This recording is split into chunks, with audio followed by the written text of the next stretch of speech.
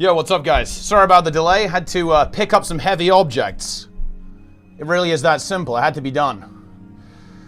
Okay.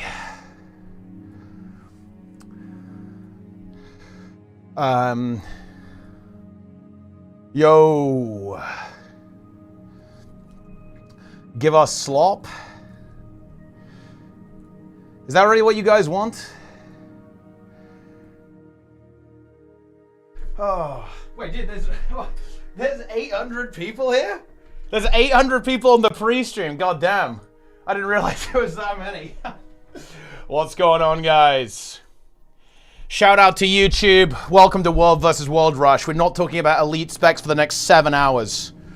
Of course, I'm joking. Get ready for the content. Oh, how many we got on YouTube? 252 on YouTube. Shout out to YouTube, guys. Love to see that. Bird Swan. It is a little bit like Bird Swan, actually. Oh, dude, we're definitely calling it that. Bird Swan. ArenaNet baited everyone. I will admit that was a slight weird communications thing, guys. There's no question about that. They kind of initially teased Troubadour and Evoker, didn't drop it. Ellie and Thief mains keep losing. Love to see it.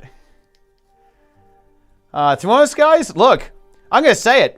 I would have done the same. I genuinely hope that they do Warrior, Thief, and Ellie last. They are currently some of the people who cry the most. They should be punished. They should be punished. Yeah, dude. Also, by the way, guys, during the kind of like in the early hours of today, we actually did get this message, guys. So I think we do have to kind of talk about this. We have to get this out there as well. This was actually revealed in my Discord. Oh, shit. Brinstar Blackpaw. Ooh, good name. Dude, this guy's ready to be a Luminary, no? He's already blue.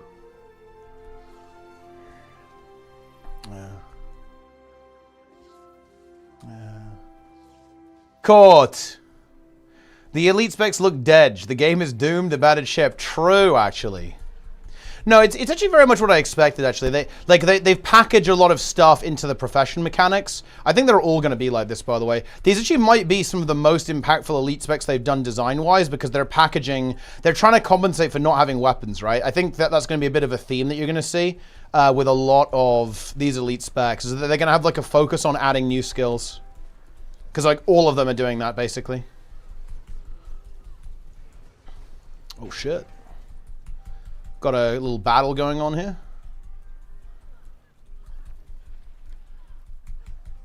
This guy's dead. Are we pushing? Push, push? I guess we're just going for the cap. We get it? Now we pushing?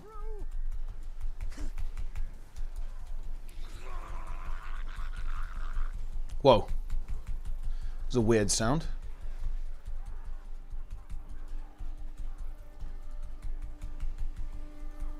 Guardian is basically Green Lantern. It kind of is, yeah.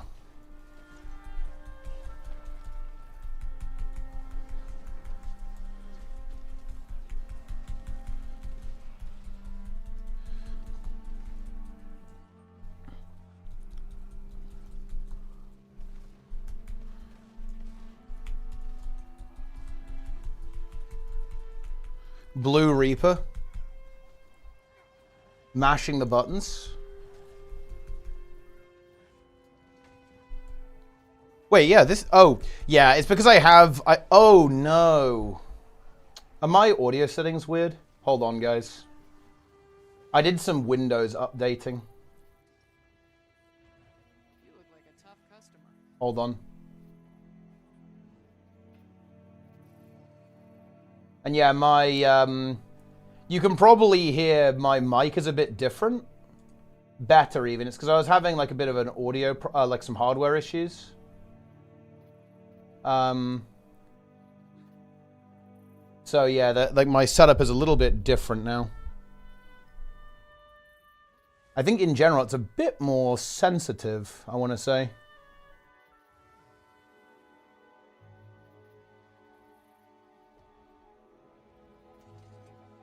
So I need to kind of reconfigure a couple of things. So I don't really want keyboard sounds. Yeah. It's still not good enough. Hold on.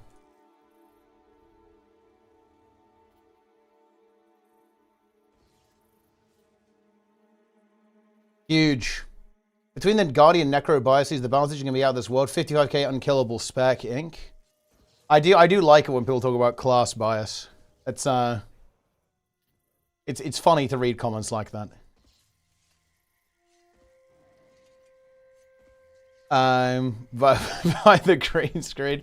Yeah, I mean that's yeah, I have changed a couple of things. Wind Ranger, dude, it's Bird Sworn.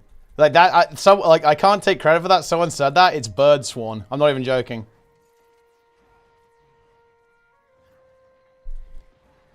It's a little bit like Blade. It's like a combination of Hollowsmith and Blade Sworn almost. Bird Sworn is coming. How are the world versus world queues? I mean, there's 67 Q on EB, but everything else is fine. Gale Smith.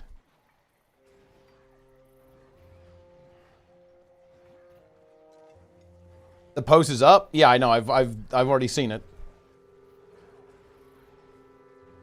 But I'm waiting until more people come in. Shout out to YouTube, by the way, guys. 300 people on YouTube.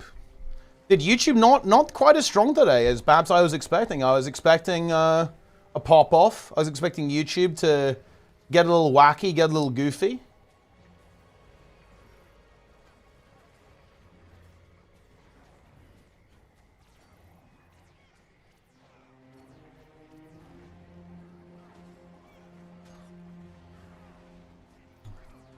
Stalling? Listen, I've got to stall. YouTube is dead. Now, YouTube is not dead. 300 people over there. We have 800 on Twitch, though.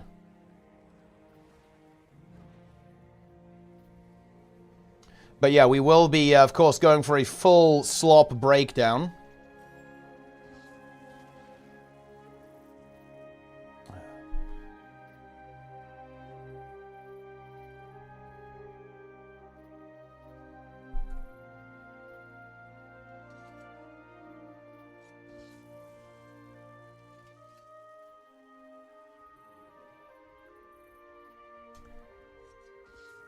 Can discover the game. Is playing Vanilla Guild Wars 2 for the first time. To be honest, I haven't really been paying attention to it, but I'm not gonna lie. I don't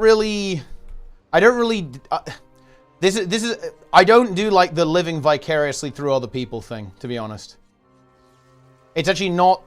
It's not an experience that I really relate to very much. So I don't really get a lot out of that sort of thing, you know.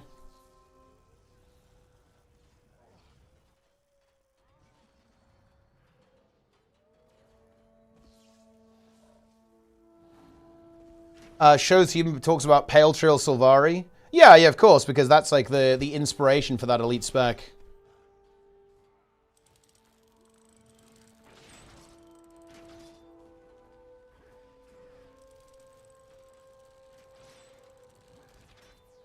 The new elite specs in terms of quantity. I'm actually not really surprised. I mean, I already said this, right? I'm expecting them to be pretty impactful in terms of mechanics because there's no weapons, so they need to give it like really high impact, right? This is very expected. 100%. We're in. Mesmer equals Heal Firebrand. Mesmer doesn't look like it's like Firebrand, actually. It's more like Shatter skills. Shatter skills have been replaced by other abilities. That are like almost like combos, right? That you can like combo them. And they have like durations and you can set them up. So it's not really like Firebrand. Favorite console game? Favorite console game? It's actually really close. I would say the two console franchises that I really enjoy is Ratchet and Clank and Little Big Planet. I think... And the thing is, they're so different, it's like very difficult for me to say which one of those I prefer, or like which one I think is better overall. I wouldn't want to make the distinction, but like those two are like really far ahead. Like those are like by far the console games that I put the most time into and got the most out of as well.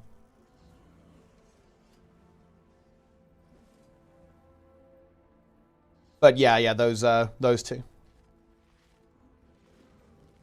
What they'll do with them, yeah, it's very interesting actually. Like the Mesmer Elite spec, it's gonna be pretty interesting. It appears to be, I think the closest thing to it is like, it's something a little bit like Renegade, but honestly, there's nothing really like it in the game, right? It's you're gonna have these effects and like these like ethereal instruments that are doing stuff, and they kind of do something after you press a button over a certain duration, right? So you're kind of, it's a little bit like a kind of a summoner style thing. Like, you know, you're like summoning these instruments that do stuff based on shattering. GALESHOT, are you breaking this down later? Yes, we're going to break it down pretty soon, actually. We're on a slight time crunch today, and we will break it down. What weapon models are you using? I think I've got Bolt and like the Tequatl sword. Chrono Jump in 15 years. And look, yeah, I mean, very likely, yeah. It's clearly got that kit, especially as it's not going to use clones, which is obviously like a mechanic that doesn't really work super well in World versus World. So it's definitely looking to fill that role. Also, they're bringing back like the really juicy chrono thing, right? Like the really big chrono thing, which is the distort share. Right? Like, distort share is back. I don't know if people caught this. If we go here, guys, oh boy, this is fucking content. They can recite the tale of Queen Jenna to grant their allies distortion. Oh boy, that's I mean, to be honest, you know, look. Fun fact, though, actually, and Kiddo will know exactly what I'm talking about here. I actually think that Distort Share in World vs. World was actually very positive, because it was one of the very few counters against Spellbreaker Bubble, when that was like a really dominant part of the meta. I actually, as long as it's not, as long as, I actually think Distort Share in World vs. World is kind of a good thing. It's certainly with like the power level of the game, actually. I don't hate it at all. In PvP, it can get really unhealthy, but as long as it's like appropriately costed and appropriately cooled down, I actually don't have a problem with it. I kind of like that type of thing, to be honest.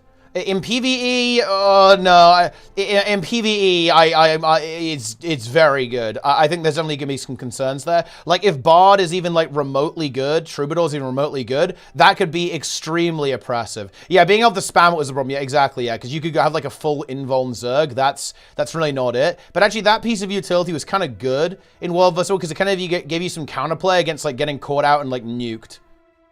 Distortion doing PvE, like shared invulnerability. It's pretty good. You know, it's kind of strong effect.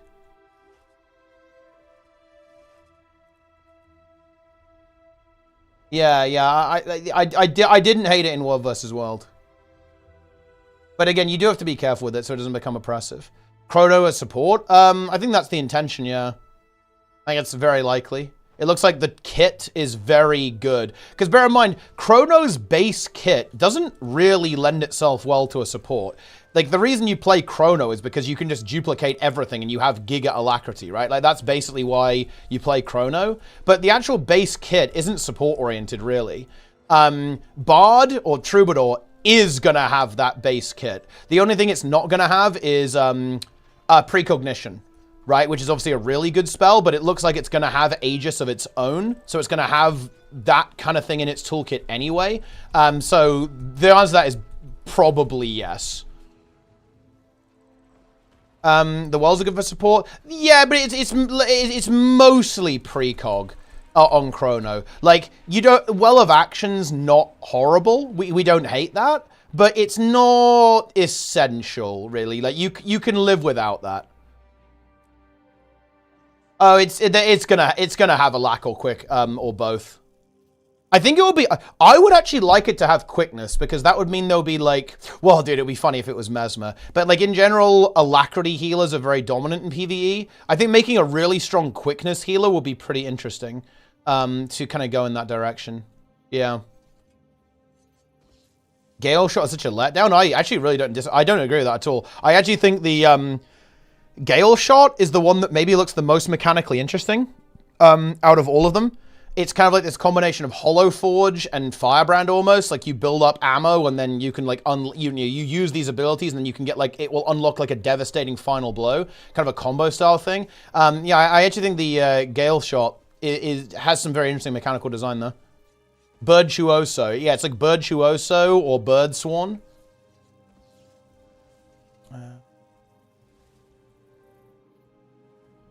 Chrono feels so supporter to me, with options to make a DPS. Nah, not even close. I think look at the base mechanics of Chrono. Like the base mechanics are not they're aggressive support oriented, you could say, right?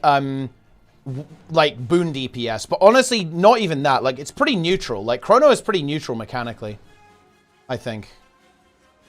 Yeah, it's DPS or boons. There's not a lot of like healing or support packaged into that. It's kind of gone that way a bit more with like buffs to precog and so on, but it's not really like that, to be honest. It's very neutral. Like compare that to something like Firebrand, right? Which has like loads of support cooked into it. It's very different. Yeah, or Druid, yeah. Like Druid has all of that cooked in, right? Current really doesn't, to be honest. Not the utilities, a curious choice. Well, I mean, I think that's probably a little bit harder to conceptualize. That's better for the stream, in my opinion.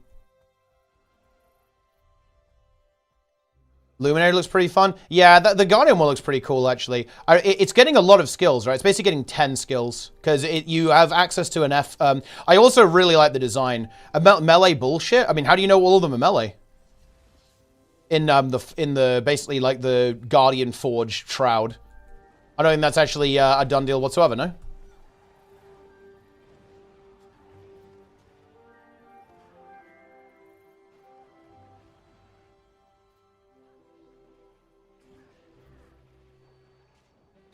Nerza, I think it's the Prime.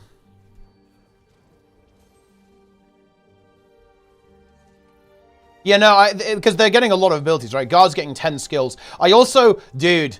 Praise be to Trig. Do you know what's based about this, guys? They're going to replace virtues. They're not, like, tacking something on. Oh, dude. Man. If we had B-Trig and BMC from day one in Guild Wars 2, the game would be in such a better state. I'm not going to lie, guys. I don't want to tell you. If we had BMC day one... It's every year is the year of Guild Wars 2. And B-Trig, obviously, yeah. I'm actually... I think the design here is going to be very solid.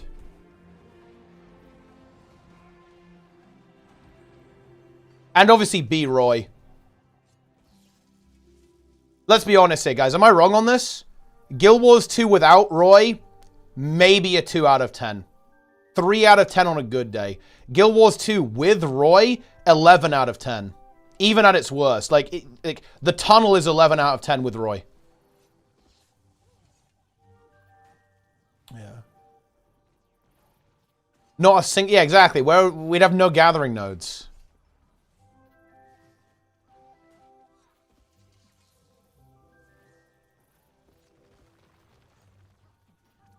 Hype training coming. Very nice. Everyone use your Twitch Prime.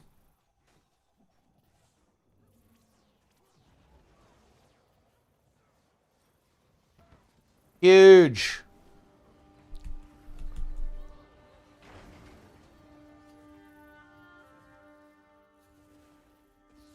What does the bee mean? Well, I mean, look, it's very literal. It's just they're a bee, as in the insect. Ranger dev lost their touch. Same with spear. I'm not gonna lie. Listen. Neri 88. You are currently doing Ranger mains a disservice. Ranger mains, in my opinion, are in good standing. They don't cry that much. In general, they're of moderately high intelligence, despite being a pet class. You are bringing that average down right now. I'm just letting you know that. Again, if we get the tier list out, we're gonna get this tier list going. I would honestly say Ranger mains are relatively high intelligence. You are bringing that average down.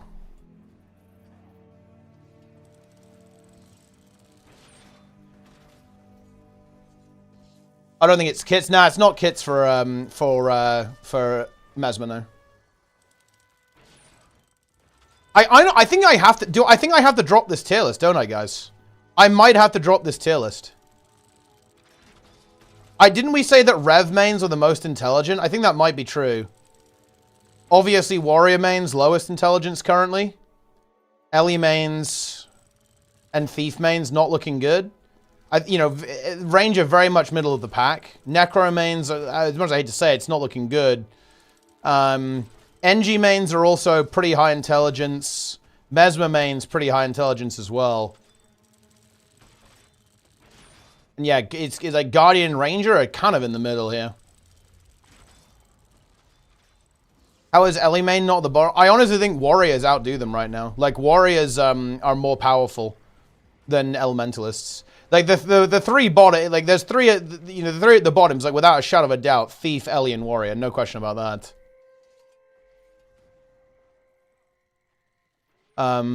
Yeah.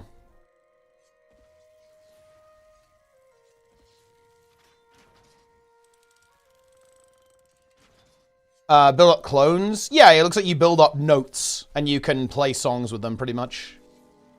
What's the tier list about? Kind of rating the intelligence level of mains, Cole. So my reasoning was that I feel like Rev mains are fairly high intelligence. They don't cry too much. Same with NGs.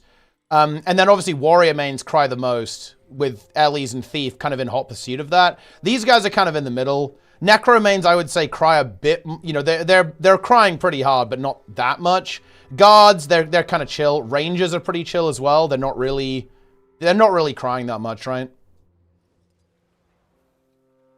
Mesmers, yeah, that's basically that's kind of like the tier list here.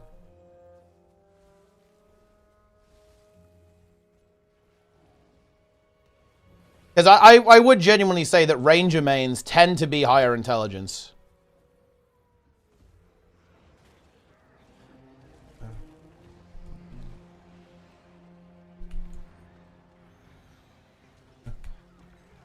Delusional takes. I'm not sure if that's true though. I feel like Mesmers... Has there been a time where Mesmers have been actually just insane? I think they're just pretty chill. I think Mesmerians are pretty chill. Have been like historically pretty chill in the game. I feel like I very rarely see Mesmers say anything that's just completely insane. Just makes absolutely no fucking sense. I'm on the side of Mesmers here. Like, pretty smart.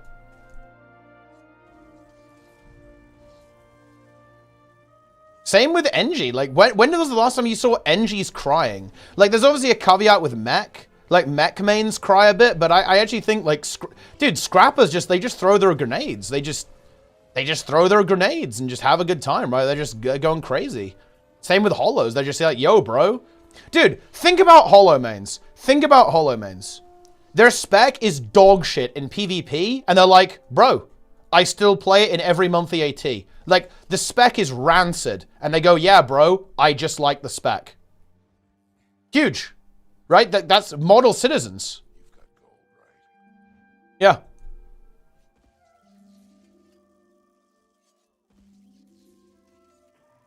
They just play it.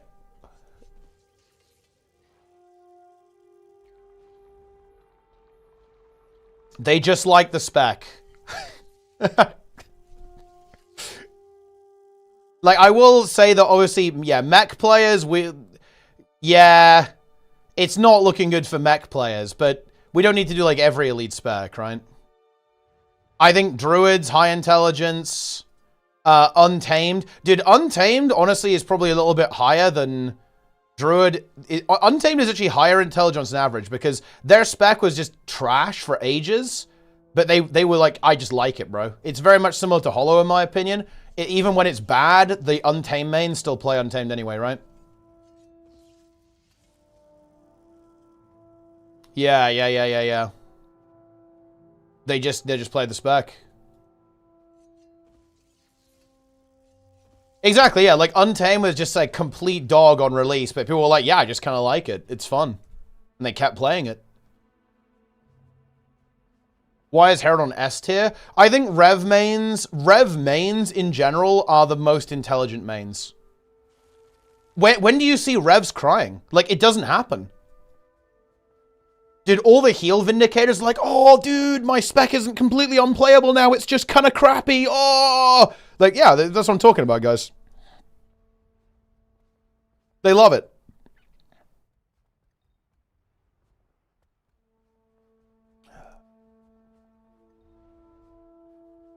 A lack power Renegades. Well, I mean, they kind of had a reason to cry, though. Their spec went from kind of base to, like, completely getting thrown in the trash. I can kind of give people that. They weren't delusional about that. Like, because they were obviously a really big part of the meta in POF, and then ArenaNet just dumpstered them. And like... which was a little bit funny.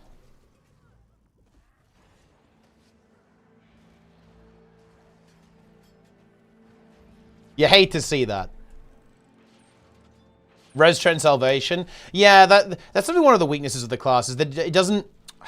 I think a really nice change for Ventari would be if they made, like, the heal a pulsing heal, so you could kind of overheal a bit better and not waste so much healing. I feel like that would really help. With that. And just the boons. Like, the boons on heal Vindicator are just kind of bad, right? They're not good. They're not... The healing is obviously really good. The healing in the barrier is really nice, but the boons just kind of suck.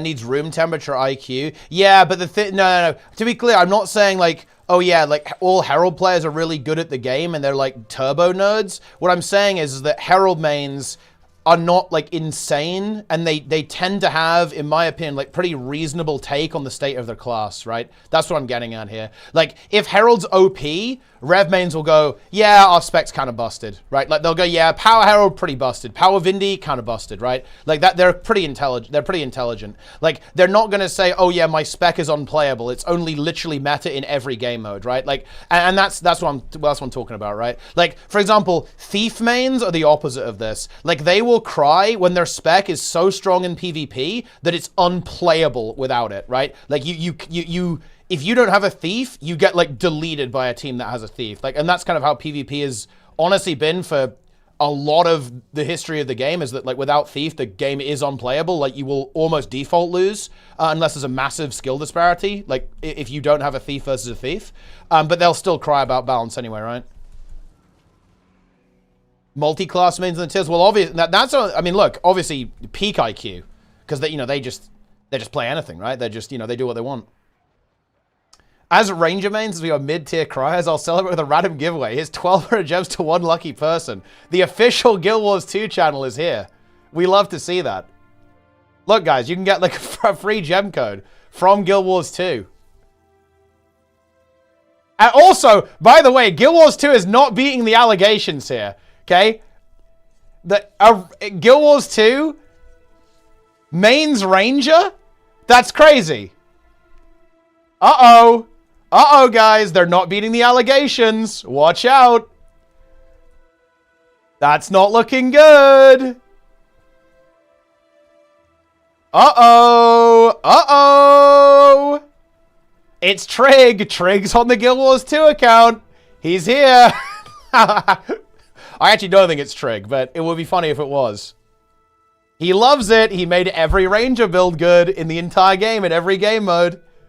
GALESHOT's gonna be OP, guys. Uh-oh. Ooh.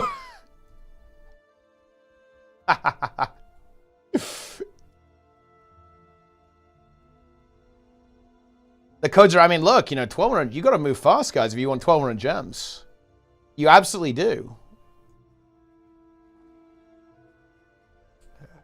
We got Ranger, Villain, Save, Thief. Look, I was saying this. I respect this. Like, ArenaNet was teasing. They were like, oh, look at this Evoker. Look at Troubadour. Look at Antiquary, right? And then, boom. What's the first reveal? That's right. It's Guardian. Ranger, and Mesmer. They baited those Ellies. They baited the thieves. We love to see that. That's what I'm talking about.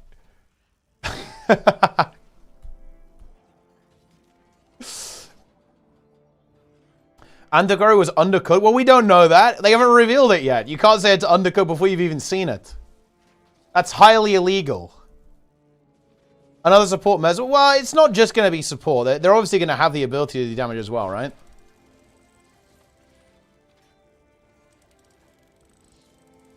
I like how you guys are spamming the Dragon Hunter icon here. Warrior gets some love. I honestly, after seeing the initial designs, I'm feeling very positive actually, because the big thing about this to me is that the specs have got a lot going on, right? Like Guardian's basically getting 10 new skills. Ranger's getting at least 5 new skills with this, well, weapon skills that is, right? Mesmer is getting a bunch of new skills too. It looks like you're getting a F1 through to F4 and an F5 alongside utility skills. There's a lot going on. There's a lot of, there's a lot of abilities. So there's going to be a good chunk of design in there, which not only gives them like room to make the specs do a bunch of stuff, it just means they're going to be pretty high impact. And also, very likely, they're going to be really strong as well.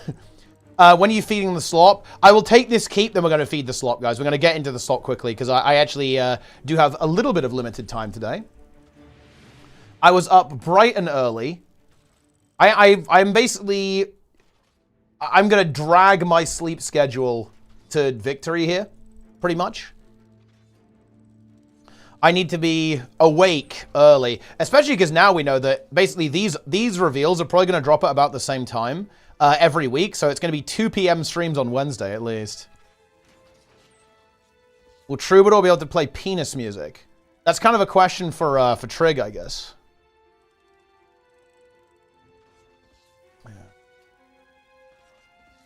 You know what's crazy? Guild Wars 2 isn't a mod in this stream. We could ban Guild Wars 2, guys. How do we feel about that? They are a VIP, though. Guild Wars 2 is a VIP, as in, like, the entire game is a VIP here.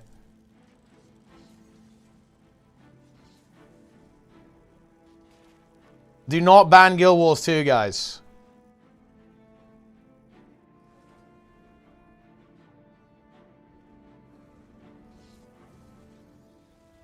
Instantly get deep. That is how it works, actually. There's a term in the contract that says if you ban us on Twitch, you instantly lose partner. Well, to be fair, actually, look, this would almost be revenge. Some of you guys, dude, so many of you won't even remember the story, but during Wing 2, when Wing 2 came out, Paul, ArenaNet Paul, who was the raid director at the time, he basically said, look, if you don't kill it within the next 10 attempts, I'm banning you from the game. And then he actually did it as well. He actually banned me. Also, Chris Cleary joined our raid instance and despawned Sloth as well. He was like actively trolling us when we were trying to kill it.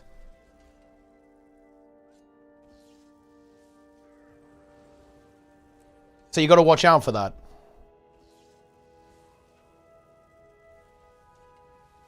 What building stats? This is a Demolisher Harbinger.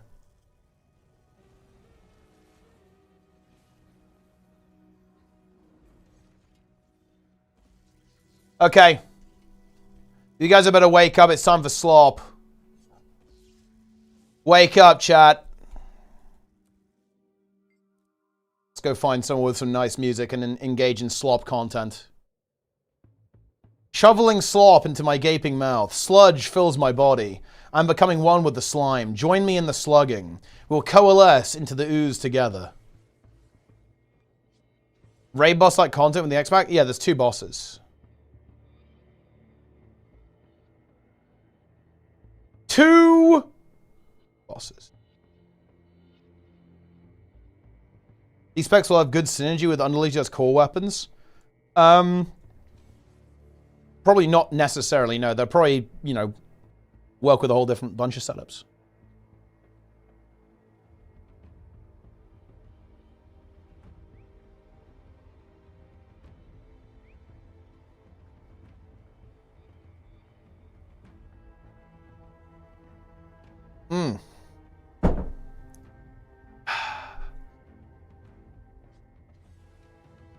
Incredible. A Roblox server? Listen, I don't know anything about that, guys.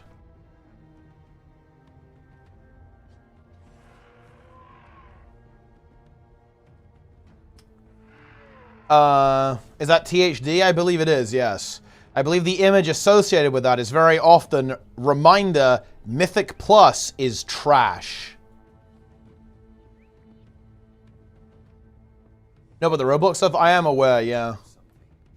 A wave of crate or a horde of undead, just to break the monotony? Have you ever faced a wave of crate or a horde of undead? What? No.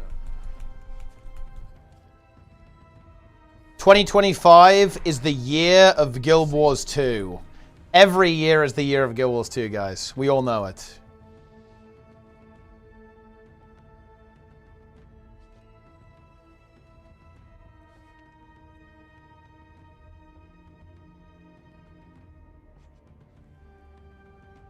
All right, guys. Are you ready?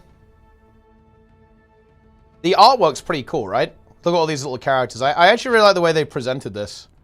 I do like this, guys. ArenaNet has kind of figured out how to market their game. You know, just 10 years into the development cycle. We got there. We did make it.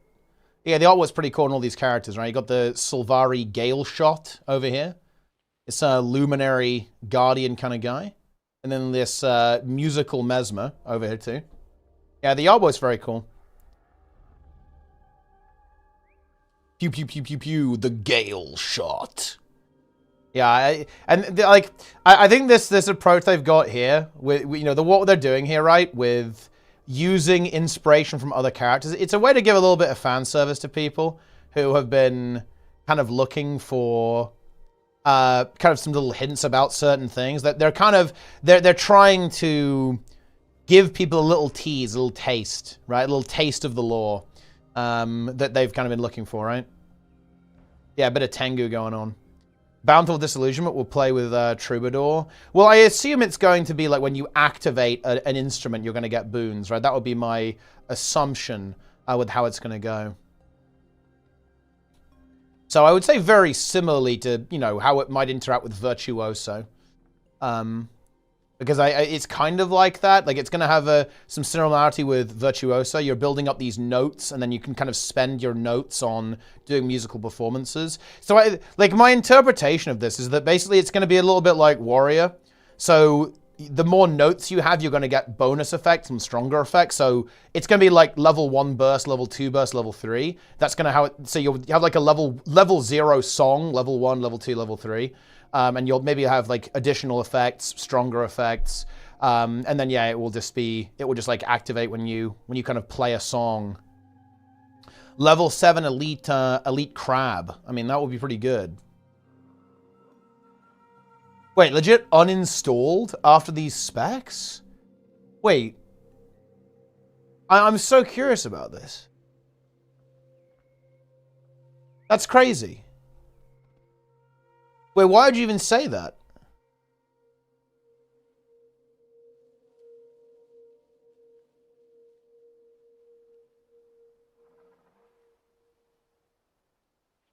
So, yeah, wait, wait, hold on. Wait, whoa. That's a very good point, Lescabar. Wait, hold on. Vaydai, what do you mean? What do you mean? What do you mean? What do you mean? What do you mean? You have to say what you mean. That's actually very important. Confess.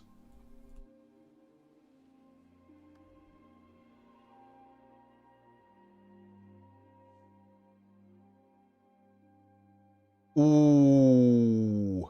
Look, you can play the lute. Boom. Insane. Play the harp. Boom.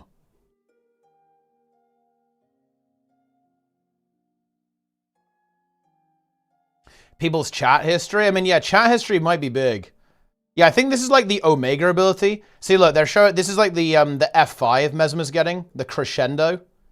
So it looks like you know, this one's going to be pretty interesting because it almost looks like if you have, the more instruments you have out, it like activates them again, right?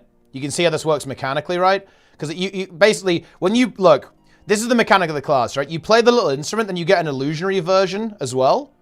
And then it looks like this F5 skill, it makes them all activate again, right? This is crescendo ability.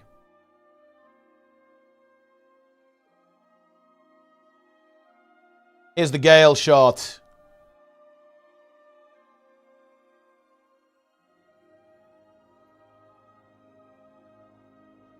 I need to play as much as possible until the expansion arrives, because the game is done after that.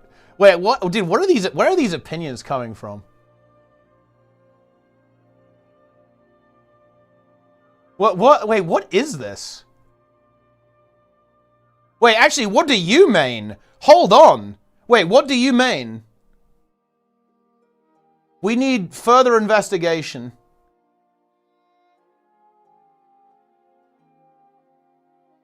Yeah.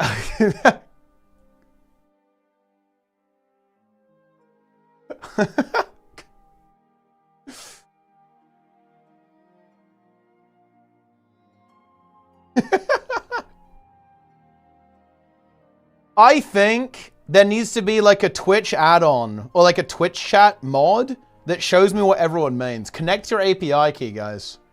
Wait, dude, I should add that. Oh, ooh. I should add that feature. You should be able to whisper the bot. And when you whisper the bot, you should be able to send it your API key, right? And then it should be able to determine like what you mean, like what you put the hours into. Bird Sworn cringe. Oh, it's a Ranger main. Sorry, Ranger. Sorry, guys. It's looking rough for you, huh? Whoa, look at this guy. He's cranking with that shit. Okay, let's watch the video, guys. Let's watch the video together. Their wild hunt lead them into the world of tragedy and heroics, adventure and excitement. Now that they've returned to the grove, Bard Wizard. the Troubadour is ready to share their journeys in melody and tale. Let the instruments Could be rituals as well. I mean, no, they explicitly say that's not the case.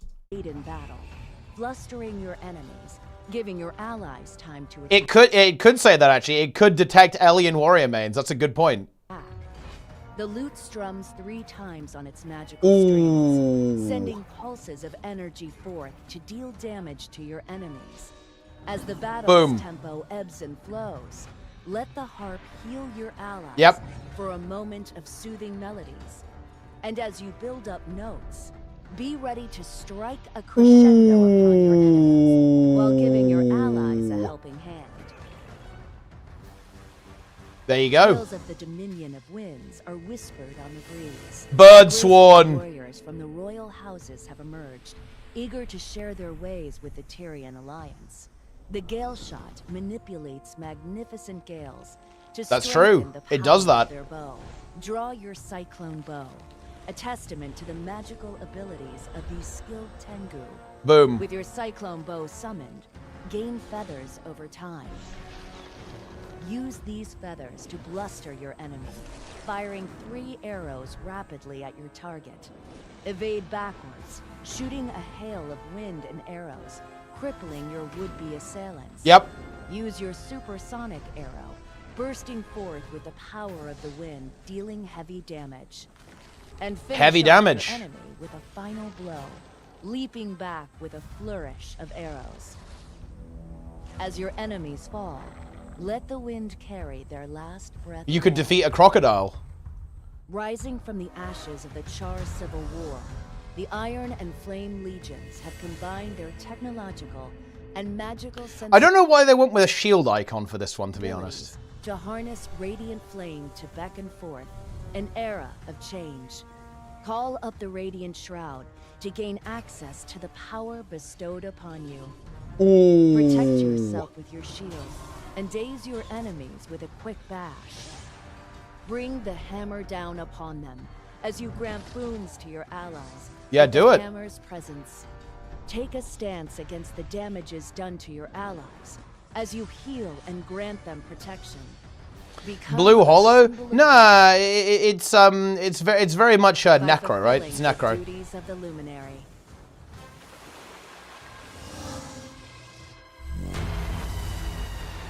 Buy the game, guys. Do it now. Visions of Eternity.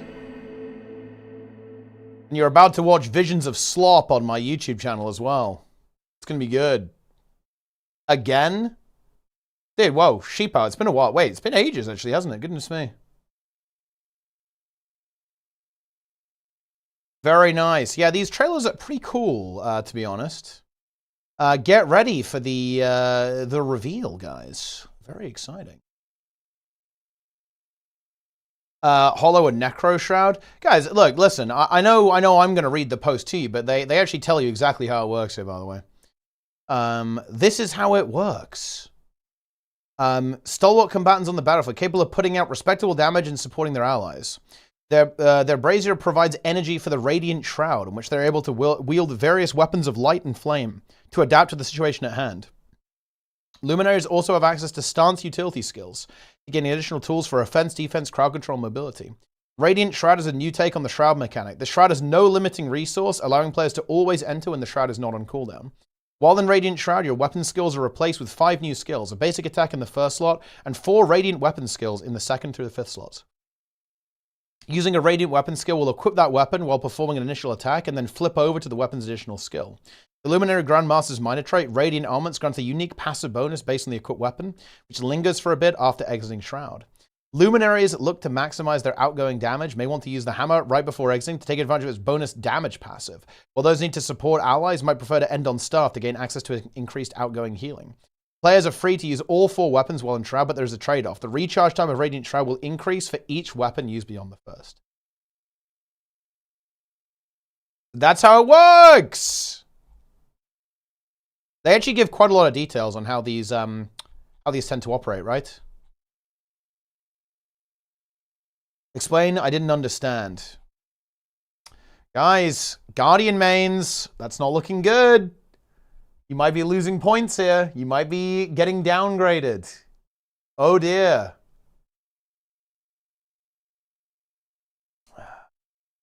Magrest, anyways.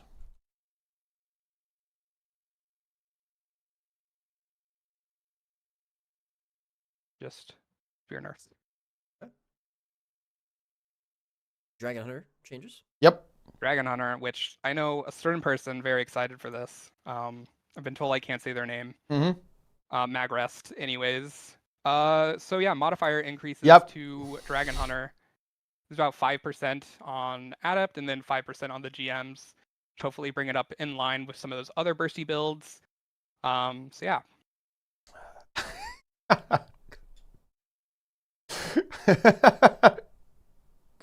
Am I the only one who has Magrest blocked? Wow, I mean, it's a strong condemnation. It really is. Goodness me. It does never get old. For me, that will never get old, guys. It's good stuff. I love it. You know, it's very high tier. It is God tier. Incredible!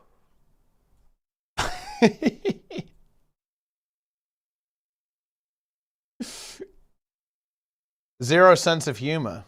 Well, I mean, how is it zero sense of humor? I mean, that's gold. They're never going to do a better stream than that. They will never do a better balanced stream than that. It's literally impossible. It can't be done. They've peaked. They've already peaked, and there's no superseding it. Magrest carries once again. Timey on the backdrop art. Yeah, well, it's Azura Inquest, right? Like tech. It's very techy, right? Magitech. So we're gonna have Azura and Timey is gonna be involved 100%. We need to cook from the GW2 cookbook. That is content. We can definitely do that. Yeah. Well, you guys are coming next year, right? I think Jess was saying that it's gonna be like kind of a next year angle for when you guys are kind of doing a bit of a road trip or whatever. We can get some big content going on. How will GALESHOT's range will translate to gameplay? I mean, exactly that. It's going to have range. I need to become buff? Yes, dude. That's what I'm talking about. Lin is fucking getting shredded. He's getting fucking massive. We love to see it. Omega Lin. Giga Lin. Epic. All right, should we make some slop, guys? Look, I kind of want to know this. Like, chat, do you want your serving of slop for the day? Is that where we're going, guys? Kind of want some feedback here. Yes. Serve the slop. Feed us. I'm in the mood for gruel. Dude, wait, I feel really disappointed. Dude, what the fuck? Wait, I feel like GALESHOT actually looks like the most interesting design here. I'm not even joking. Look, I'm gonna sell it to you guys. Look, I'm about to sell you guys GALESHOT. Don't worry. Look, I am gonna sell it to you guys. Hold on, okay? I'm gonna convert you. By the time we're done, you guys are gonna be in love with Birdsworn. Okay? Birdsworn is actually hype. Yeah. Birdsworn. Ha ha ha.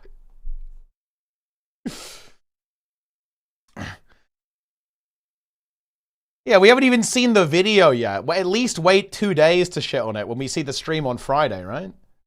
At least wait a little bit until then. I feel. Yeah. Pigeon. There are so many good names. Yo, Trig. Wait, is Trig in chat? Dude, Trig, I want to see some good references, bro. We're giving you some good material, man. We're giving you some good material. Birdsworn, Pigeon Mancer. We're giving you some good material for the stream on Friday. I'm expecting great things. I am definitely expecting great things. I want to see content. You have to somehow do better than Magrest. You know, like we need to go a little bit further. No, he can't just say Magrest again. He already did that. I missed the initial reaction. Do it again. Well, I know this is not the initial reaction. You guys are about to see the initial reaction. All right. I think it's about time. Though, guys. It's time. Elite specializations are back. Mesmer, Ranger, and Guardian.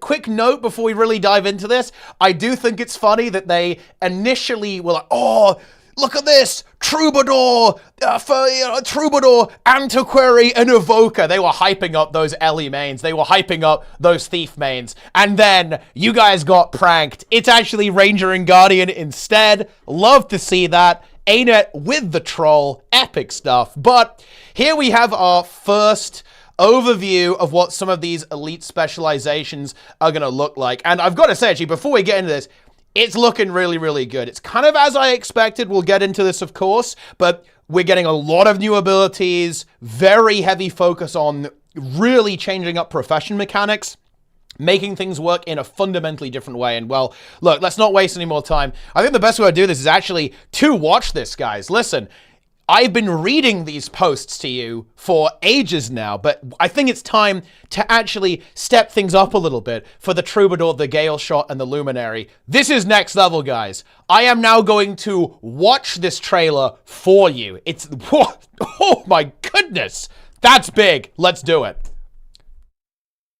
Wow, blood and gore language, use of alcohol and violence. Goodness Their me. wild hunt lead them into the world where they experience tragedy and heroics. So here's the Troubadour. And excitement. Now that they've returned to the grove, Yep. the Troubadour is ready to share their journeys. Ooh. Let the instruments aid in battle, flustering your enemies, giving your allies time to attack. The lute strums 3 times on its magical strings. It does. Sending pulses of energy forth to deal damage to your enemies. As the battle's tempo ebbs and flows, let the harp heal your allies for a moment of soothing melodies. And as you build up notes, be ready to strike a crescendo upon your enemies, while giving your allies a helping hand. So this, and this is talked about in the post, we'll really do a deep dive into this later. Like the key mechanic with this is that your shatter skills are going to be replaced by these musical instruments. Like, the initial guesses it was going to be a bit like Firebrand with kits. That's not the case. It's going to be a little bit more like Virtuoso or even Warrior. So basically you can build up these notes instead of clones, and then you can spend those notes to play the instrument. And we're getting this extra mechanic. We showed this here. This looks pretty cool, actually. So we go right to the end here. We go right to the end. You can see that you're going to have the ability to have an F5 skill, probably, called Crescendo. And you can see here, when you activate it, boom! All the other instruments that you're currently using do a little special thing. So it's kind of like a combo-oriented spec. You can pick which weapons you want to use in your Crescendo. It was talked here. There's going to be damaging ones, there's going to be healing ones, because again, nobody panic, guys. It's not just going to be support. I'm sure there's plenty of Mesmer players who are going to look for support. And again, this is going to be really mixed in there with competing with Chronomancer. And because this is the weird thing about Chrono, guys. Think about this. Chronomancer doesn't really have healer or, you know, kind of defensive support baked into it. It's just the best option. You've got Turbo Alacrity and Continuum Shift, right? The only big thing on Chrono that gives you that Omega support is actually the Well of Precognition, right? A lot of the support core is coming from Rifle and Chaos in particular, and Inspiration, obviously. So this is really going to turbocharge that, right? Because this has got that support baked into it, similar to how Firebrand operates. So you're going to really have that option, but we also have offensive capacity as well, and you can choose what you want to spend it on. So it's looking to be quite versatile as well, and very powerful. Like, one of the things it can do, by the way, look, Distort Share is back, guys. Distort Share is back. We'll talk about that a little bit later, but yeah, you're going to be able to play the tale, the song of Queen Jenna, and distort your allies. That's going to be quite the interesting mechanic to see there. But yeah, you can see here, really cool stuff. You can like play your little instruments, and you can even, you know, you're going to have these like illusionary copies of them that you can then kind of giga empower with the Crescendo. So again, this is a big emphasis here. Notice how the mechanic is quite in-depth. We haven't got weapons here, so they've put a lot of effort into making sure that these have a lot of depth to them mechanically, so they can bring a lot to the table. I wouldn't be terribly surprised, actually, if these elite specializations are some of the most mechanically interesting and mechanically deep that we have ever seen. It's not, look, it's not just going to be Catalyst, right? Like, oh, you've got an F5 now. Whoa. There's actually a lot going on here, I think. A lot of intricacy, which is really good because, again, like the goal of this has to be to have that high impact, to do a lot for the game. So yeah, big fan of this. A little bit scared about power creep, obviously, but listen, okay, that's not a surprise. Another thing I actually want to do in a note, and we'll see this a lot here. I really like this, and I hope in a way that again, they're obviously going to have elite specializations related to hero points, probably. But another thing I actually want to point out early on here is, I do like this a lot, is that they're tying in kind of lore into these, and it's kind of a little bit fan servicey, right? This is the, you know, the Sylvari returning to the Pale Tree with their stories from their wild hunts. The GALESHOT, as we'll see, I think a lot of people are going to like this. It's Tengu inspired. From the Dominion of Winds, right? People have learned the magic of the Tengu, right? And they're channeling it into this this ranged weapon that we're gonna have a look at right now. I think that's really cool. I hope that there's some collections associated with that to either, you know, to unlock a weapon and an armor piece. Very similar to how it has been previously in other expansions that have these elite specializations. I think that's going to be really cool. I think that people are going to find that a really immersive and like good roleplay experience. But anyway, let's go ahead and continue and have a look at the GALESHOT. On the breeze, graceful warriors from the royal houses have emerged, see? Eager to share their ways with the Tyrian alliance. Ooh. The GALESHOT manipulates magnificent gales to strengthen the power of their bow. Draw your cyclone bow, a testament to the magical ability. I told you they were going to make it ranged. I did tell you this. With your cyclone bow summoned, gain feathers over time. Use these feathers to bluster your enemy, firing 3 arrows rapidly at your target. Evade back, you can kill crocodiles with this. A hail of wind and arrows, crippling your would-be assailants. Use your supersonic arrow, bursting forth with the power of the wind, dealing heavy damage. Heavy damage. Finish off your enemy with a final blow. leaping back with a flourish of arrows. As your enemies fall, let the wind carry their last breath away. Rising from the ashes. The voice acting here is kind of brutal, no? But on this one actually might be the design that I find the most interesting, actually. And look, we've got to get the memes out here. Look, I've seen a little bit of some people not being super hyped about this one or not being super impressed. I think people are not getting this. This one seems really mechanically interesting. Like, I love this because it sounds like a little bit of Hollowsmith, a little bit of Bladesworn almost, a little bit of Firebrand in here. So the core mechanic is very clearly, it's something similar to Hollowforge, right? You're going to be able to enter this stance, replace your weapon skills with this cyclone bow, right? And look, that's why I've got to talk about this, right? It's like guys, Pigeonmancer, Birdsworn is here. Lock in, Birdsworn. Okay, but this is cool, actually. So you're going to build up these feathers, right, as ammunition for the bow to spend them on these abilities, right? Again, a little bit like kind of Firebrand with pages, or, you know, with flow and kind of like the ammo on Bladesworn that you charge up and then unleash the charges you have there. But it's more than that. Like, the way that it's being described here is that the way you're going to approach this, you're going to kind of pick abilities to use, build up a little combo, and then after you've done all of that, you can then unleash like a final attack, right? So you're going to navigate your way through this little kit, and then your reward for kind of navigating that and building up charges and spending your resource is to unleash that final blow. That actually sounds to me like a really interesting gameplay pattern that's going to be really fun to play with, right? Like, animation's looking pretty damn cool here as well. And again, you know, you've got these birds going out there and you have this ranged focus, which I think is really exciting. I think this is a clever solution, again, to not having weapons. And as you'll see, as we continue through, a lot of the specs are like this. They're giving you replacement weapon skills to kind of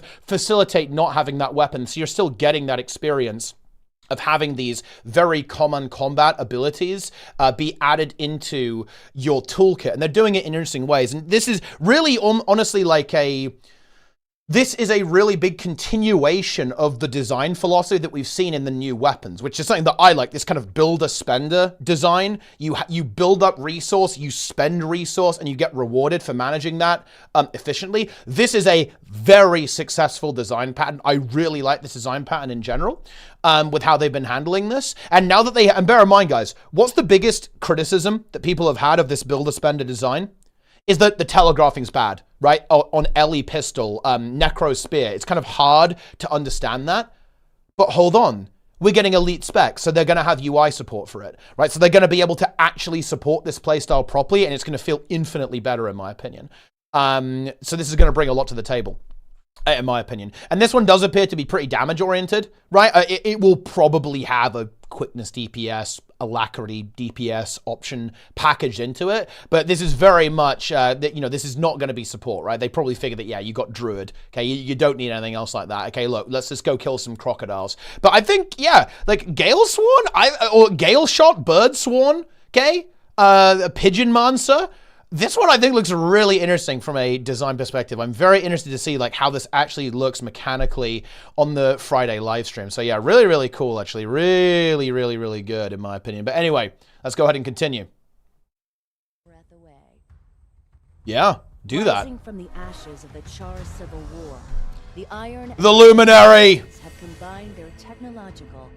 Now, look, I'm going to actually break the flow here, guys. Why is that? Look, it's the Torch Guardian with the little thing flying on. Why is it a shield? I'm not really sure what the thought process is there, guys. They really bamboozle us with that one, but it is what it is. Magical sensibilities to harness radiant flame to beckon forth. Yep. An era. Very blue. Call up the radiant shroud to gain access to the power bestowed upon you. Protect yourself with your shield and daze your enemies with a quick bash. Bring the hammer down upon them as you grant boons to your allies with the hammer's presence. Take a stance against the damages Boom! of your allies as you heal and grant them protection. Yeah, protection, impressive. By fulfilling the duties of the Luminary. Ooh. We get to see the logo again. We also get to see my favorite part again as well here, guys. which is going to be bringing up the pre-order again. Okay, you guys know what to do with that one. !GW2. Check the description for the link. Love to see that. But yeah, this one also looking, it's really hype. Again, they cook with this one. So again, little spoiler on how this works mechanically. This is Necro. Guardian is having virtues replaced with Necromancer Shroud, Radiant Shroud. You go into it and you can use like an auto attack and you get 4 weapons, each of which has like an initial attack where you equip it and then a secondary use as well. So you're actually getting a bunch of skills on this. You get your auto attack and then 4 weapons which have a flip. So another 8 skills. You're dealing with 9 skills that are going to be packaged into this. Again, very diverse, right? It's talking about healing. It's talking about boons. That's Guardian stuff, right? Like we know this. It's going to be versatile. It's going to have a lot going on to it as well. Again, really leaning into a little bit of that Hollowsmith aesthetic, right? With, these illusory weapons, like Guardian weapons, blue stuff, like the spectral blue stuff there as well. Cool aesthetic, right? Actually, very different as well to what we've seen with Guardian, because it still has that familiarity of kind of like the blue flames, but it has a much kind of edgier tone to it, right? A little bit darker with it. It does look, it looks, it looks pretty badass, it looks pretty good. And yeah, you're going to have some defensive stuff, some offensive stuff, right? Some support stuff. A lot of mixture in there with kind of how this works, and like, it's going to interact with the traits as well. Because look, you got to keep this in mind as well, right? Yeah, it's very ghostly. Bear in mind, guys, this is just the mechanic, right? This is just the mechanic. We haven't talked about traits yet either, at all. Right, there's a few little teasers, a few little hints in the post, which we're about to read. But this is just the abilities. And this is why elite specs to me are a really big deal. Like, just this on its own is more impact than weapons, right? But we haven't talked about traits. We haven't talked about utility skills, right? Because all of these are getting utilities too. It's not just this mechanic. And this is already more impactful, right? So this is why elite specs are a big deal, because they can really open up so many options, different types of character you can play, different types of play style.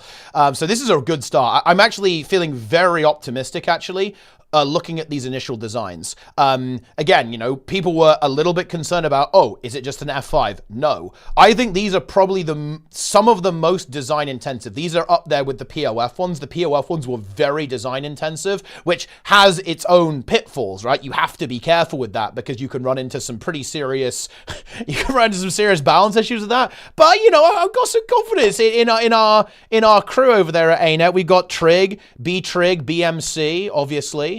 Kind of steering the ship, so it's going to be explosive. I think these are going to be pretty busted, to be honest, and fairly meta-defining. But you know what? Listen, guys, you got to mix it up, okay? You got to have a little bit of fun. I actually do want to have a bit of a meta commentary here as well. I think this promotion is actually excellent too. I really do. I think that ArenaNet are doing a very good job in general promoting this stuff and teasing it. I think this artwork is fantastic. Actually, you can see the Troubadour here with the little musical instruments going on there.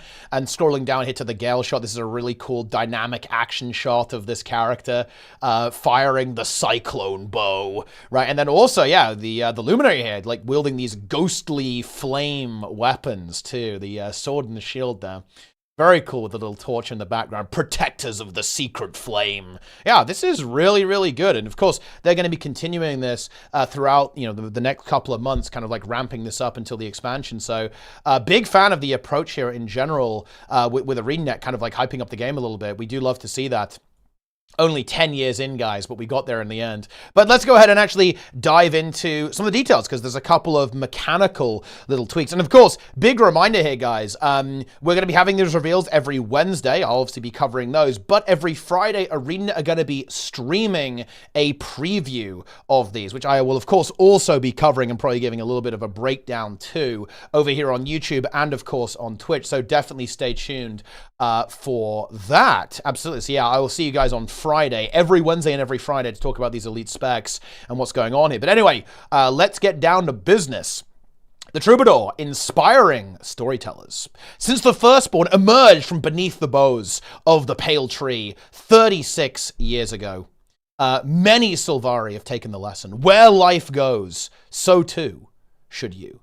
To heart. Traversing Tyria, battling Their inner dragons, okay, and finding their place in the time after. Because, of course, guys, bear in mind, so there are dragon minions, guys. That's the way it is. These far-flung travelers have seen and done much in such a short time, and some, whether through whim or wild hunt, have taken to regaling Tyrians with tales of recent famous and infamous figures, such as the cunning Dougal Keen, the fearless Almora Soulkeeper, so you can play some metal maybe, and even the scathing Scarlet Briar. Now, these Sylvari troubadours have returned home from their time abroad to share their craft, in good faith to strengthen the bonds between their people and the rest of the Tyrian alliance. Troubadours spin dramatic ballads and tales as their words weave magic and music to raise ally spirits and demoralize their foes. Their recitals can even be accompanied by illusory instruments for additional effect.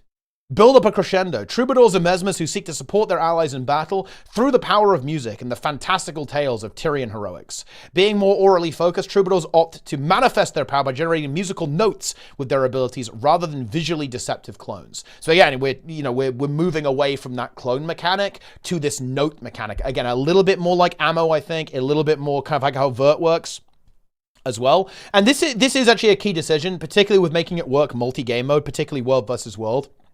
The clone mechanic really struggles in World versus World, obviously, and, it's good to have a bit of a switch up anyway. So this is going to have some real versatility with how this mechanic works. And, of course, a real distinction with how it works. Again, like a couple of similarities here and there, but, that's kind of the point, right? It's going to be mixing and matching mechanics, bringing stuff in from different classes, adding some new ideas in. These notes are used to extend the duration of their instrumental enchantments, allowing them to command a lasting presence in combat. So yeah, mechanically, this is what this looks like. You're going to build up these notes, and then you're going to get some kind of pulsing effect, probably. You're going to get notes, spend them, and you're going to get maybe more powerful effect, longer effect, extra or different effects with your musical instruments, which is going to be your F1 through to F4, and you can see that confirmed here, right? When playing as a troubadour, your shatter skills are replaced by instruments, right? When you play it, you get an initial magical effect. Performing with the reverberating lute will release waves of sonic energy damaging enemies. Strumming the harmonious harp will create a healing area to provide succor to allies. After an instrument is used, it will continue playing in the background, providing bonuses to the player that can be further augmented through traits. So yeah, you're going to have this trait interaction, obviously. And bear in mind, that's also going to interact with other trait lines, like the Chaos trait line, for example. And yeah, this is kind of a support-oriented spec, but it is going to have that damage option too. There's going to be some versatility there, but yeah, it looks like a lot of this core is going to be in that support direction, which is good. I think it is important that they don't. I think it's good to have multiple possibilities for approaches. I'm not with this, but I think it is important that each spec does have a strong identity. I don't want to see a Harbinger where it's like, oh, here's the line that does Condi damage. Those are the 3 traits you always pick. Oh, here's the ones that do power damage. Those are the ones you always pick. It's good. It's good to have kind of a more dynamic approach or a more flexible approach where you have like a core idea for the spec and like, oh, this trait makes it work differently. Oh, this trait makes it do that instead of this, right? Like that type of design I feel like is way more interesting and more in the spirit of how Guild Wars 2 elite specializations are supposed to be. So I'm hoping we kind of go in that direction. And yeah, to kind of talk about this mechanic, we have this extra ability I was talking about, crescendo, to swing the tide of battle with appropriate flair. And that's this kind of big finisher move. It looks like, again, from the video we saw, it looks like, it's going to empower the weapons that you've got playing or the instruments that you have playing and then do something, like make them, go off again. Or, kind of have some kind of resonance there so you can kind of pick which ones you're using and then you can duplicate it or do something with them, which is pretty cool. You've got that interplay between the mechanics, right? You have that internal interplay, which I think is good. We love to see that. We really, really do. Troubadours use their voices as well as their instruments. They can recite the tale of Queen Jenna protecting divinity's reach to grant their allies distortion, or they can invoke the story of Scarlet Briar, emulating her cruelty to debilitate their enemies. Troubadours can become a whole band on their own through the Grandmaster trait Call and Response, creating an afterimage of an instrument that repeats its effect. So this is a little bit like the Nature Magic one where the spirit does its effect again, so it's kind of going in that direction. And you can see that the type of design we're going with, right? It's going to mechanically change what the elite spec does when you take those traits, which again, very positive. I'm feeling very positive about these designs. We'll have to actually see what they cook up, right? And we'll see this in action, if you will. It sounds like to me that it's going to be shouts maybe as utility skills or something like that. They might not call it shouts, but it might be like songs or something. So this might be utility skills, which by the way will be, oh, that'll be so unbelievably strong. Okay. If you can package that into like your Mesmer support build, AoE distort, oh my God. Oh boy. It's going to be interesting to see how they balance that. I think this is honestly doable. Like, the big problem with Distort Share was that it was, you could do it a lot, which was kind of busted. But if they can control and make this like a really special thing that you can't do very frequently, it's a very interesting effect. I'm kind of worried with this. I am a little bit scared of stuff like this, to be honest, on Mesmer, because Mesmer already has like godlike utility packaged into the core class and its elite specs. Like, this effect is so unbelievably strong. Like, this could make Mesmer more meta warping than it already is. Because bear in mind, like, Chrono is already the god support, right? It's very meta distorting currently because of how versatile and how powerful all the things it can do are. So stuff like this is interesting because, you know, woo, that's pretty good, you know? Woo. So we'll have to see how this ends up going. But listen, maybe everything's busted, guys. Maybe this is it. We are in the Ursenway arc. We are in Mickey Mouse Guild Wars 2. It's definitely possible. But anyway, let's go ahead and continue over to the GALESHOT here, the Masters of the Wind. For over 100 years, the Tengu of the Dominion of Winds have kept their gates shut and their arrows trained on the outside world. After minions of Primordus and Jormag threatened to siege the Dominion's world in the last Dragon Rise, guys, do you know what this is referencing? I love this, okay? They're referencing DRMs, okay? DRMs, guys. They're dropping it. That's the lore. The lore of this is DRMs. Okay, you remember that? The Caldon Forest DRM, guys? ArenaNet do. That's the lore for this spec. Some Tengu have emerged to more actively engage in Tyrian affairs and, as a rare honor, offer cultural exchanges at the behest of their royal houses. One such exchange is the honored tradition of the GALESHOT. These Tengu archers, skilled and oathbound to protect the royal houses, are able to summon the 4 cardinal winds to form a powerful cyclone bow and deliver swift justice to their foes. As contributing members of the Tyrian Alliance, the Tengu now offer tutelage in these skills to willing outsiders who express interest in the GALESHOT craft. There you go. I mean, there you have it. That's the lore. You can wield the power of DRMs. Wielders of the cyclone bow. GALESHOTs are rangers and the premier archers of Tyria. Using their aptitude for nature magic, they can sculpt and command the wind at will. Or sculpt, rather. This power is manifested in the cyclone bow. A weapon that is capable of long-range devastation. So yeah, going to be like a 1200er probably. The cyclone bow increases its strength as it's used, culminating in a powerful coup de grace to dispatch your enemies. Learning from nature, GALESHOTs emulate bird. Oh, I told you, Birdmancer, Bird Sworn, guys, Bird Sworn. Here it is. Log in, guys. Pigeonmancer. By empowering squalls of air, they are swift and graceful to ensure advantageous positioning in battle. So yeah, again, we have this concept that it's going to be this kind of form that you equip, very similar to Celestial Avatar, Hollow Forge, that type of approach. Battle with keen sight and unerring aim. GALESHOTs are able to call upon the cyclone bow at will. The cyclone bow generates arrows over time, so it's going to build up this resource. These arrows are a resource to fuel its skills, such as Supersonic Arrow, a lightning-fast shot of wind that deals heavy damage to enemies it pierces. As you use these skills, you progress towards enabling the final skill, Hawkeye. Hawkeye locks onto your target and nearby enemies, and then unleashes a hail of shredding arrows. So you're going to have this, again, it's going to be a little bit, what's even the comparison here? I felt there isn't really anything like this. You're going to navigate your way through using a couple of different abilities, and then it's going to give you access to this final move. So it's going to have like a natural path through this as you rotate through these skills, and then bam, you like unleash the finale, and that's going to be the approach there. So again, like kind of a new approach to this kind of alternate form idea that, you know, ArenaNet does utilize quite often, right? Yeah, I guess it's a little bit like, yeah, it's going to be a little bit like Ellie Spear, yeah, with you know the you know, you can build like your Giga Volcano, right? You have to use a couple of abilities in the etches, right? So it's a little bit like that same type of concept.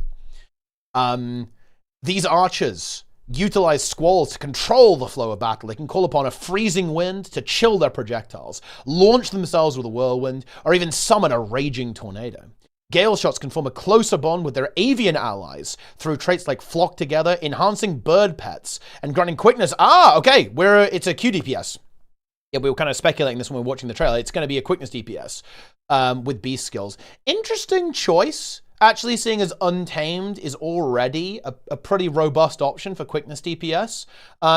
Would have been interesting to see them go with Alacrity. This almost might be a gameplay choice more than anything else, right? Like the roleplay fits in with quickness a bit better than Alacrity, I would say. And also, in general, specs that give quickness are kind of more fun, especially in the open world context, because quickness is like a bit more impactful than Alacrity. So that's kind of the way we're going with that one. But yeah, it's interesting that yeah, they're going to commit to this. It's like, yeah, you're very likely going to want to use a bird pet with this spec. And actually, I actually kind of like that design, because they've been doing this a little bit, like adding traits that have certain pet synergy. And you're really going to be leading into this bird roleplay with this. And it won't be mandatory, right? If you won't have to pick that particular trait, obviously.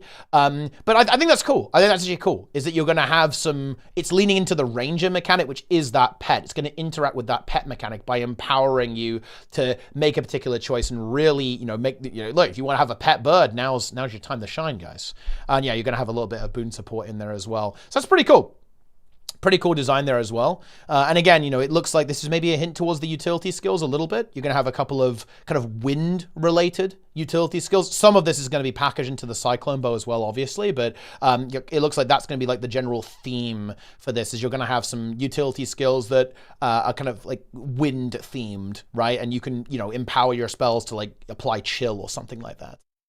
With your abilities. Yeah, I think this one actually looks really interesting from a gameplay perspective. And I do like that, again, this is something that we're seeing in all of these, is that they're really trying to give you something mechanical to chew on, right, with these additional weapon skills. I think it's fun I think it's actually really cool the way they approach this too, saying, oh yeah, you don't get a weapon, but we are going to facilitate a weapon in a sense, right, by giving you this bow form to use. And then if you want to use a bow alongside that, awesome. If you want to have melee and kind of, this is your ranged option, your elite spec mechanic, and then you can have a hammer, you can have maces, cool, right? It's giving you that ranged experience, but you don't have to commit to a weapon at the same time. Pretty interesting. And finally, the Luminary, protectors of the secret flame. In the years following the Char Civil War and the scattering of Bangar's dominion, relations between the four legions have remained steady, bolstered by events after the end of the Dragon Cycle.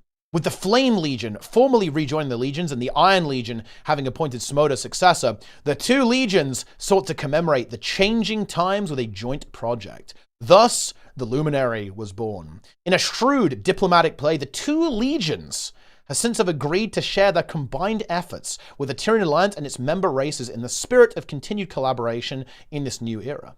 Luminaries bear an enchanted iron brazier that sustains a powerful sacred flame. The bearer can wreath themselves with this fire and wield a blazing arsenal of weapons against their foes while striking powerful stances mid-fray. So that's the utility skill, is stances confirmed. So you're going to have duration effects, basically, is what a stance is in Guild Wars 2. So you're going to have skills that do something for a set duration over time. So we kind of know that mechanic too, worth noting. Harness the Radiant Shroud. Luminaries are guardians, stalwart combatants on the battlefield, capable of putting out respectable damage or supporting ours, so hybridy. Their brazier provides energy for the Radiant Shroud, in which they are able to wield various weapons of light and flame to adapt to the situation at hand. Luminaries also have access to stance utility skills, gaining additional tools for offense, defense, crowd control, and mobility. So yeah, very flexible. That's very guardian-y, right? You can be a support, you can be a damage dealer, and I think packaging some mobility in there is pretty important too, especially for making this, they want this to be good in all the game modes, right? And that's going to be a theme with these. These are going to be good. They're going to make these good. You having mobility tools is definitely very important, especially in PvP, obviously. You need to be able to do that. Radiant Shroud is a new take on the Shroud mechanic. This Shroud has no resource, so it doesn't have, it's not like Spectre or Necro, so you're not gonna it's not gonna drain over time. You just go into it, spend it, and then leave or use the abilities, and you can leave when you want to, allowing players to always enter the Shroud when it's not on cooldown. While in Radiant Shroud, your weapon skills are replaced with 5 new skills, a basic attack in the first slot, and 4 Radiant weapon skills in the 2nd through to 5th slots. Again, so kind of like, yeah, I mean, it's Necro, a little bit of similarity to Holosmith here, as we'll see in a moment. Only visually, though, actually. Like, mechanically, this is not necessarily a Holosmith. It's very much more like Necromancer or Druid. Using a Radiant weapon skill will equip that weapon while performing an initial attack, and then flip over. So again, in that 2nd through the 5th slot, we've got 2 skills. Initial, and then a flip. The Luminary's Grandmaster minor trait, Radiant Armaments, grants a unique passive bonus based on the equipped weapon, which again is that first usage, which lingers for a bit after exiting Shroud. Luminaries looking to maximize their outgoing damage may want to use the Hammer right before exiting to take advantage of its bonus damage, while those who need to support their allies might prefer to end on Staff to gain access to its increased outgoing healing. Players are free to use all 4 weapons while in Shroud, but there is a trade-off. The recharge time of Radiant Shroud will increase for each weapon used beyond the first. I think this is actually a pretty intelligent design decision because, you've got to be really careful when you give a class this level of versatility, right? This is going to be very versatile. This is kind of in that Firebrand direction where you're going to be able to do a lot. Like this is going to be an elite spec. You can be a power DPS. You can be a Condi DPS. You can be a healer. And I think this type of thing is always fun. It means that, oh, you're a DPS, but you got a little bit of healing. You can kind of heal your allies. You can give some boons out. Oh, you're a healer, but also you're going to have some offensive capacity, right? Like some CC, some like utility coming out from that as well, in addition to the other utility skills and traits, like the boon support stuff.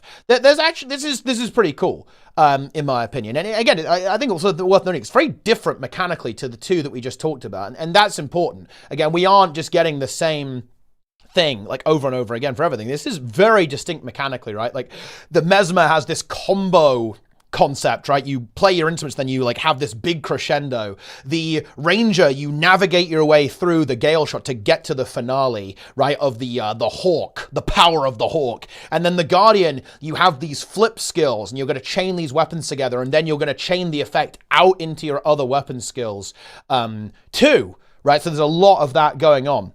But you've got to be careful. You've got to, figure out what abilities you want to use. So yeah, they're very distinct mechanically, which I think is rather exciting, to be honest. And of course, bear in mind, it's going to be really interesting to see how this interacts with stuff like the Virtues trait line, because of course the Virtues trait line has a bunch of stuff packaged in. I imagine a lot of those traits are going to apply to the individual weapons almost, like within Radiant Shroud. So there's going to be that going on too.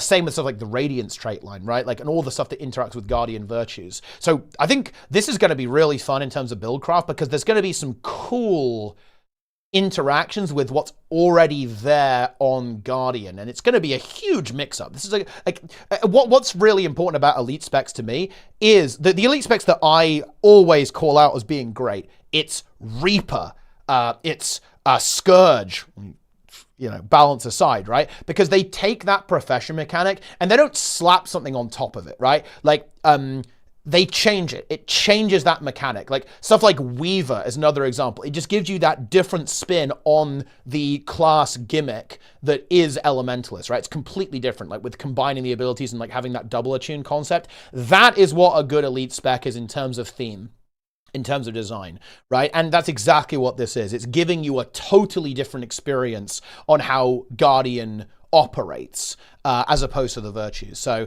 yeah, very cool. And again, now we're at the end here. You can see kind of the full schedule on how this is going to go, right? We have the deep dive blogs coming out on the Wednesdays. It's going to be early, so look, I'll see you guys here bright and early, okay? Or, you know, on every Wednesday. And then, of course, we have the live stream that's going to give us that full breakdown, show off all of the traits, all of the abilities on Fridays. Then, of course, week 4, we're going to be going into that elite specialization open beta for that full week, and that's going to be really cool. We can get to grips with it, see how busted it is, and of course give feedback. So definitely do that, guys. But yeah, we'll obviously have like a really strong opinion on this when we actually see what the design is in the game. But my initial impression is actually overwhelmingly positive. These look like we're getting proper mechanical reworks to Professions in Guild Wars 2, which is exactly what the doctor ordered.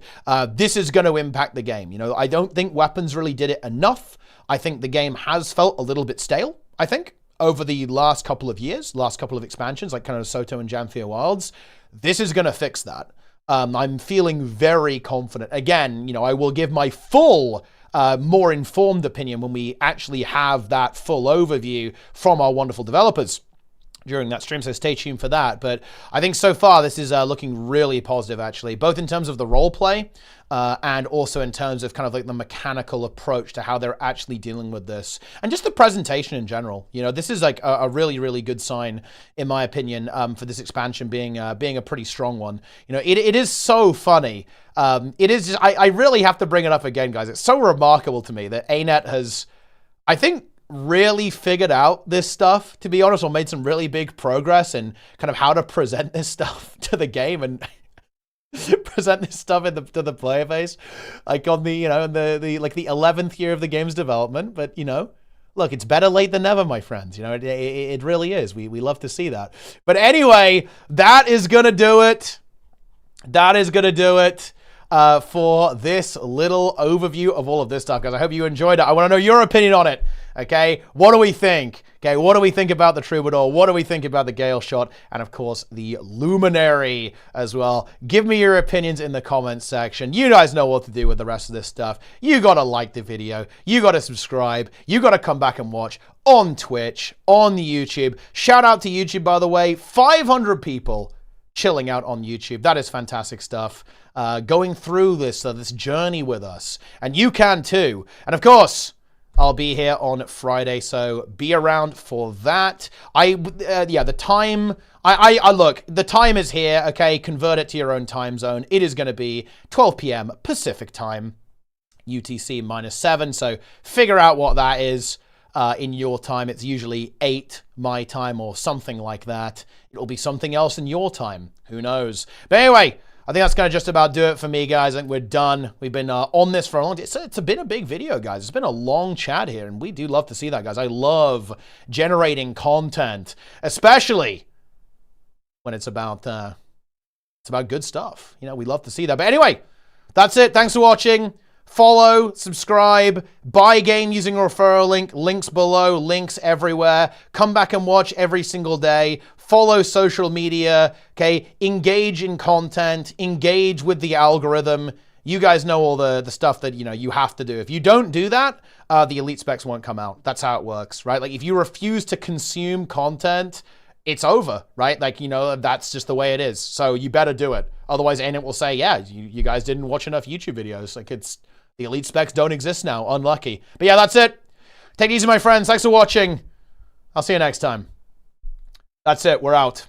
We are out. We love to see it. Yeah. Bye, YouTube. Shout out to YouTube, guys.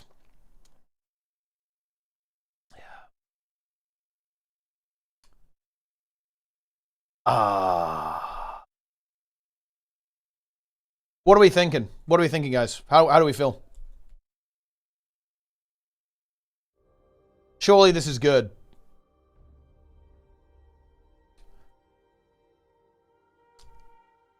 Expansion link? Look, guys. Exclamation mark GW2 to buy the game. I'm pinning the message from the bot. I should pin it daily. There it is. It's pinned.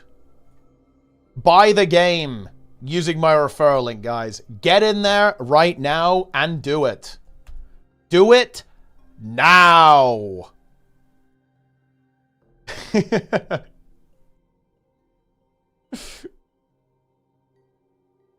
Log in. The fact that Stagger is pretty powerful, isn't it? It's like all of them? Oh, fair enough. I mean, look, you don't have to feel bad about it. If you don't like it, you don't like it. That's, you know, that's legitimate. I'm not going to pretend otherwise. That's obviously fair. Wait, I'm being pinged. What is this?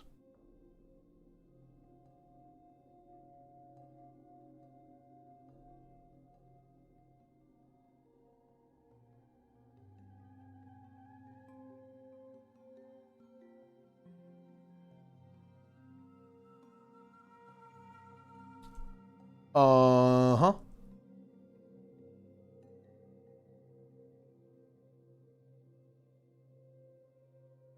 Atad tier 1 login.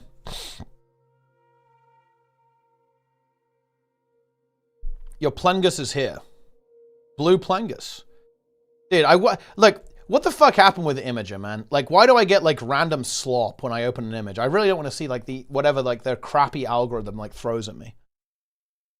Group distortion. I mean, mechanically, Troubadour just seems inherently insane.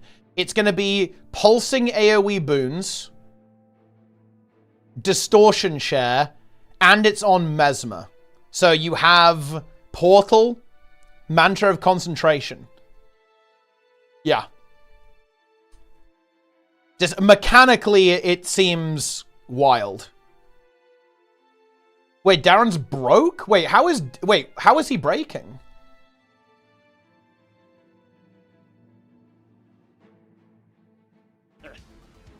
What, like, where's the mental boom?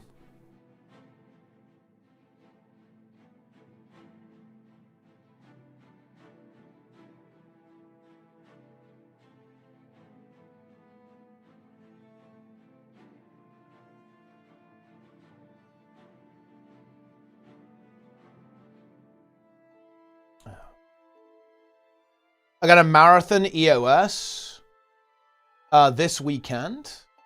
That's big. I'm not gonna lie, I don't think it's actually that bad, Snub, as long as you do the Tempest strat. I think you'll be okay. The really big thing is just dealing with the greens at 10%.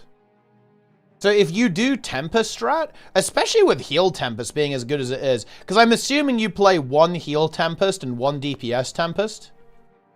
Or, you know, like the Alak build even, like the Condi Alak build. As long as you go with that, that's not, I think it's really not that bad. Also, I actually haven't done Cerus post-nerf. So, how does it work, guys? Can you cheese one green with rebound, or can you do all of them with rebound? I actually don't know how it works. I haven't done it a single time after it's been nerfed. Oh, that's not true. I did LCM once.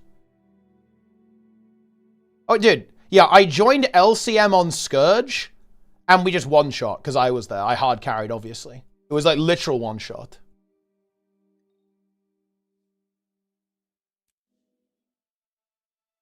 You can kill pre-second green sub 10%? Oh, shit.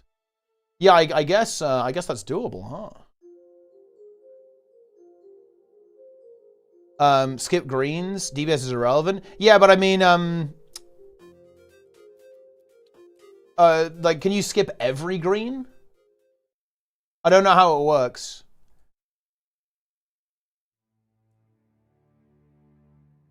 Because isn't it weird? Like, I don't know. Like, some people told me it's kind of weird that you can only skip one of them because of the way that the failure check is. But I actually don't know. Haven't done it. Not doing weekly LCM. I'm not gonna lie. I just obviously every green you can solve all the awkward ones. Yeah, but I mean, don't you have 2 Tempests? Yeah, I guess you won't have it for every green because that's a rebound every 24 seconds, I think. Oh wait, what's the base cooldown of rebound? It's a minute, right? Oh, it's 75 seconds, actually. So it's a minute with alacrity. So you have a rebound every 30 seconds.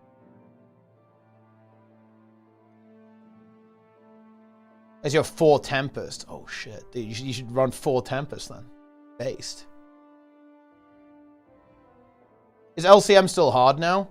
Look, once again, I will tell you the truth, guys. Unit ruined Ceres. They were too wrinkle-brained. Ceres without greens? I'm going real, guys. It's piss. Ceres with no greens is piss. Because you just distort or glint heal every mechanic. Dude, wait! Troubadour AoE distorts Ceres. It's over. Good job, Trig. You killed Ceres even harder. GG, bro. Daily reminder, Trig did LCM but didn't do Embodiment of Sin. There's still world's first ArenaNet dev Embodiment of Sin up for grabs.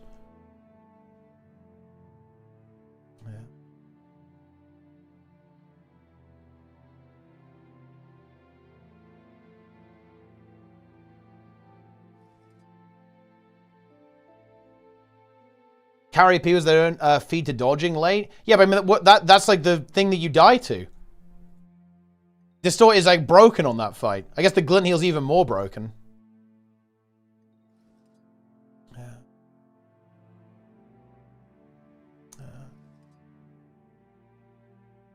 If you're in 2 greens, only Herald Heal and Defiant Stance can save you.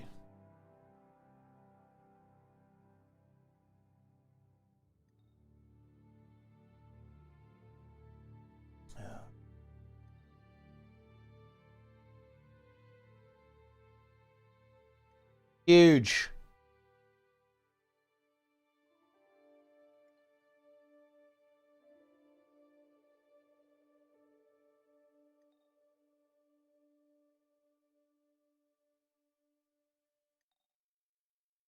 Yeah, I mean, look. The weird thing is, I just don't have people to play with.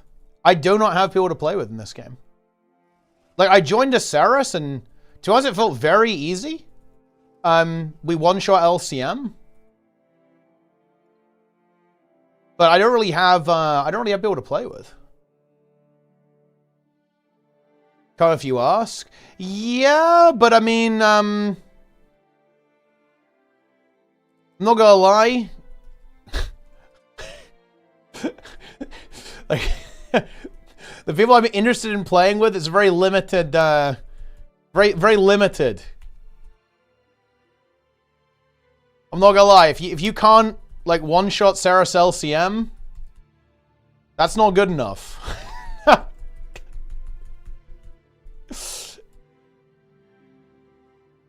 Oh shit, it's over.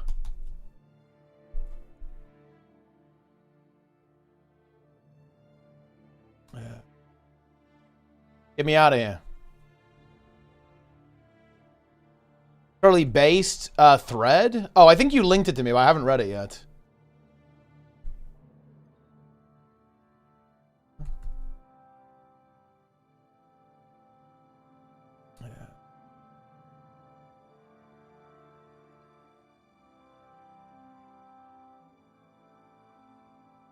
How you find new people to play if you don't engage with new people? I mean, this is my mentality on this, Locanu. And I have found this to be true without fail. Anyone who wants to actually get good and get to a high skill level doesn't need me to tell them to do that. Anyone who needs a push hasn't got what it takes.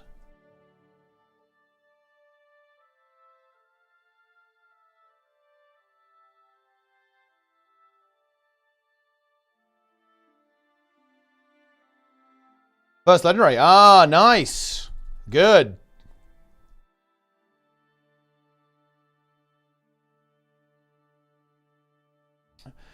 Year of Guild Wars 2, yes. It is the year of Guild Wars 2. Yeah. Your power went out? Wait, wait, what the fuck? Your power's out? Oh no. Yeah. I recently bought the game on Steam and got hooked. Wonder if you're planning to launch a new guild for new players anytime soon? I honestly might do some stuff with like 0 to Hero in the expansion. Like some preparation, maybe play the expansion a little bit. Yeah, I think I might do that. I wouldn't be opposed to doing some kind of operation like Fungus again. Maybe for the raid if I'm feeling like really engaged with the expansion. But again, I would be expecting people to... I would set like high standards. Like, to be honest, if I was going to make a new guild, the requirement would be like, you have to get 1600 PvP rating. That's the kind of trial I would make. And that's before you get in the guild. Like, I'm not going to help people doing that. Like, the trial is you need to do that. That kind of thing.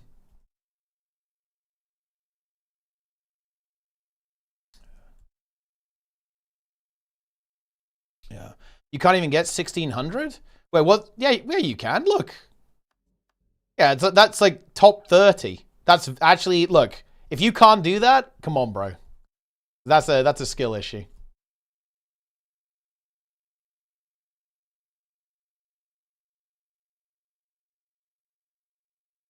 That's fine. This is pretty early. Wait, this is late season, actually. Bro, why is the rating is so low? That's crazy.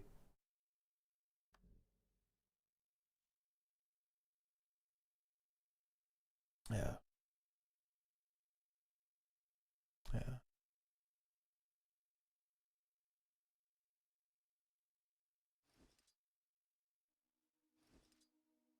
Is that like plat? It's plat 2.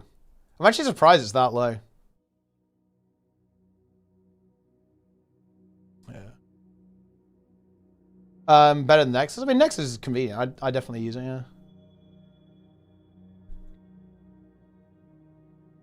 Be top 30 to enter some dog shit guild? Well, I mean, that's kind of the point. It wouldn't be, that's the point would be to make it not dog shit, right?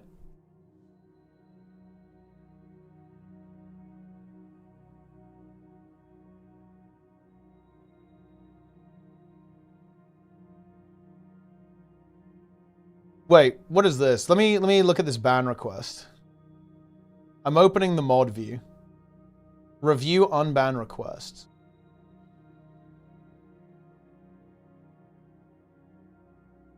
Oh, it's this guy. This guy is a mega loser.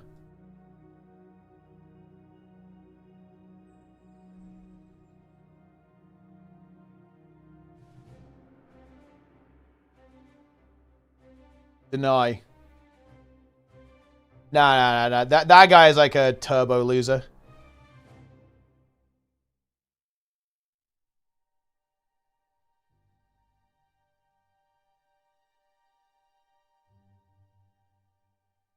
I denied it. You know, I would do unban requests, but there's no point. If you get banned in my chat, you will never be unbanned. Like that's if you manage to get banned here, it's over. It's completely over for you.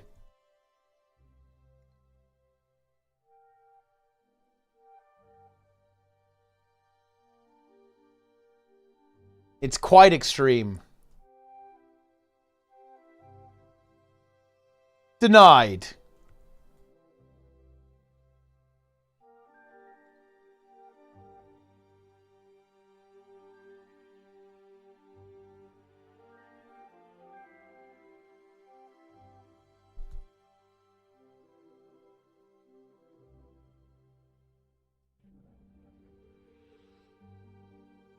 Zero to Hero Season 4? I'll probably play a bit for the expansion, yeah.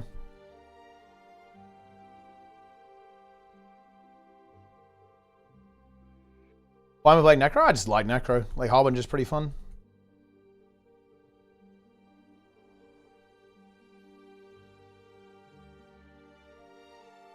Getting banned here is the biggest possible personalities I report. Yeah, pretty much. It's kind of hard to get banned in this stream.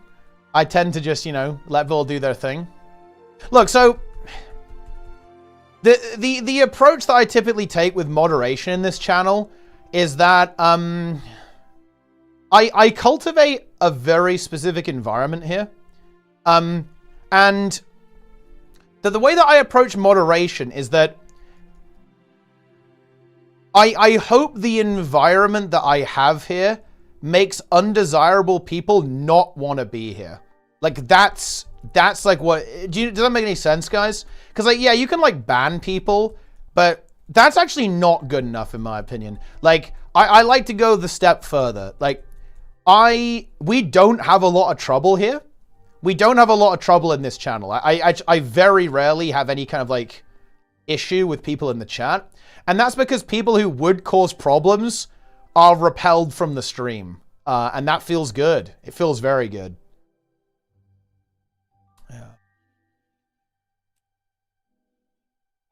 Yeah. Yeah, it is. It is social engineering. It is like a social engineering thing, yeah.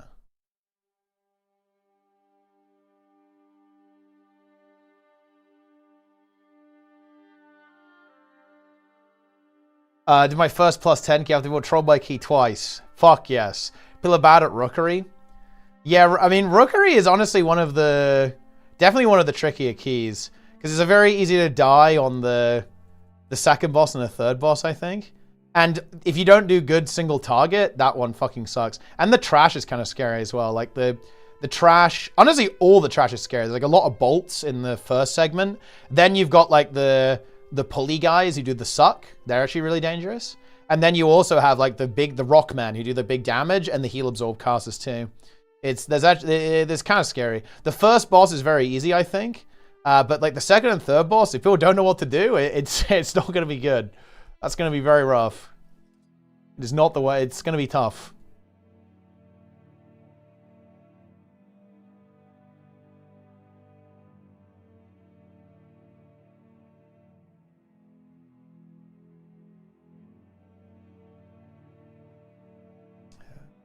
Are you in title rating yet? I haven't really played a lot of M+, and unfortunately our healer, the healer we were playing with isn't available anymore. We're trying to figure out a replacement. To be honest, my time is giga limited, unfortunately, so I might skip, to be honest. I haven't fully decided yet, but I might end up skipping, because it will be a lot of wrangling to make it happen. And to be honest, it's kind of a weird meme. I don't actually care about the title, because I only care about being good at the game, right? And like, yeah, we could grind the keys and probably get it, but it wouldn't really push my skill any further, to be honest, right? Like, the keys that we would do, like basically 19s, I've done harder than that. Like the hardest keys I've done were in season 3 of Dragonflight. And every key that we would end up timing is easier than those keys. So it's not, I'm not like super into it. I really care about next season. I want to play MDI, hopefully, and like really see how close I can get to qualifying for MDI. I'm recruiting some old faces who might want to play to do that. But I actually don't care about live, to be honest. I only care about being better at the game. And doing title now, would it make me better at the game? Not really, to be honest.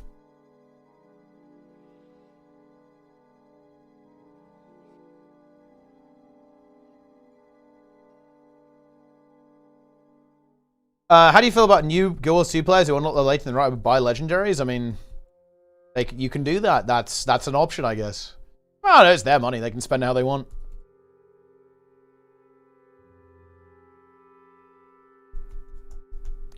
It is up to them. Dude, I'm not in the group. I didn't have stability. I got pulled. It's deplete.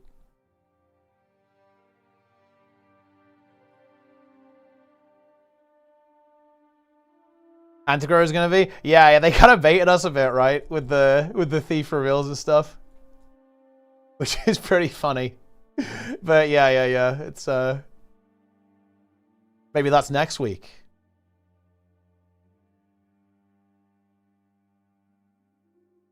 Rookery third boss is giga boring. Yeah, it's one of the bosses that just scales horribly with key level, right? It's so brutal on the higher keys.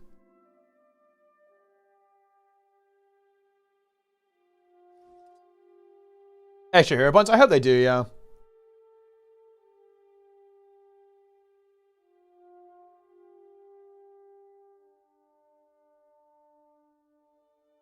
Yeah, yeah, the Antiquary. Yeah, it's gonna be interesting. Like, you summon the Skrit. How will the Skrit work in World vs. World? It's a big question. What will the Skrit do? Did 73 Q on EV? Everyone wants to get into EV. Everyone loves EV. Yeah. Dude, like, my time is, like, crazy limited right now. Because Sneb talked me into running a raid tournament on August the 9th. So I've got to cook that up, and I've got to work on some new tech. I've got Race to World's first stuff happening from August 13th for 2 weeks. I'm going to play MDI. I still have so much to fucking do with the WoW Guild as well. Oh my god, I have so much to do. I have, like, crazy tasks to complete. Wait, Rat for Larry. Dude, Larry is back. Huge.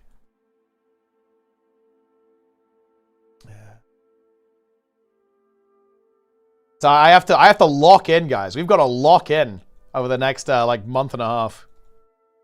Honestly though, after that, I think it is going to be pretty chill, which I'm actually feeling really good about. That's going to be nice for sure. Oh.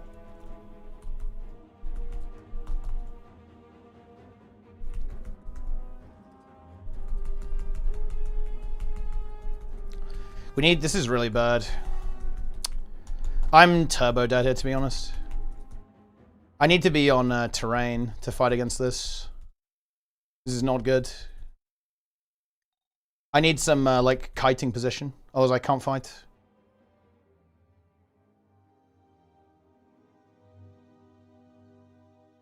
I kind of got caught off guard there as well. That was not the play. That's honestly a pretty scary matchup, to be honest. I think it's winnable, though. I might have to use food, though. Because that build does so much damage. Like the SD Thief stuff. It's very scary, actually. I think I can win, though.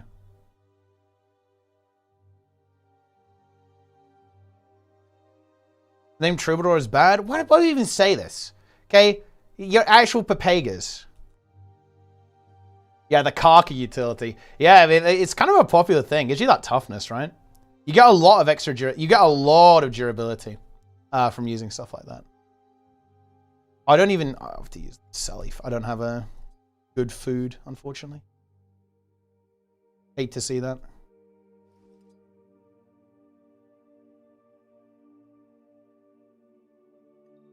Are there any PvP matchups in guilds that are unwinnable?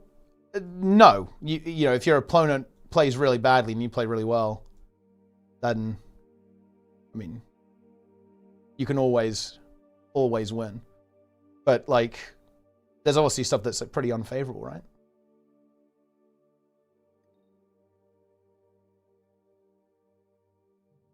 There's easy matchups. There's harder matchups. That's just the way it is.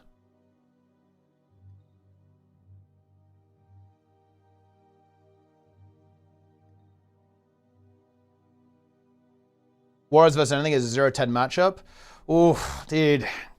Why do Warrior mains always self-report so much? Bang Dota. That's a skill issue. That, my friend, is a skill issue. And honestly, we love to see it. XDD? Well, look, you can say XDD, but you're just self-reported for, like, not being very good at the game. But you know what? That's okay. That is okay, my friend. Don't worry. We all struggle with this game. It is too difficult. Oh, here we go. Thief Spear, actually. This is a very interesting build. I need some good terrain, though. This is, like, feels so bad for me. Oh, man. This is really not it. I need, like, Omega CC'd. What's this Daze Spammer?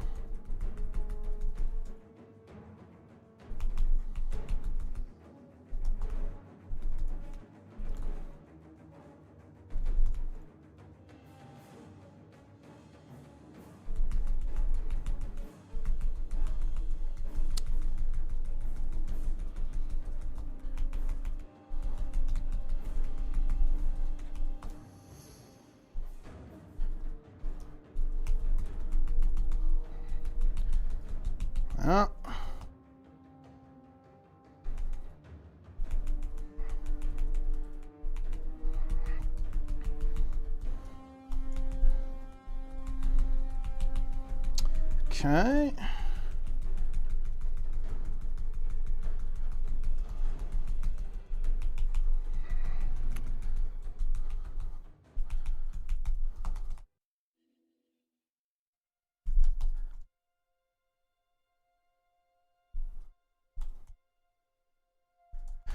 Okay.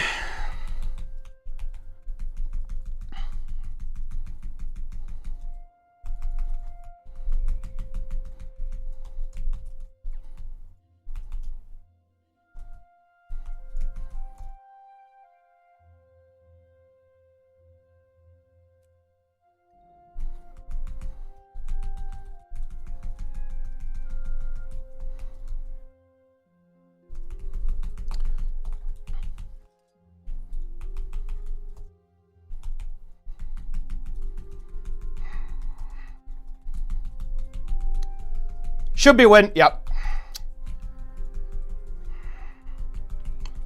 There it is. I didn't even need the car. Oh! Oh! Okay. Not a happy chappy.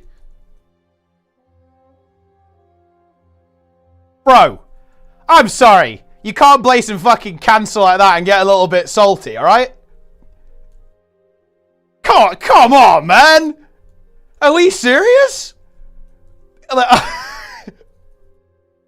Alright. Okay. Yeah. Oh, dear. I mean, listen, guys, that's how it is. So is half sustaining? I mean, like, it's very strong now. Like, it's helped out by the spear a lot. The spear and the swords make it very tanky. You have, like, a lot of lifesteal. Relic of Atrocity. I'm not gonna lie, the food actually really helped there a lot. Like, this here, guys, the negative 10% deal, that's such a big deal. Like, it helped with the sustain so much there. Like, food is a really big deal in World Vs. For roaming, guys, like, always use food. And bear in mind, I wasn't even using the Karka food, right? If I had this, it would have been even better. Like, what is it? What is it called? Like, the Karka oil or something? But yeah, it gives you another 150 toughness. Yeah, it's really strong. It's really, really strong.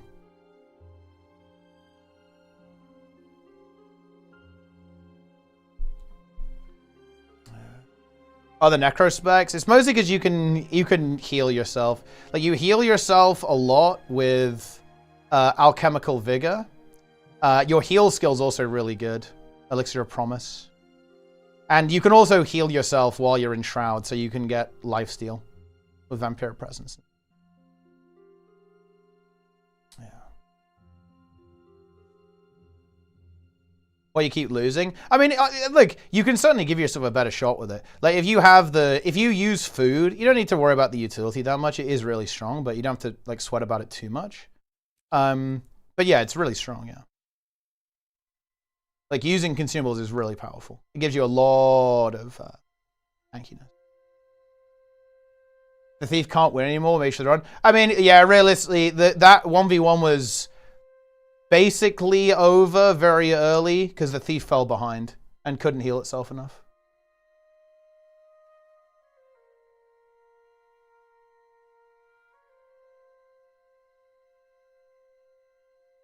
ArenaNet stream Friday. Huge.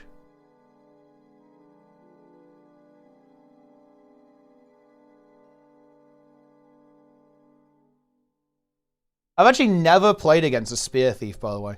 That's the first Spear Thief I've ever seen.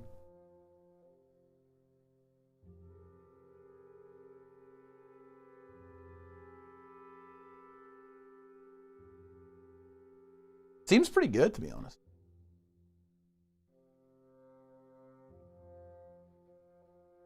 And the time is, it's at 12 p.m. Pacific.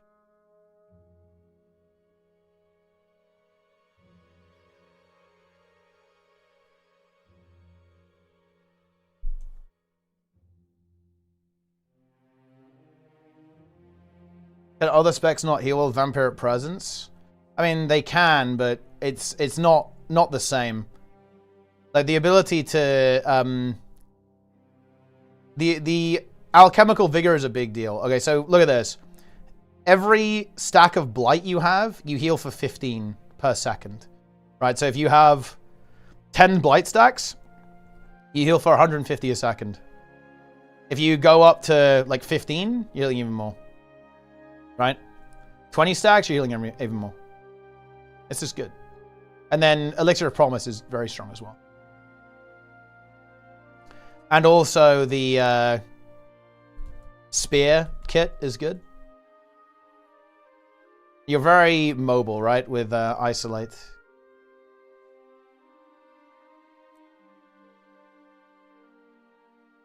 You can chase people down. All right, we're going to Desert Borderlands. Is that mobile? Yeah. You're not as fast as Thief. Like, at the end of the day, the Thief can get away. Like, the Thief can escape. But, you know, you can definitely catch him out.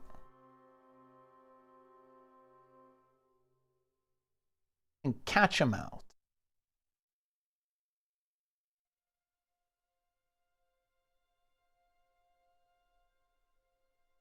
$300 HP really make a difference?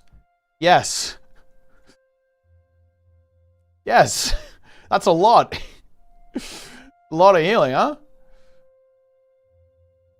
All right.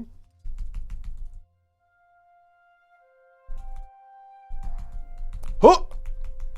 Armageddon world versus world. He has to use renewed. He doesn't have it. Okay, never mind.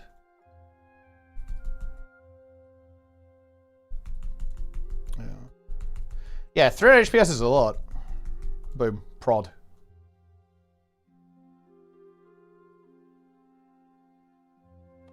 I think Core Necro is pretty tanky as well. I think a lot of people are playing Core Necro now. But I think the problem is with like Core Necro is that Core Necro feels like very slow to me. Like I wouldn't play Core Necro as a roamer because I feel like you just auto lose to any Thief build. And I think Thief is kind of tricky for Harb, really, because, you know, it's not that fast, but you can live versus it a lot of the time. I guess Core Necro can as well, really, but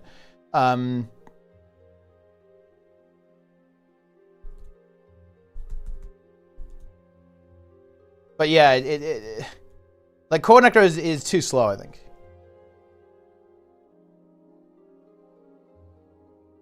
We call it Shroud if it doesn't mitigate damage. It's more of a kit.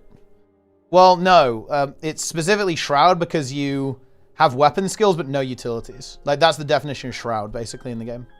And Shroud is something that does that. Like, that's what Shroud means.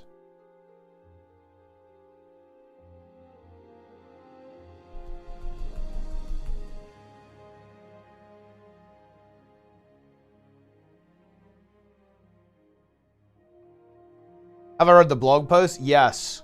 If you want to listen to me read the blog post, you are going to have to wait until the YouTube upload now. Or you could go on YouTube and look at the VOD, I guess. So there is that potential.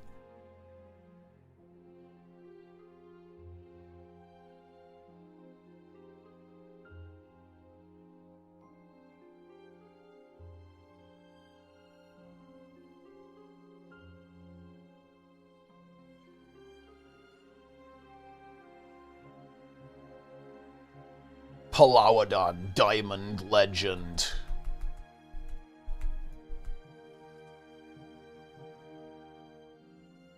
Unshroud kit weapon if not already. I mean, yeah, there's like a lot of like mechanical overlap between all these things, right? It's all the same shit at the end of the day. Oh, that's a bad thing. I mean, look, there's only so many ways you can, like, you know, show all these mechanics, right? It's not a big deal, in my opinion. Oh, shit.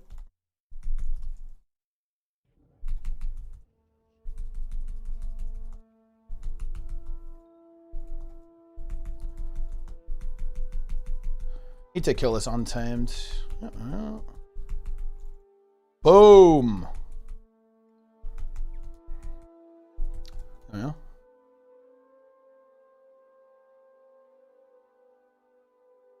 What makes Half Shard good? The evade, the charge used for tracking foes and damage reduction for 2 seconds. Yeah, that's actually really strong.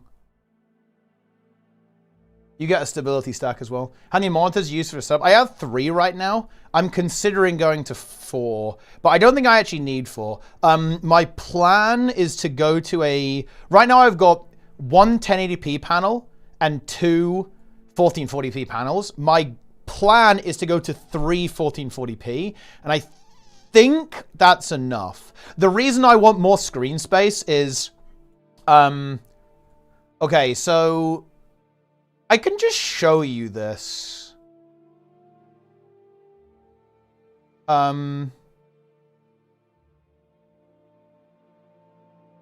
So this is, I'm going to show you guys the software I use to run tournaments. So this is the software I use to run tournaments. And this is what the bracket looks like.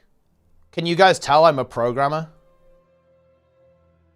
So this is how much space it takes up on the screen. Right, and you can like, this doesn't have to be that big. You can like shrink it down. So I need a lot of screen space to run tournaments, right? And if we go, we can actually, if we go here, this is basically how the tournament looks like for the insanity rounds, like all the streams here. This is how it works.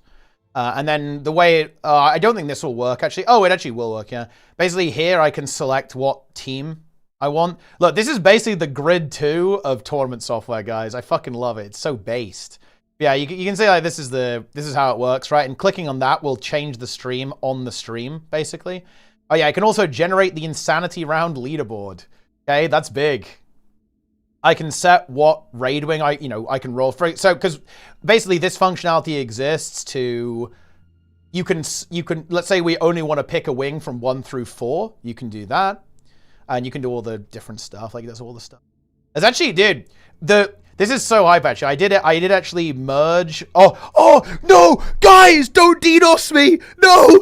No, guys, I leaked my IP address. No. My local host, no, don't do it, guys. But yeah, we actually have the full, there's a full support for Beetle Racing, actually. This connects to a server, and it has full support for Beetle Racing integration, which is something I really want to do at some point in the future. But yeah, this is basically why I want to have a lot of screen space, is because like this software takes up a lot of space. This is not even including OBS.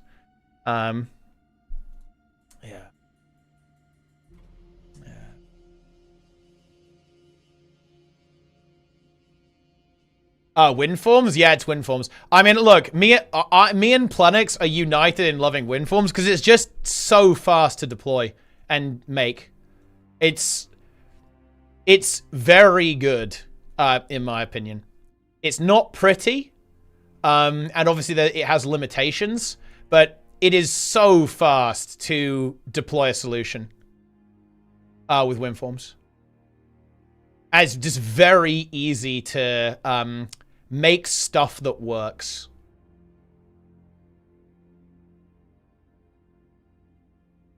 And also it's C#, and I really like C# as a language in general.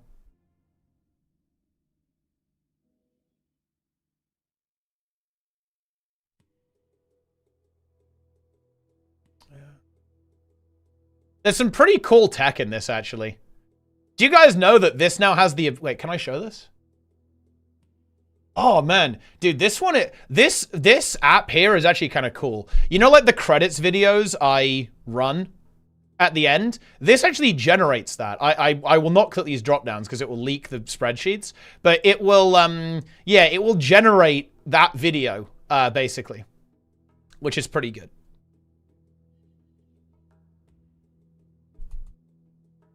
C# is pretty game dev pilled. Well, I mean, it depends on you. I think there is a lot of C# in game dev. Unity uses it. But I think a lot of stuff is done in C++ for game dev. Do you hate vibe coder? I don't know what that means. But I really like C#. Because, you know, obviously C++, like when it comes to power, C++ is the ultimate powerhouse. But C# is just... It doesn't have pitfalls in the same way that C++ has, right? Like you can just leap in. Vibe coding is with AI coding assistant. I mean, I don't have a problem with that, no. Like, using a tool appropriately is not an issue. You can't blame the tool for... If you use AI badly and your code is slop, and you don't refine it, that's bad. But if you, you know, use it appropriately, it's good.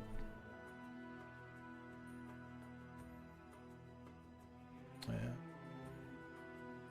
Against calculators. I'm a calculator enjoyer. Python. I'm not actually the biggest fan of Python. I know a lot of people like it. It's all right. I don't like it that much. I have done work with Python. I use it a lot with OBS. Actually, I originally wrote scripts for OBS for the tournaments with Lua, but Lua was actually it's so fucking annoying to get networking working properly with OBS. With Lua, I just swapped to Python. I rewrote everything in Python. It is a billion times easier to make everything work properly.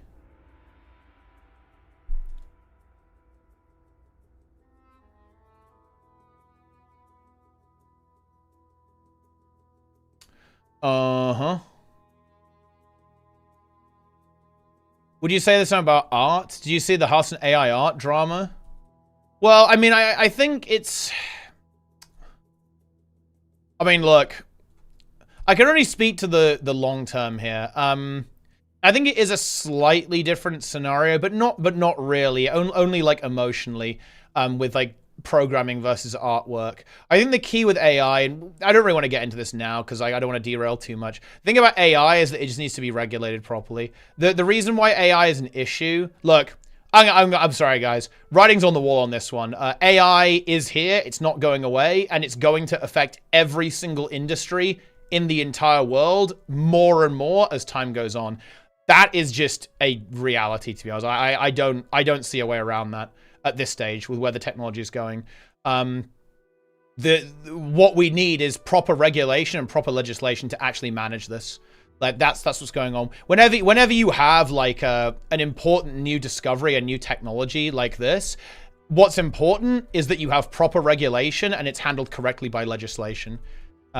We shouldn't be trying to get rid of it or delete it. That's just not realistic. It's not gonna. You can't do that. It's never gonna happen, right? The thing is, we just need to handle it appropriately, right?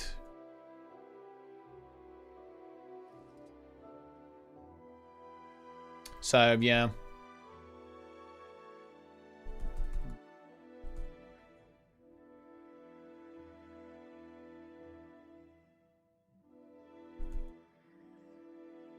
Which code allows you to find the most putrid? Can you explain why in a way that non-coders can understand? I'm kind of easy to please. But which one is like the most putrid? I didn't particularly like working with Java. I did Java with Android apps. That might have been because of Eclipse, though, to be honest. Eclipse didn't make it better, and we were using Eclipse. I'm not sure I would really say I look very negatively on... I guess PHP is arguably the most putrid language, but I don't think it's that bad. It has like a really bad reputation, but it's fine. I've done a lot with PHP, so I have a lot of experience with it, I guess. But I mean, look, once you get used to the dollar signs, guys, it's no big deal. Okay, not a problem.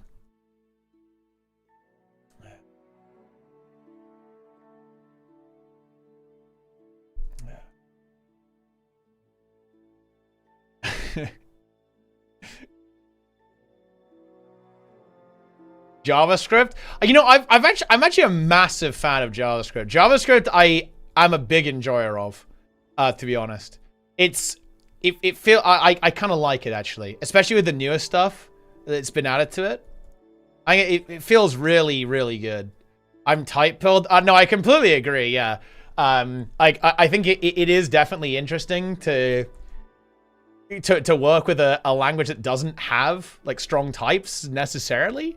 But yeah, no, I really like C#. Like C# is like, for me, like the ultimate programming language. Like everything about that language is really, really good in my opinion.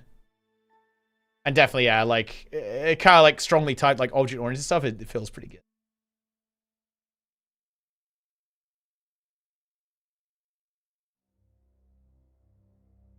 Incredible.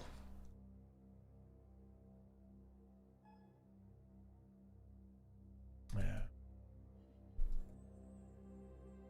I'm in.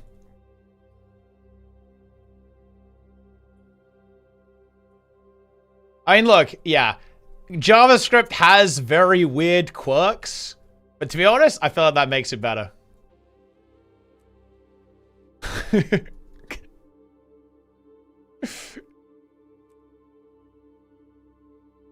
I'm not gonna pretend, that's not the case.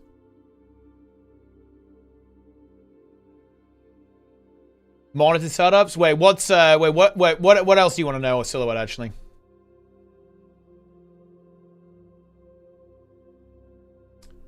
Yeah, fun fact, actually. The tooltips on hardstuck.gg are TypeScript based. Play the new specs? No. We have to wait for the beta for that. Isn't C# Java made by Microsoft? I'd say so. Yeah, it has a lot of similarities, yeah, for sure. I think that's a slight oversimplification. But yeah, it's pretty similar to Java. It's Java without, like, all of the weird Java quirks. Well, kind of. It's pretty similar.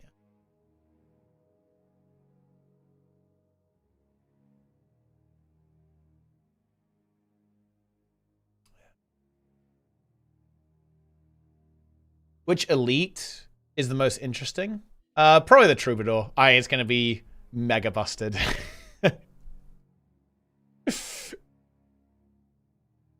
Incredible. C in assembly in uni. I loved assembly because I got to learn how the machinery worked and hated C. Yeah, I didn't really ever get into that kind of stuff, actually. So much about coding. Well, I mean, it's something that I do. It's something that I really like and I enjoy. And yeah, like a lot of the kind of gizmos and gimmicks that you see are actually homebrew, or from yours truly. It's like a lot of the tournament stuff that I do is all made by me. Although actually that's not entirely true. And again, we actually had the Roller Beetle stuff made quite a while ago. This was made by Sprudel. Actually, we were gonna use it in the Beetle World Championships, but it fell through, unfortunately. I don't even entirely recall what happened, but yeah, for whatever reason, it didn't exist, so we never got to use this tech. But it does exist.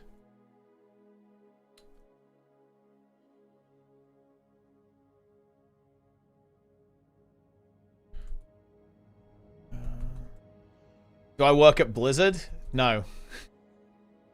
Oddly specific. I'm also not a hacker, guys.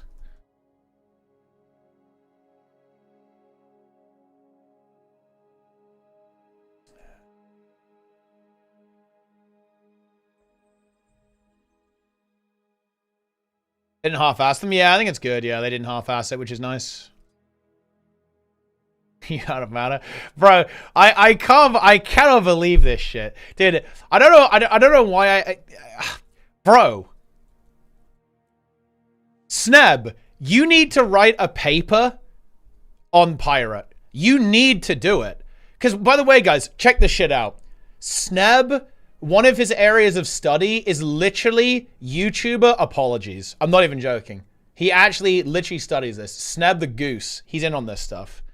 I've never seen anything like this. It's absolutely remarkable.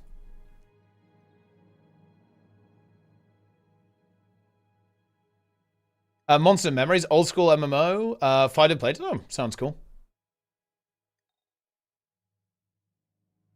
Did you play with it? I actually did, yeah. I did. I played Shaman in OnlyFans Hardcore. We called Molten Core a couple of times. It was cool. He called saying sorry, bending the knee to the trolls. Well, this is what's so interesting, Nanny. He's actually right there, but he's ignoring the fact that there are people who... He'd also be showing respect to the fans, right? Like, he's actually correct. At this point, do you know what's really interesting? Is that... Oh, man, this was so apparent in the Dr. K interview. He's actually not wrong about his assessment. He's just, like, ignoring a lot of the context. He is being attacked by people in bad faith right now. That is 1,000,000% true. He is being milked. He has basically made his way into the slop network, right? Like, he is slop. He is basically being used for endless tides, tsunamis of slop content. He is being attacked in bad faith right now. That actually is true. But he also could win, you know, he could work to get, you know, to the fans to like him again, right? Basically. Yeah. Yeah.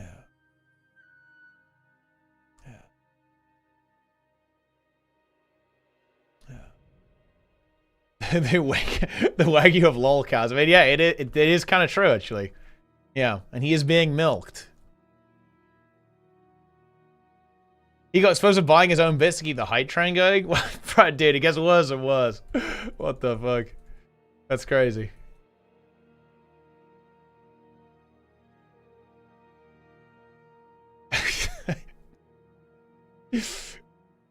Oh, no. I was wrong about X, but people are farming and blowing up proportion. Isn't sorry for attacking those people. Yeah, I mean, I don't know. I mean, there's ways to do it. Look, guys, look, I am a contrarian. I am fully pro Pirate Software Redemption Arc. I'm not, seriously, guys, I am fully in favor now. I'm sorry. It's time to pack it up. I don't want to see another video that says, it's over, he's done, it got worse. I don't want to see that anymore. I am fully on the Redemption Arc train, guys. Let's go. Pirate Software Redemption Arc needs to happen. I am anti-slop, guys. I am anti-slop. It was fun while it lasted. A little bit of slop never hurt anyone, guys. Just a little sip, okay? A little sip of slop. But we've had our fill, okay? He's cooked. It's over. He crashed out.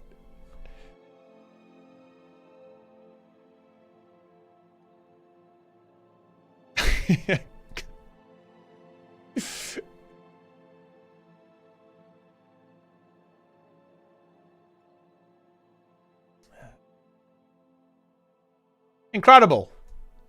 You serve slop but are anti-slop. Well, all my slop is ironic, so it's not even real slop. I actually serve you. Look, guys. Do you not see how I talk? Look, I'm insane. Look, ego. I'm cracked, okay? I give you guys premium quality slop. Do you see? Do you see? Look, those videos could be scripted. The videos that I upload, the slop that I upload could be scripted. How do you know it isn't? I don't think you would know it isn't.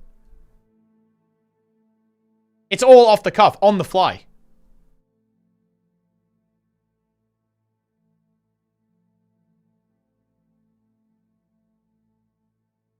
How often do you see people at this age change for the better, realize they're being a narcissist? Almost never happens. Well, I'm just saying, bro. I'm just in favor of it. I'm not saying it's going to happen.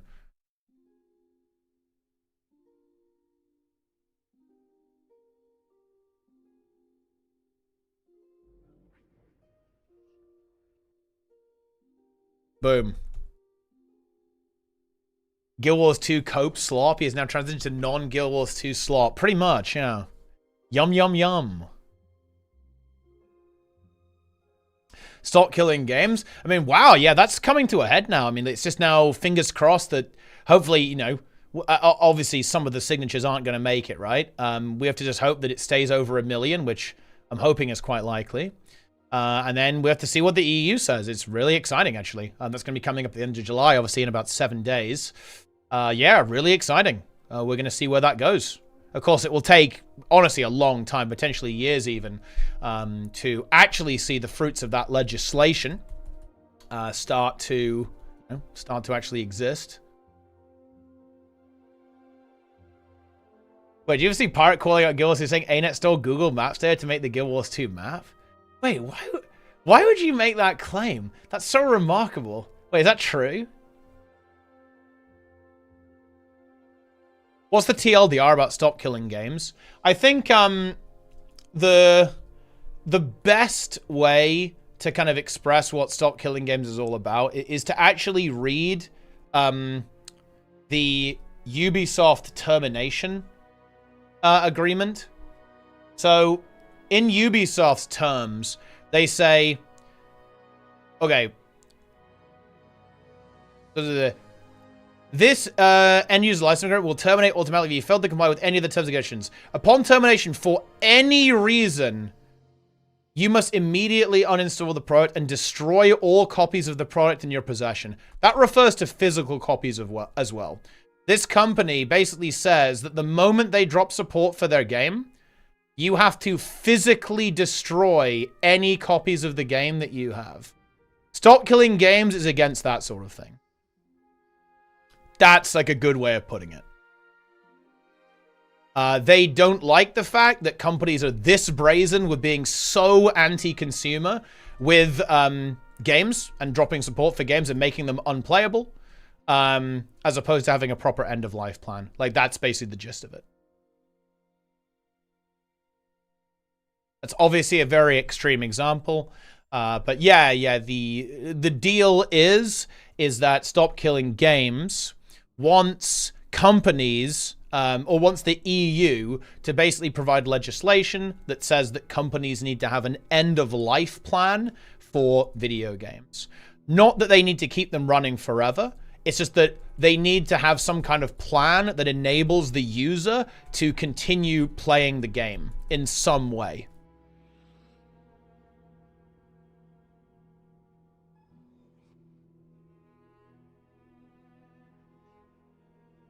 TikTok? I'm not going on TikTok. I'm not going on TikTok. It's fucking dog shit.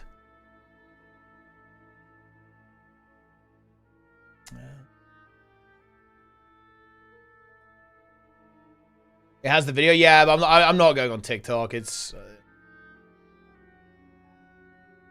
just quote me what it says.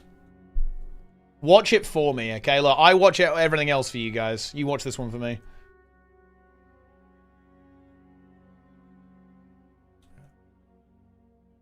The Ranger spec looks deplete? Wow, I mean, dude, like GALESHOT's, I guess, a little bit controversial, huh?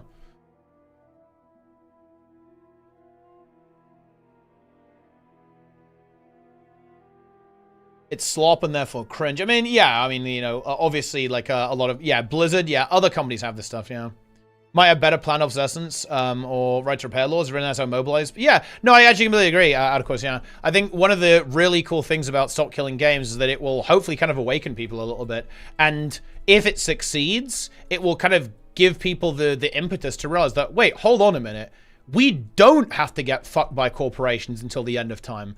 Yeah, we can actually make a difference, and I'm actually really excited to see if other movements actually come out of this to not only improve, you know, consumer protection and consumer rights within gaming, but also just in general as well. Yeah, very much so. Yeah. Yeah, 1.4 million sounds really good. Of course, you know, I think that there will be regrettably invalid signatures. That's how it's always going to go, especially with a petition this size. But yeah, it's definitely looking good. Like, you know, it will be kind of crazy if like 400K got invalidated.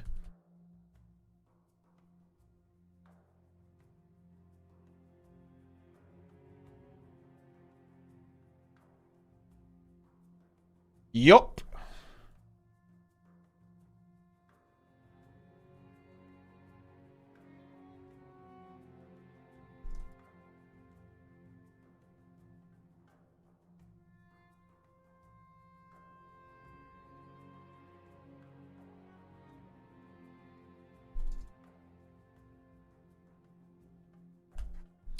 Huge.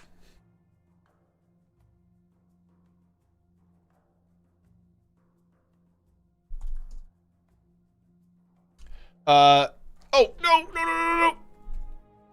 Sorry, I'm fucking typing. We need to actually get some kills in to rally the crew. All but certain to proceed. Yeah, I mean, that's the dream for sure. Yeah, it's definitely looking really positive.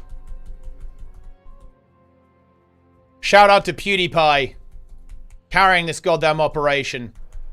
And obviously everyone else who was involved, like, you know, Jacksepticeye was involved, obviously. The Gamers Nexus, Linus, right?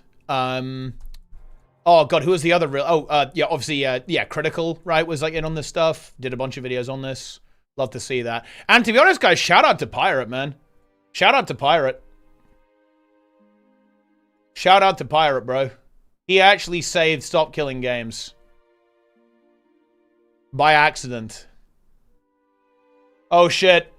He's here. ArenaNet awesomeness. Wait, guild tag ArenaNet reformed? Oh wow. Oh ho, ho, ho. I mean, look, he is reformed. It is true. Oh, yeah.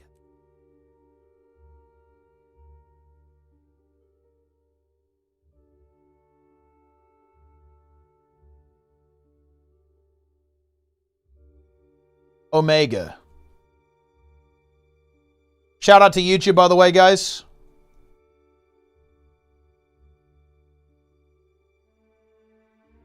Yo, actually, Sneb, give me the juice. Okay, Sneb, how does Pirate do Redemption Arc? How does he do it, bro? In your academic, scientific opinion, how does he begin his Redemption Arc? Also, dude, I need to flame Isa. Oh, shit, Sneb's calling. Isa is spamming my feed with weeb shit. Also, yo, Sneb. Yeah, you know what? Pirate's gone down a very dark hole. I think it's going to be very difficult to dig himself out of it. Yep. If I were in his position, I would just come forward and be like, look, for some of this stuff, I'm kind of like emotionally tied to it. And so I have kind of an emotional response to some of it. May have, you know, approached some of these things pretty incorrectly. In fact, I did. And, you know, I probably, in hindsight, should have done these things. But I do really dislike that I'm getting, you know, harassed so much about it now.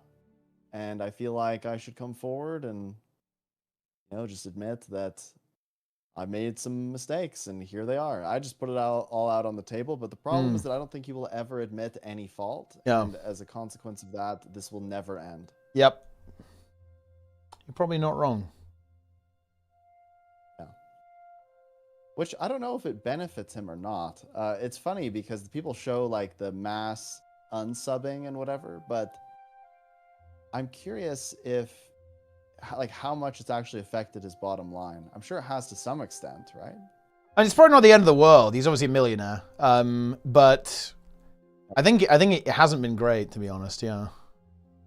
And also, it's completely fucked over his game. If he eventually releases Heartbound, that game is fucked. Like beyond all possible recovery. Like, this was so fucking beautiful. Sneb, check this shit out, okay? So, you know who Quinn is, right? The streamer? Yeah, of course. Okay. He's the one who stole the mob from me when I was in that one house. Oh, that's true, dude. Yeah, he did do that. Yeah, and then he said Lamau when I. Yeah, he didn't. Like, didn't he flame you? Wait, dude, you got mad, didn't you? Actually, like, didn't you like crash out? I did get mad. I was waiting there for 15 minutes. I'd killed every mob in there. It was super dangerous sitting in there. Then he comes, the thing spawns, and I'm like, no, please, add me to party, please, I beg you. And then 3 of them just insta kill it. Didn't he say like Lil Bro? Didn't he Lil Bro you or something? He said sorry, little bro, Lamau, and then left. Yeah, but anyway, he played Heartbound, right, on stream, and I fucking love this. So the fact that he was playing Heartbound on stream, obviously Pirate found out, right? And then he immediately got triggered and like flamed the guy out. And there is some context here. I think I think Quinn's. I honestly, this is getting too weird. But basically, there was some drama there. People were bringing up each other's families. It was like weird as fuck. Like it was like really, really weird. Like they were talking about like it got really, really weird. Okay. But the thing is that Quinn actually kind of liked the game. So he basically flamed the guy out, was like very personal attacked him on a very deep level involving his family. Even though he actually said positive things about the game and said it was good. But he didn't actually bother to watch what the guy said. He immediately assumed that he was like hating the game and doing it to shit on him and like hate playing the game. When it was exactly the opposite. I think that's just so fucking funny. Like, that's crazy. But yeah, his game's fucked. Like, it's just game over. Like, no matter what he does now when he releases it, it will be obliterated by the community. But yeah, it's going to be tough. I think it really is a clinic. I'm saying you should do a study on this, bro, because I feel like I genuinely don't think he could have played this worse. Right? Like, I don't think he could have played it worse, right? Like, in terms of how he approached this. He's made it progressively worse. So when it comes to PR and apologies have, like, specific components to them. Yeah. Typically, a major component of an apology is taking some sort of accountability. So you say, hey, you know, this is what I did. It happened. And then typically you'll say maybe how it affected others. And then you'll go into like how you're going to mitigate that damage, right? You'll say, hey, like, you know, I'm obviously never going to do this again. This is how I'm going to make up for it. You know, my apologies to these specific people because it hurt them in this way. And then you go and you actually do the thing. Like the apology isn't just words. It's also a form of action. But he just didn't do anything, right? Like he just kept doubling down. And the more he doubled down, the more the hate multiplied, right? Like people were just, all he had to do with the Maneth gem thing, all he had to do was say, wow, I royally messed up. And he could have just played into it, right? He could have like RP'd it or something, or like made it a bit light and apologized to the people. And then like, it's content, right? So he could have just like self-sacrificed in some kind of ritual and like gone along with the guild stuff. But instead, he just kept doubling down. So he's just made it worse and worse and worse. He's isolated himself. Now he's lost a ton of friends, a ton of viewers. People are constantly bothering him. And he just keeps going. And so I don't get it. He could have stopped this all ages ago by just kind of laughing about the whole thing and whatever. And then he still would have been a part of OnlyFans. He still would have been fine. But yeah, here we are. It's the way it is. What do you think about the new Elite specs? You know, I'm really bothered by the name Troubadour. No, I'm just kidding.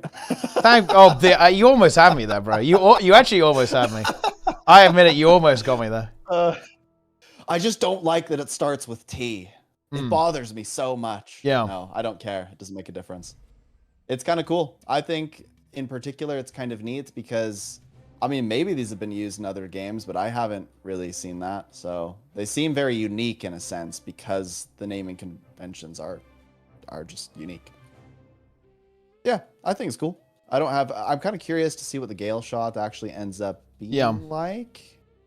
Because I just kind of got a glimpse of the trailer this morning. It looks like, or the sneak peek or whatever, it looks like it's going to be like, kind of like your F1 is your bow or something, but I don't know if it was clear. I just, again, caught a glimpse. Maybe you have more info.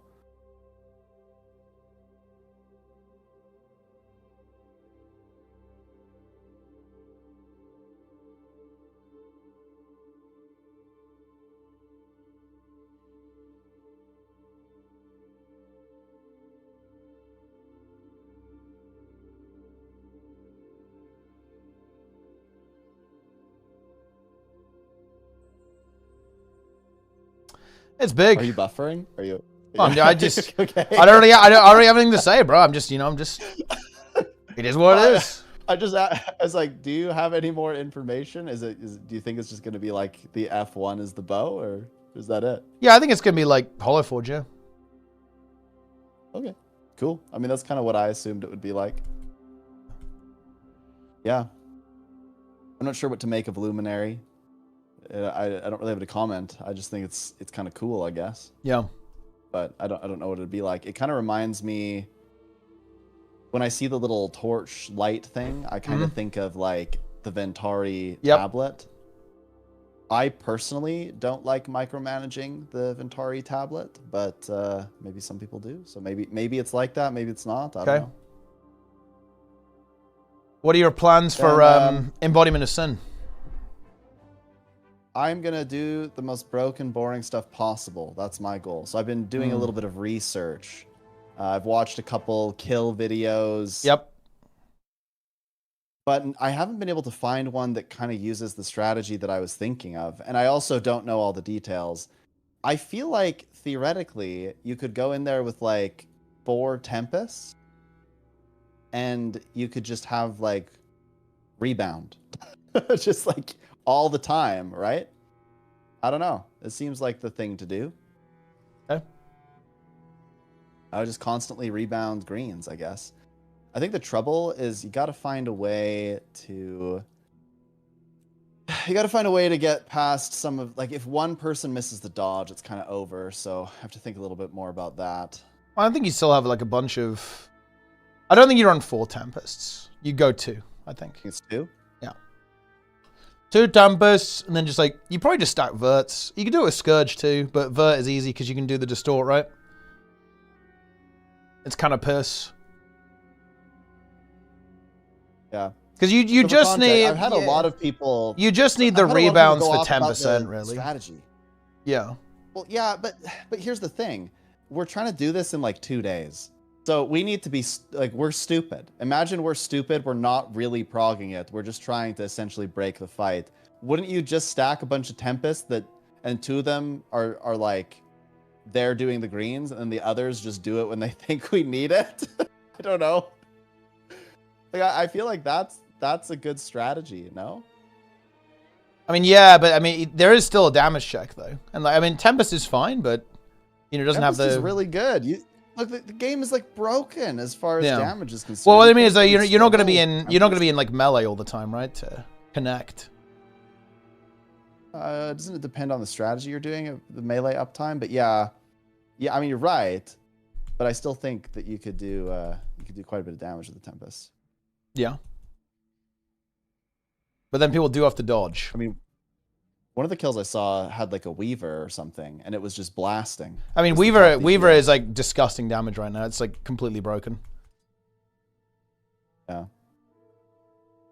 Yeah. So people, I need some Giga gamers to help with this. We're trying to get world first ArenaNet developer. Yeah, it's true. Of Sin. This is the goal. Yeah. And that's going to be awesomeness.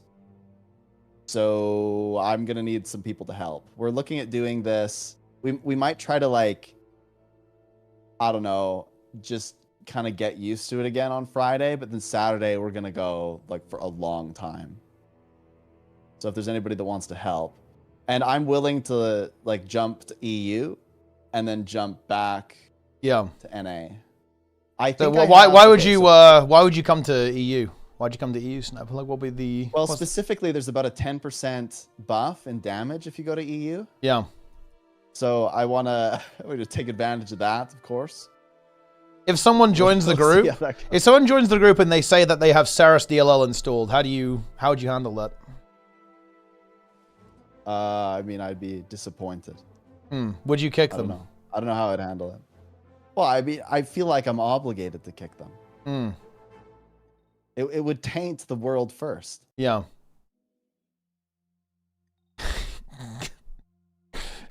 I feel like Awesomeness would have a duty to report there. You know? What if they told you after the run, you get the kill, and then 6 of the players say we all had Saris DLL running. Awesomeness would be madly typing the ban commands. That would be what happened. What if Awesomeness says that he was using it? Yo, Mastro is in. I'm unleashing. I like that. So here's the strategy so far. I think we have Grimjack, and if you have Grimjack, it's an immediate like increase in win percentage, right? So I think we have Grimjack. I also went to Plenix, and I said, Plenix, King of Saris, please, will you help us? And he said, sure.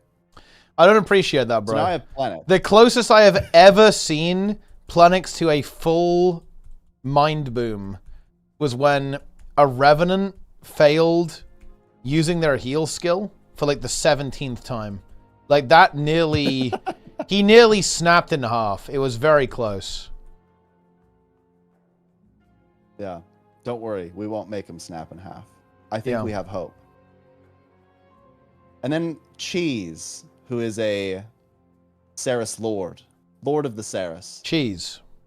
Has also, Cheese. Cheese. Has also What kind? volunteered to help potentially. What kind of cheese? Cheese. Just cheese. Yeah.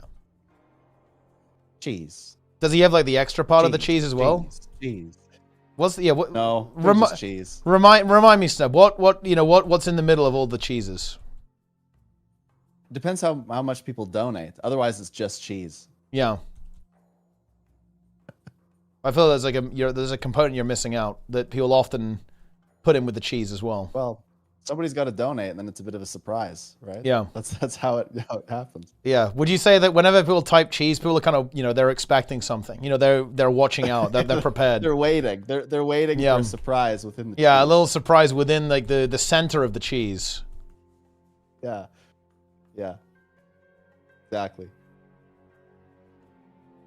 Yeah. So people, if you want to get world first, I think Void Lounge is doing some Progathon. So I said that I would maybe do it there, and it would be funny because people would get to watch me be tormented. Because I don't think we'll get it on the first poll. No, I think it's gonna take a while. So I'm a little bit rusty. Like, it's actually funny looking back. Like, about a year ago, I was insane at this build on Ceres Pirate Software, I was very good. Like, I was hitting very high numbers cheese, Guild Wars 3, cheese, and I was doing really well on Ceres. Like, I feel like I had it down pretty well. But now I'm a bit rusty because I haven't done it in so long. So I have to kind of wake up. Okay. I got to remember the pattern. Yep. What are you gonna go for? Like, what are you playing? Well, I mean, I'll play Herald again. The Herald? Yeah. I mean, that makes sense. That definitely makes a lot of sense. Hey, to have that approach. I mean, I have the fancy new spear, right? I should use it. I mean, I guess Planix would like to play Heal Tempest. I would join, if I'm around. I might be around for some of it. I could play Heal Tempest. Boom. Laser Pug tier 1, nice. We're looking at, I don't know. I have to work around a few things. I'm doing a bunch of interviews and stuff. And I'm doing a Rating 101 event on, I think, Saturday at 11. But I think at around noon my time on Saturday is when we're going to go, which is about an hour from now. Okay. Lazy Pug tier billion, nice. Yeah, that's pretty good. It's a good time. Good time for it. Yeah. I can't pure DPS. Awesome. So you saying that Scourge DPS is literally too hard for you? Like, do you see what he's saying? He's saying that he actually views DPS as too hard to play. What is your FPS with 50 mans? Usually it does dip below 60, but right now I've got 100 FPS. But when you're in a fight, it's going to drop a bit. There's obviously a lot going on. It's pretty hard to, to have good FPS. But yeah, my PC is good. My setup is good. I can actually play MMOs at decent FPS right now. And honestly, I might even upgrade to the next AMD CPU when it comes out, the 10800 X3D. Oof.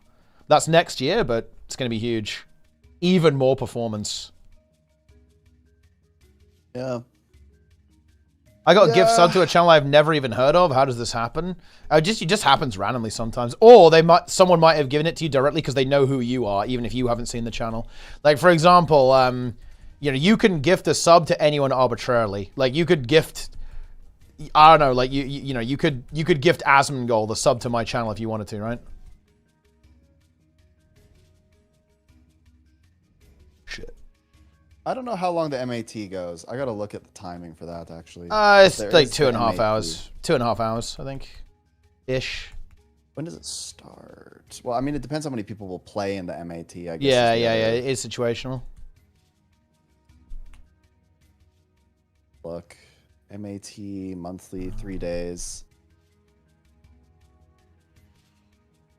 Oh, dude, it starts at 1:15 p.m. Am I reading this right? Yeah, that sounds about right. Oh, that sucks, actually. Wow. He hates the monthly. Well, I guys. mean, it's just the middle of the day. That's like it's kind of a terrible time if we want to do Ceres.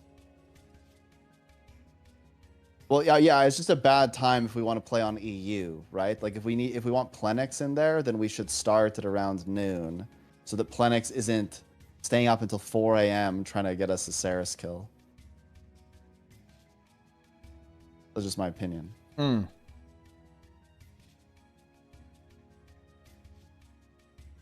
Yeah, actually, that's true. Yeah, there are maybe we other give someone partners else a now. shot. There are other PvP partners for NA now. Yeah, there's tons now. Yeah, there's a billion partners. How does it Let how them does it have feel? a go at it. How does it feel? There I are think 1 it's bill good. partners. I am very happy with all of that. Yeah, I think it's very good.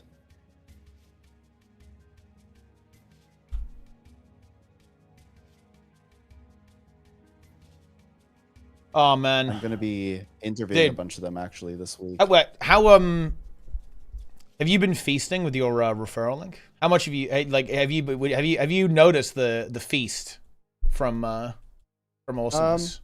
He's allowed us to feast. I've actually, well, I mean, for context, I haven't been as active this year because I've been in my PhD program. So I think that probably factors in, but I'm sorry, I haven't noticed a difference. Whoa! See, so So, you're saying his yeah. work, you don't value his work then. You don't value Awesomeness. Well, I probably should look at the data a little bit. I haven't looked at the conversion rate specifically, like year over year, but the conversion rate for me, I'm curious what yours is about 11%. Let me see. Yours might be lower, just I'm due checking. to volume, right? Because you do more YouTube stuff and whatever. Oh, bro, dude, this is actually insane. Mine is 14%. Oh wow, that's quite high. I actually And thought it would be actually, lower. wait, it's 18%. Actually, it's 18%. That is exceptionally high. Yeah, I'm putting in the work. You're welcome, ain't it? Yeah, what was it last year though? Because I Uh, remember my conversion rate being quite low. Let me go. Hold on, let me check. Oh, I need to put in like a date number. Oh, actually, wait, hold on. Yeah, okay, no, it was 18% this week. Overall, so like including everything, like all of the thing, it's 10%. Yeah, very similar to yours, like 10.5%. Okay, so it's actually pretty close. Yeah, like very, very similar actually. But yeah, this week, after like the initial surge, it's 18%. Let me go last week. Let me go like. Yeah, I think I've had almost 100 people buy the game through my link, which is, I actually haven't checked. It's probably close.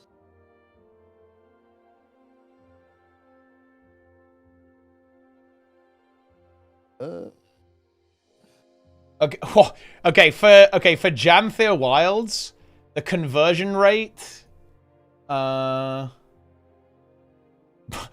2.4%.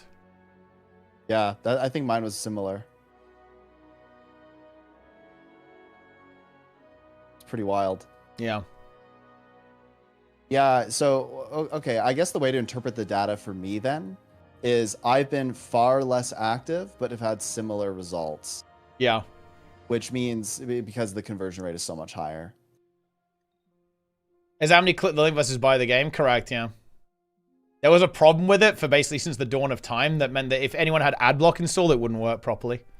And as a result of that, the conversion rate for everyone is about 4x this time around, approximately. Well, that's like based on the information that I have access to.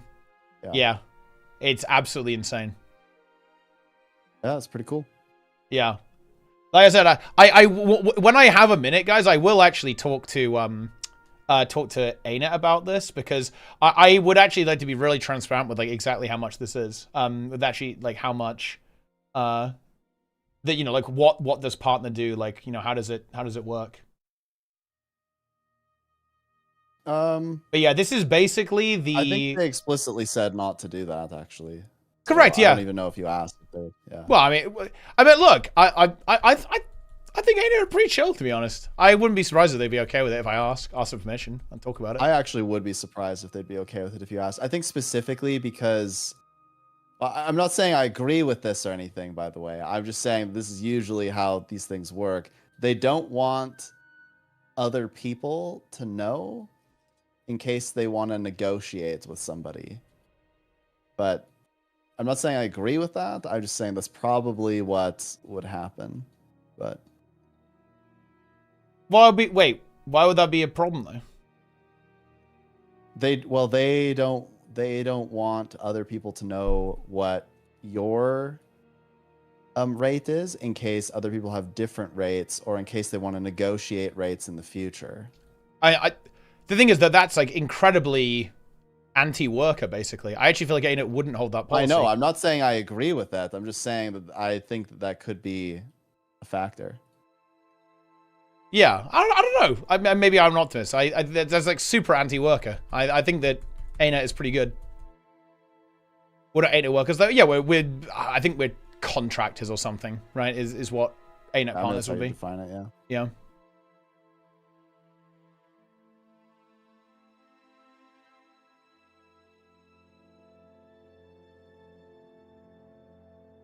It'll be interesting. I don't know. If I have a spare minute, I'll do it, because I think you guys would be interested in this stuff. And honestly, I actually really value transparency. Like, if I had my way, I would just publicly post what I earn from Twitch and YouTube. It's just very awkward to do that.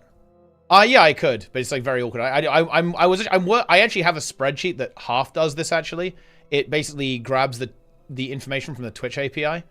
But yeah, I mean, you're not supposed to show it on stream, I think.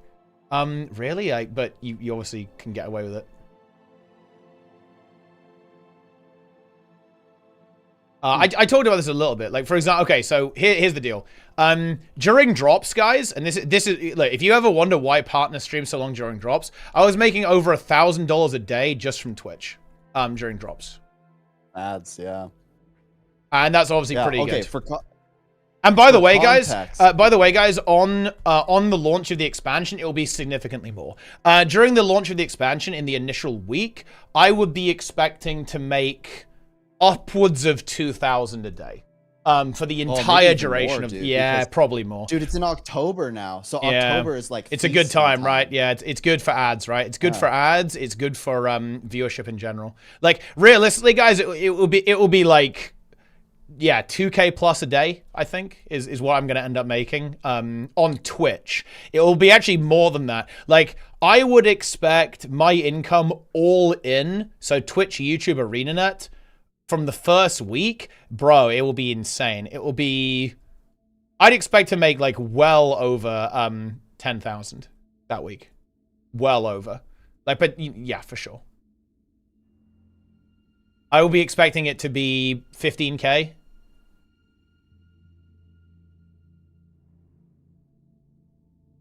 In that sort of region, because obviously it does like fall off a little bit towards the end of the week, right? With, you know, because that's just the way drops work. It's the way hype works, right? You know what I mean? That's is what it is. But yeah, it'll be that kind of number. We're being flexed on. Well, no, that's not my intention. Like, it's more like transparency. I actually think it's like really, I really value transparency, to be honest, in influencing. In a way, because of the nature of what being an influencer means, I almost feel like you guys have a right to know that information, in my opinion, because at the end of the day, I do have a deal with this company, and I think that is important information, right? To be disclosed, but how can we trust this critique? To be honest, my track record, I would say, like, I think I have I'm probably the most notorious critic of Guild Wars 2. But I think I'm pretty fair. I'm pretty fair. With what I say about basically everything. Why ain't it so bad at trailers? I think it was pretty good, to be honest. I think their marketing has been like remarkably good this kind of expansion cycle.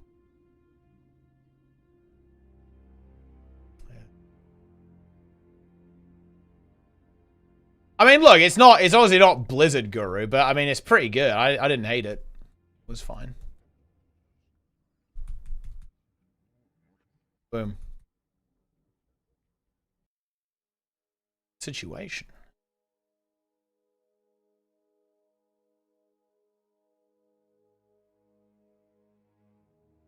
Flexing disguises transparency. I mean, no.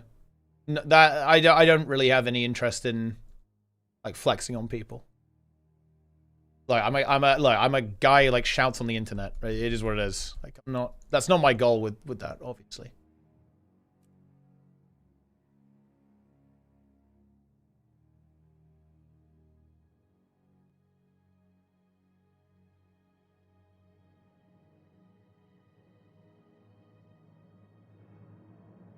I'm also wearing a shirt with holes. So there is that. That's the biggest flex.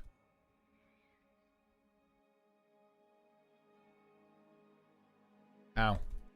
Yeah, I'm caught. Your own firm in the UK as a streamer? Hardstuck is an LLC, yeah. But to be honest, it's not actually very necessary. I actually might kind of get rid of it. Because it doesn't really serve much of a purpose. Because I was thinking, oh, like maybe I would need to get, like maybe I would get more than one person on board of it and kind of go in a more business direction. But to be honest, that's not really my style. It was more of like a precaution thing, to be honest. What do you spend most of your income on, if I can ask?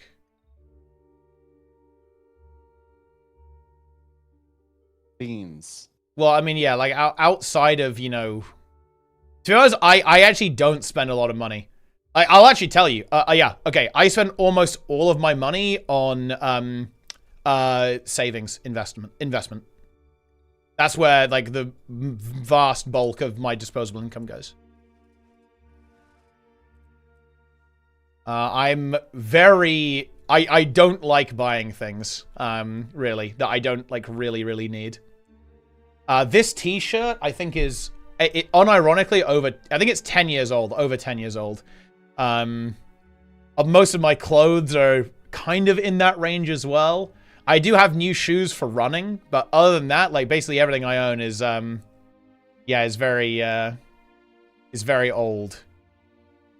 And my major expenses on buying stuff is computer hardware. So, for example, I'm probably going to pick up a new mixer because I have a backup. I have a little audio interface, and I think it's working really well. The quality's really good. But the problem is that if, let's say, Sneb was here, I wouldn't be able to plug his mic into this as well. It only has one input. So I'm probably going to need to buy another audio interface or mixer or something like that. And I need a new monitor as well. Are you a crypto bro? No, I'm not a crypto bro.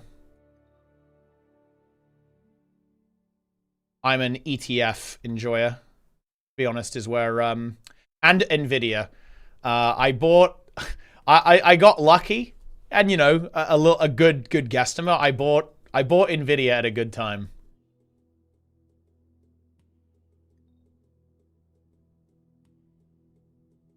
If you're paying people as an employee, you need to have a business, though. Yeah, but I don't employ anyone. So that's not a problem.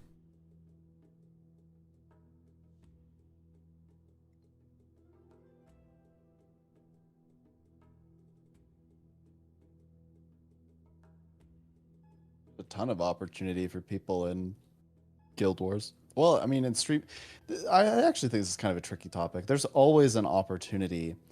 The question is, what are you willing to sacrifice to get that opportunity. There are some people that are sort of naturally talented at speaking. There are people that are naturally very opinionated or very entertaining or funny or good at the game. The answer is yes. Or they know something specific, right? It's just like, what are you willing to do? Like, how consistent are you willing to be? How far do you want to take it? What do you define as opportunity? Okay, so here's the deal with streaming. Streaming in Guild Wars 2, I think Guild Wars 2 is one of the best games to start in as a streamer. Why? Because the game is actually very alive. There's a lot of people who are interested in this game and who play this game, but the streamer quantity and quality is low. It's not a very competitive market, and there's actually the demand vastly outstrips the supply, as it turns out. So it's actually really easy to get in my opinion. Yeah, really easy to get in. Well, I would also argue that it's relatively challenging to produce very entertaining content in Guild Wars 2. Like, you have to do something kind of novel. Not everyone wants to watch you just running around the world doing map comp all the time. Yeah, but it's all about the personality. That's literally my stream. You're describing my stream. You're honestly describing, like, Lara's stream as well. Well, yes. Right? Well, what I'm trying to express, though, is that it's actually quite difficult. Like, you folks make it look quite easy to be entertaining and doing something that's relatively mundane. But to have sort of that thought leadership, to be able to speak and express yourself well and articulate ideas, yeah, it's a skill set that you actually have to practice and get better at. And not a lot of people understand that. And so when they try streaming, they're like, what do I say? What do I do? Oh, I'm yeah. used to running around the map. My assumption here is that you make actual good content, right? Like, I'm assuming that you actually make good content. Are on hero point trains often? Can that be something on meta trains? No. It needs to be about you. It needs to be you. Realistically, content, I think this actually applies to all streaming, but definitely Guild Wars 2. Is that, if you want to make it in this game, you need to be an interesting person. Like, you need to be entertaining. You need to do something interesting or different. You need to have good, interesting opinions. You need to be saying something. You need to be engaging with your audience, right? Like, that's what you need to do. About personality, yes. Well, yeah, and to address your other comments, Cybel, what kind of demand would you be talking about? I want to offer something new. Hero point trains, meta trains. The thing is, I tried streaming for a couple of days, but I realized I don't like speaking to randoms much. Well, effectively, when you're streaming, yeah, that's what you're doing. Person, right? That's you're selling yourself. Well, that's literally streaming, right? Like, talking to randoms is streaming. So if you don't like that, then streaming is not for you. But that's okay. But you might actually be better at making, like, YouTube videos. That's because also perhaps true. You have knowledge about the meta trains and hero point trains and those sorts of things that others don't. And so you could share your information and knowledge in a way that's slightly less intimidating, because you don't have to do it, like, just on, it doesn't have to be live. You can do it, you can curate it exactly how you want. You can write a script, and then you're good. Do you think being extremely good is good enough to be a big Guild Wars 2 streamer? You'll get some, but you won't be top, no. To be honest, no. There's a couple of PvP guys who have a lot of viewers, but they also have a personality. So actually, no. Like, the game, the truth is that people don't, like, in Guild Wars 2, people don't really care about that sort of thing, to be honest. The game's just, like, not very competitive at all. So it's not really something that engages people that much. Like, people like Boyce get a lot of viewers, and Syndra and so on, and, the PvP guys on NA, like Naru. But the thing is, they also have personality as well.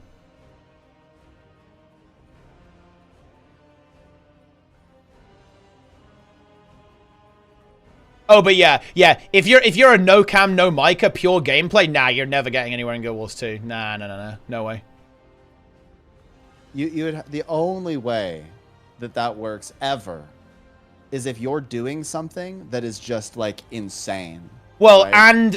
and in a game that's competitive. For example, if you were, like, just, like, if it was the best League of Legends player in the world streaming, yeah, you probably get viewers there. I still think the personality streamers will always win out there, because streaming has very much evolved into a personality show. That was, like, the really big shift that happened with Hearthstone and then going into IRL, in my opinion.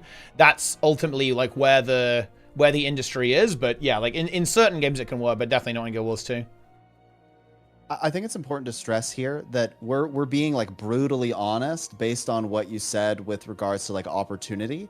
If you just like hitting go live and just showing off your gameplay and like looking at the recording after, more power to you, right? Like I think that's cool. It's a fun hobby. That's how I started, and that's why I still do it today. I just think it's fun. I think it's cool. And I don't really care. Like, I actually don't even have the viewer count open on my stream ever. You'll notice if you watch my stream, I sometimes say, wait, how many people are here? And like this happened during drops, and somebody's like, there's 2,000 people watching. I was like, hi guys. Yeah. But I never look at it because to me, it's just for fun, right? And that's all that matters. I don't think it does work, and I don't think it works in WoW Toast. That's the thing. I don't. Who are the biggest like high skill streamers? It's Gingy, it's Now, it's Dorky, it is Growl. Those guys all have big personalities, really entertaining guys, right? Super entertaining. Like all of the Echo guys are fun. Yeah, Max, super entertaining guy, right? Obviously amazing at the game, is the leader of the top guild, but super entertaining guy, really funny guy. At the same time, all of them had zero personality in the start, though. Yeah, because they evolve, they move with the times, right? It's not good enough to have no personality anymore. Like back in the day, it was much more like that because you know you would tune into what someone like own at StarCraft 2, right? Is what you tune into on Justin TV. But yeah, it's different now. But no, those guys are super. Wait, Denzel's a bit much. I don't agree actually. He's not super talkative, but you know he kind of goes for that kind of deadpan communication. It's entertaining stream in my opinion, for sure. But yeah, he's not like super chatty, but I think a pretty entertaining player. Yeah. Raza, need a new job I can do during your busy school schedule. I love Guilders 2, like working with graphics, considering Guilders 2 streaming with an avatar mic. I will again do the brutally honest thing. I will say, if you need money, that's probably not a very responsible thing. If you don't need the money and you're like, it'd be cool if I got a couple extra bucks here and there, then sure. But you will, I think sometimes, I think maybe there's a bit of a misconception here. When Teapot was saying that he made like $2,000 a day, keep in mind that Teapot is in like the top 0.0001% of streamers. And that was during drops. Like when I get my ad revenue check, right? It's like maybe $50 once a month or twice a month, depending on how much, or sorry, once a month or once every I'll underline it. Hold on. Underline this. I will tell you the truth. This is for everyone here. Getting into streaming trying to do streaming as a career from the outset is the worst, stupidest decision you can possibly make. The way that streaming becomes a financial opportunity is you do it as a hobby, you do it for fun, and then it develops into it from there.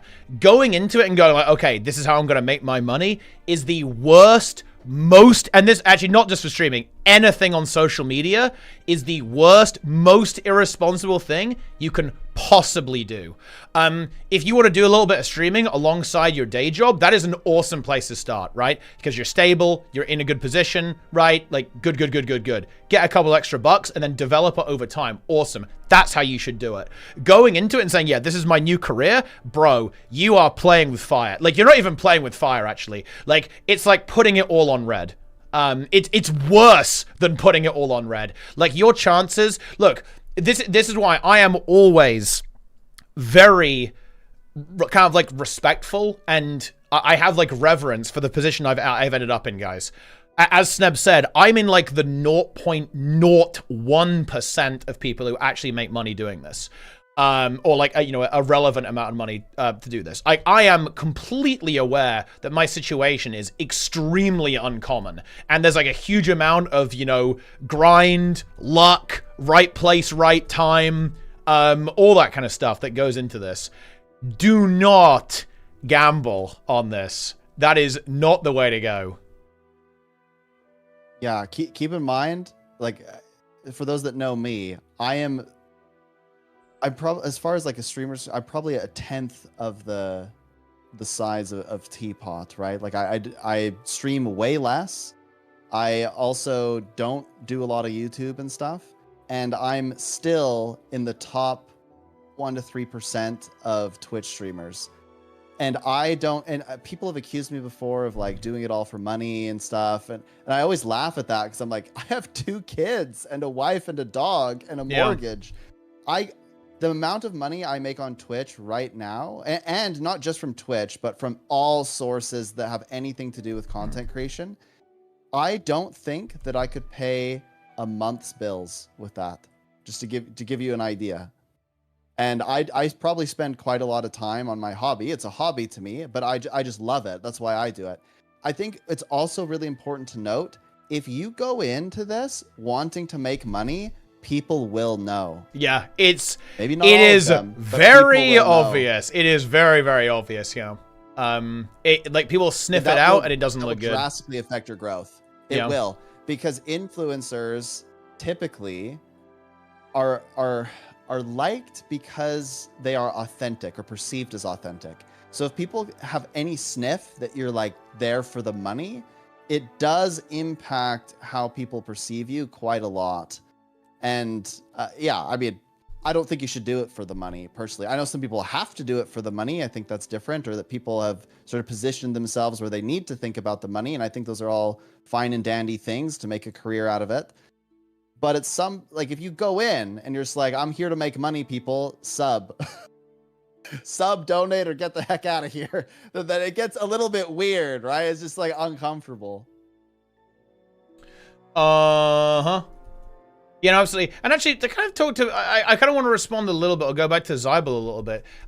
You can absolutely make, I think YouTube will be something you could try out. You're saying that you're the quiet thinker type, and maybe it's not for you. I completely agree with Snap. I think you should try YouTube. Streaming, yeah, maybe not, because it is all about that kind of like live engagement and, you know, talking to people, and it's communication, right? That's what it is. But there are loads of videos that you can make that are more quiet and thoughtful, right? But the key is, okay, and this is my opinion. Not everyone's going to agree with this. Like, when I'm thinking, okay, why am I watching a Zybel video, or, you know, any video? I want to know about you.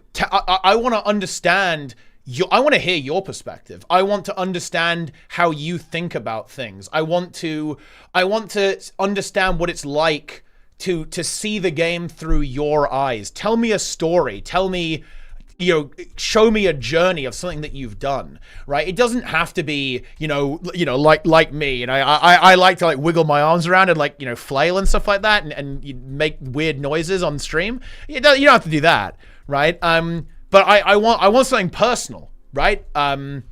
Yeah. I want the you. I want the you. The you in YouTube is what I want.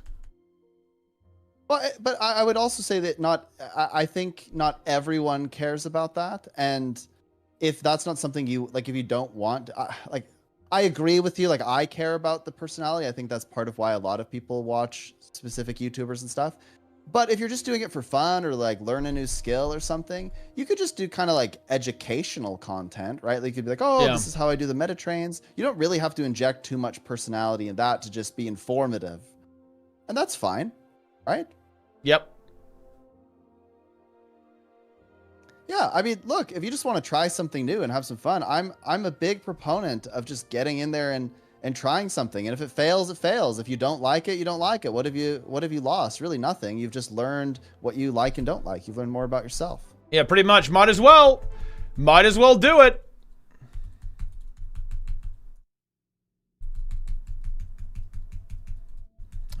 It's also like, I really enjoy it. I think it's super fun. Yeah. One of my favorite things to do is to just like talk to new people and learn about them, like on the stream, or just like have a chat. It's just a very social thing for me. I think it's a really cool hobby. It was such bad PR? No, I don't think so. No, I actually disagree with that, Raza. I think, you know, it's natural to be curious. Look, there's a reason why I actually do want to talk about. I think I have a big problem with the influencer industry. I think it's incredibly opaque. No, I think it's very natural to be curious. Like, how much money can you make doing this? How much money do you make, T-Pie? How much does PewDiePie make, right? Like, how much do the really big streamers on Twitch make? No, I think it's completely natural to be curious. I don't think there's anything wrong with kind of asking a question that goes in that direction, like talking about the possibility of that. It's fine.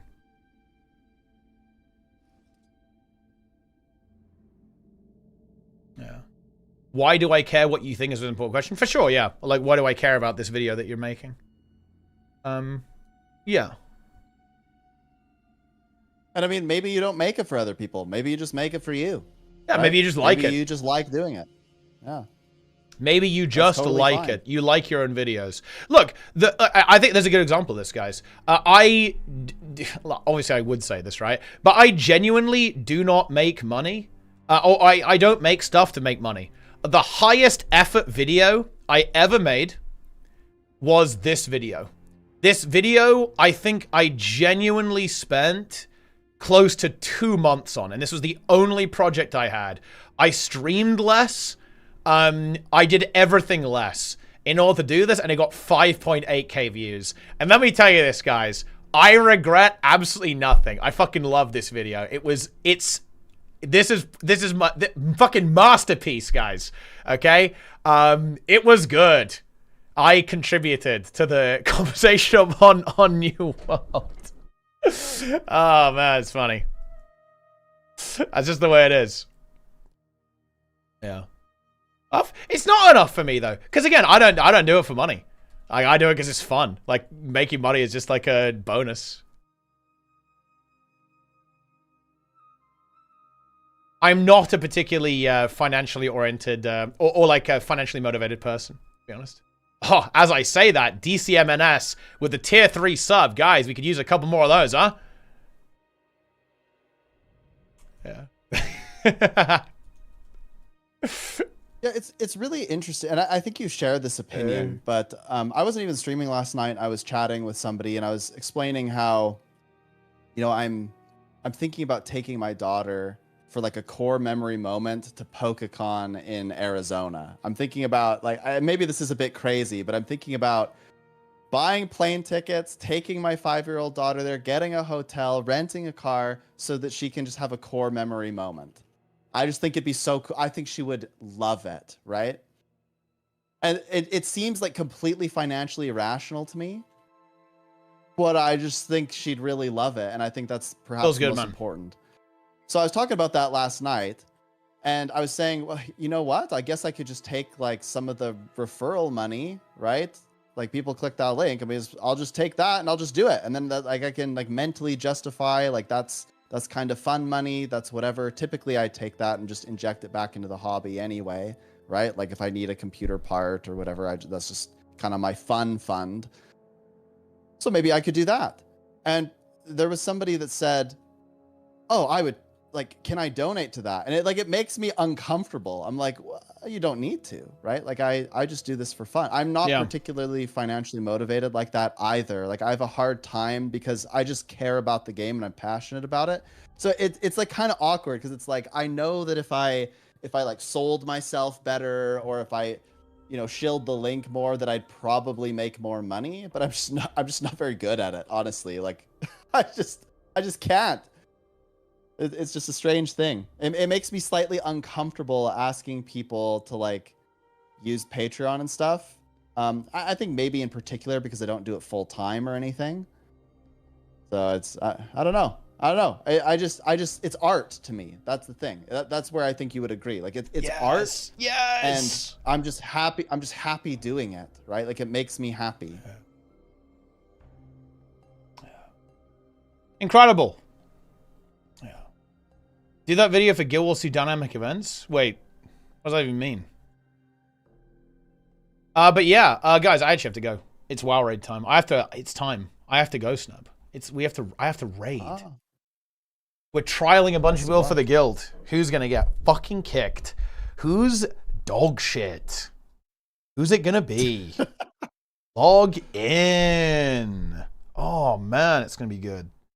Yeah, I'm gonna hop out. Good conversation, though. Okay, guys, because we're kind of cutting this off now, if anyone has any questions about content creation and streaming, message me on Discord. I'm actually happy to talk about it. It's one of the things that I do feel very strongly about. I think that there's not enough transparency. We should talk about it more. And yeah, I'm very happy to. If you want to just shoot me a DM, I will answer questions that you want. Yeah. Element, if you got anything that's for me, Yeah, same. other being unknown, under the radar, just a guy. Yeah, then well, I mean, you can still make can still stuff. do that. You can still do it. Yeah, it's just that that might. You may not get Just a billion different style, views. that's all. Different I mean, style, there are yeah. lots of people that are totally faceless and they just, they just like make stuff, but that nobody could attach to their identity in any way. Yeah. It's just up to you.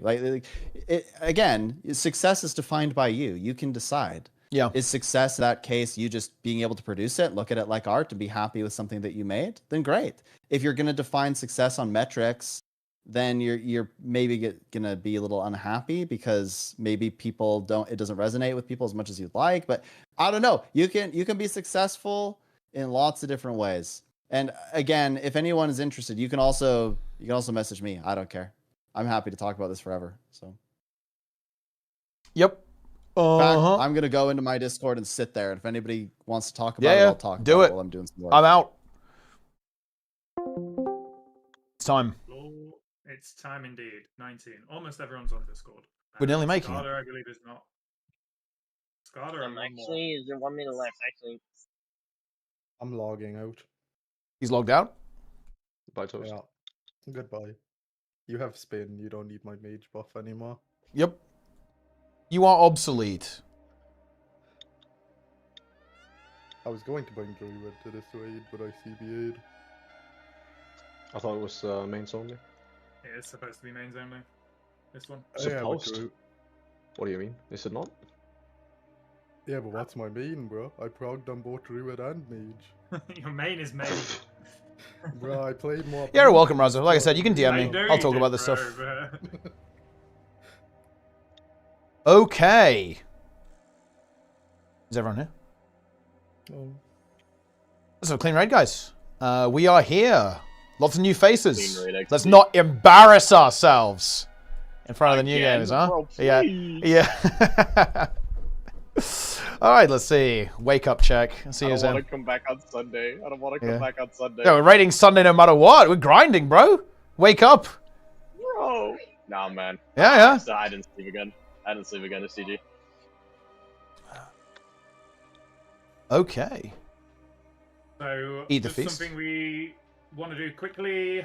Now, do we have everyone on Discord? There's 21. Is Scarter here?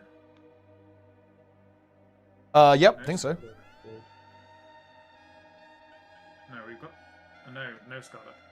Bring him in. The Discord. So just quickly, obviously I am not raiding tonight. I am going on holiday. As I said in the announcement, obviously if you need anything, please contact another officer during the next week, unless it's like super pressing or is like specific to me, and I will try and get back to you between my drunkenness and hangovers. Some other quick things we just want to quickly do as well is just welcome Ben, Vez, and Relentless to the main roster. Claps in chat. Wow. When the fuck did that happen? Dubs and shit. Damn, my spot on the last boss is ever so fucking there. Holy. I've been doing quite a lot of organizational stuff today. Everyone's characters should now be on the alt split sheet. Sorry, on the alt WoW audit sheet. There is a new channel under Raid Hub for the alt raids. It is a sign out as standard. Sign up as standard, as opposed to where we sign out of our main raids. So if you are available, if you can just go quickly fill that in, just so we know who is there, so we can plan what alts are coming to which raids on Thursday and on Sunday. I'm aware that it will sign up both of your alts. Do not worry. We will work out which character is coming to which, because they are both going to be 6 out of 8 this week. Yes. Other than that, wait. There's only my druid and shaman there. Which characters are you wanting to bring to splits? Voker, monk, and there's 2. Maybe druid. There's Whatever else is good. There's gonna be 2 splits though. But like, because obviously you've got your main in one of them, and then 2 split characters. So which ones would you want to bring? Or whatever is good. Okay. Should I? So should Monk Evoker is something else. So you're not maining Holy Paladin next tier. No, unless they buff it. Probably not. Okay, so what I'll do is I will leave that blank for now for you. It will just have those 2 characters in, just as like a placeholder. And then as the tier gets closer and we are locked in for what we want to bring, just keep in contact with me, and I will update all the sheets then. The preliminary who's in which raid, however, that now might change with Zillion doing that, so I can't share that sheet anymore. But yes. Yeah, we'll sort that out. Let's play. We will sort it. Also, Scar to get in a EDC. Have a good raid, boys and girls. Indeed. It's going to be good. Have a good drink, mate. Yeah. I will be lurking. He's gone now forever. Oh no, he's lurking, Marco. Yep. Alrighty then. Let's wait for Skada and let's get to work. Can you put Mulan in group 2? I only see 19 people. Because Mulan is in group 5. Who we? Oh, yeah. Wait, who needs to get swapped out? There's oh, no group 5. Oh, No one. yeah.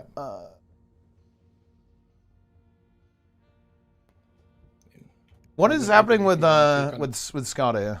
What is the situation? You can already do the groups for Cauldron if you want. Oh yeah, yeah. You have assist, Ace, by the way. You can cook. Thank you. What's happening with is this PC broken again? What's happening? Speak to us. Just doing a craft, I'm guessing. Yeah, no, he's offline. Ah, okay. Oh yeah, he's on Tethys. Okay. Bro, this is the spin craft. Yeah, they get crafting at 4 minutes into raid. That's actually very powerful. Yeah, he's getting ready, man. Yeah. All right, let us do a ready check. Bro, I can't believe I logged. Give the my buffs. Gotcha games just to wait. It's over.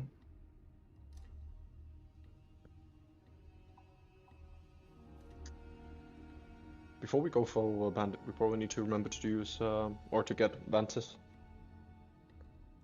Yeah, we can. We'll kill this boss and we can get a mount, pay to win mount, buy some Vantai. 5, 4, It's Ventuses. Oh, what the fuck? 1. Yeah, we are going speed mode. We're gonna speed run the raid. It's gonna be huge.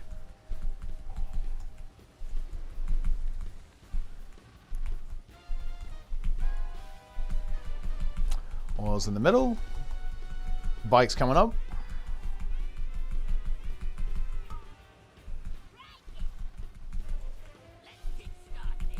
There they come. Nobody is slacking on oil today, by the way. What if you're American? Can you slack on the oil then? No, that means surely that means you're gonna go in all of them, right? Like, yeah, I'm worried about you dying to the soak, like being in them too much. Oh, I'm a DK, bro. Just say Yeah. it. Bro's invading for the undermine for the royal. Yeah. Although, you know, we're from the UK, so we're not far behind on that, to be honest. But you know, it is what it is. Probably the reason why Liquid won the race. True, actually. They were sponsored. Okay, next bike's coming up. Okay, remember, start firing the bikes in now. Get it to 1 stack, then we'll push it at 2 minutes. The soak here, I can't. Get in the soaks. There's a bunch of bikes, guys. Someone send the bikes in. The bikes are there. Activate them. We have no oil currently. Wait, put those in the middle if we can, guys. Or at least one of them. Well, yeah, I'll try and like move so they go through it. We have one. Yeah, it should be fine. Yeah. 2 bikes in need oil. We actually need to go quickly here, guys. We've somehow trolled this. Yeah. Blow these up, guys. Blow these bikes up. Get in these soaks. Get in these soaks. Get in these soaks. Put the bikes in. Send the bikes in now. We need 3 bikes. We need 1 oil here. Wait, I think wait. There's 1 bike over here. Send the bike in. Wait, we actually dead? Guys, come on. No, it works. It's fine. Okay. Holy. Just use a bit of a defensive here. Yeah. Listen, we would never wipe the Vexy. That's not something we would ever do. Ah, never. Never. It's not a weekly occurrence. Kill yards.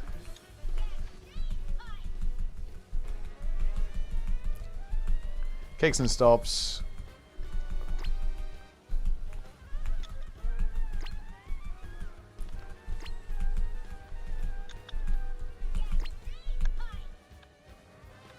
Couple of repairs went through. You know what? That's fine.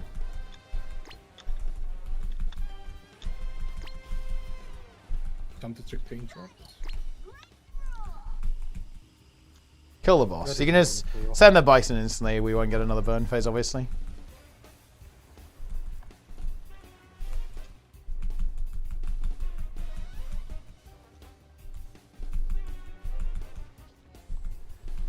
Guru's 6 million DPS. Yeah, that feels good. But did he do a single mechanic? He's playing Org too. I picked up like 3 oils. Yeah, wait, what's up with this, Relentless? I don't see you on the meter, bro. Oh, he just appeared. He appeared. Yeah, I'm playing the bad spec routes. I'm like, yeah, I'm nerds.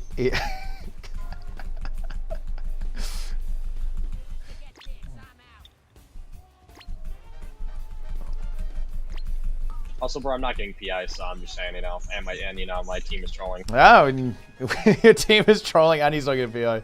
True. Yeah, what can I say about it? Okay. All right, let's move on. Let's go Cauldron. I only assume like 200k more single. Actually, wait, real quick, let's get a pay to win man actually and buy a Vantis if you haven't got one, guys. Real quick. Get back over here. Pay to win man. Any Blizzard shills? Yeah. Any shills? Any get shills? Vantis. Get Vantis if you need a Vantis, yeah.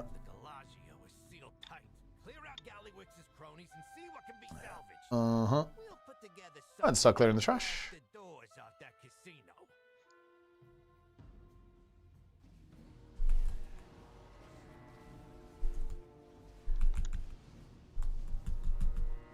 Why not skipping, I assume? No, we'll just do it in order. Shotty.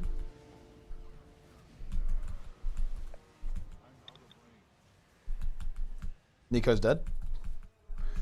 I've died. He didn't make it. Wait, what are these? Wait, we pulled even more trash. The mobs are moving in. Wow, I guess no one else wanted them to, yeah? I love getting mail loot so much. Just death's right, bro. Bro?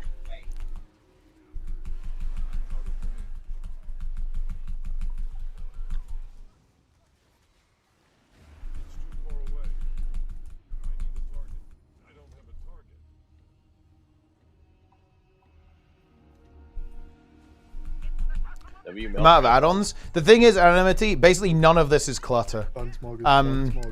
There's actually not a lot going on here. To contextualize the guild systems, this is just the squad UI. This is the skill bar. This is the target bar.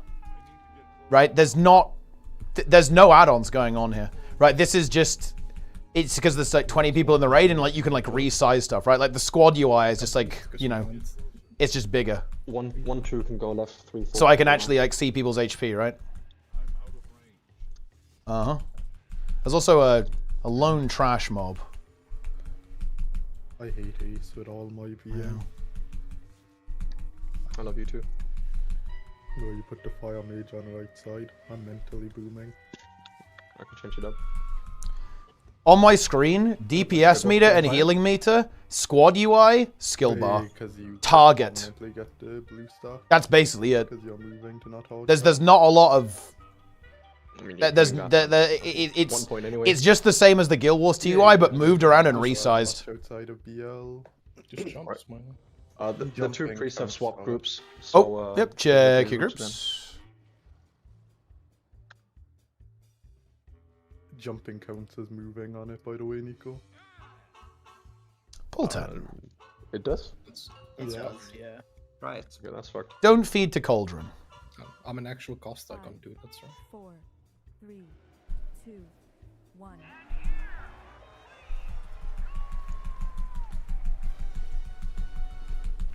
Do the toys after the bomb.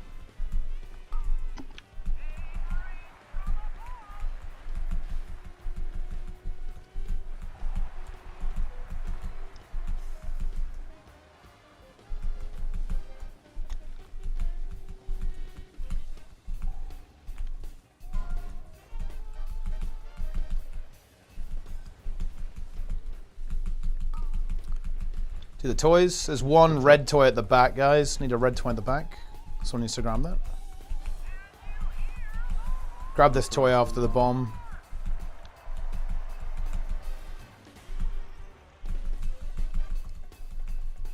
Oh fuck. No, hit me. That's fine. Popping. We're good on toys.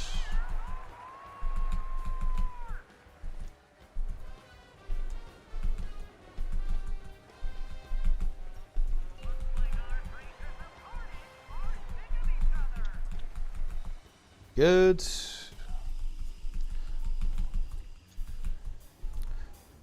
No Guild Wars 2 today? I mean, I already played it.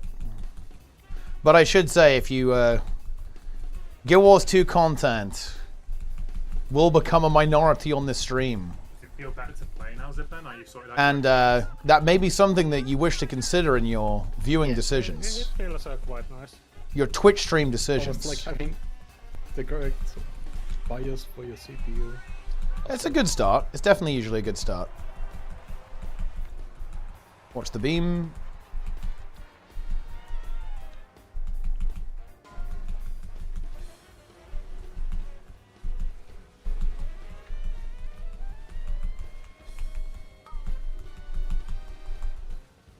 We have a red toy very far away. Grab the red toy. It's by the entrance.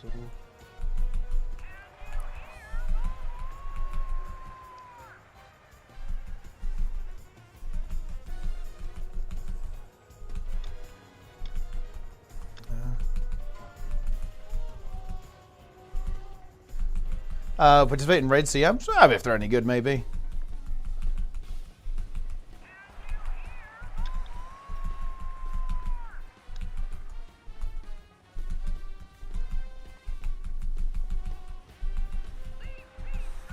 Really depends on the quality, really.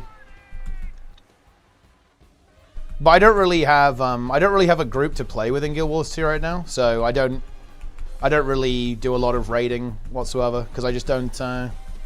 I don't have a team to play with.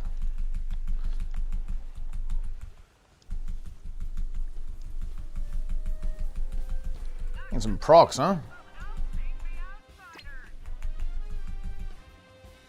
Can just kill her.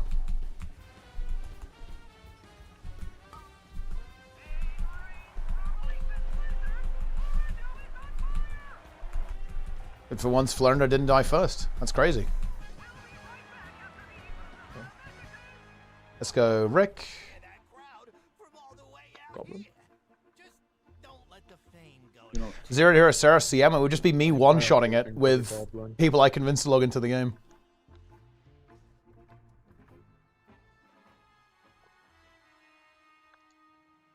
The thing about stuff like that, Pessimistic Pando, because I kind of ran into this. Like, people are not willing to put in the work, and I don't really find it fun to engage in that way. Like, the way I see it, if you want to do Sarah CM, so much mythic transmog. you should not even, well, okay, if I was gonna do Sarah CM, right, I would not even enter the raid until I'm hitting benchmark DPS. Like, that's kind of like the level of effort I would expect from people looking to do that. Man. And to be honest, anything except that, it just feels like I don't want to, it just feels like I'm forcing people to play, you know? The reason why people Sarah struggle with, I think raids, honestly raids in general, is people don't put enough effort in. I'm pulling. And I don't want to have to like drag people through this and like force people to practice. Or like, or just like make people something do something they don't want to do, right? I just don't want to do that. It's not fun. Oh no. Dead. Blood Decay in Season 3? Probably not, actually. The other tank in the raid is probably going to be playing Blood Decay. I don't know what I'm going to be playing. It might be Paladin, potentially. Or Bear. I think the two like most likely candidates for the raid. Because Druid buff. Druid buff and Paladin buff, Devotion Aura, are probably going to be potentially kind of in question. With where else you might get those from.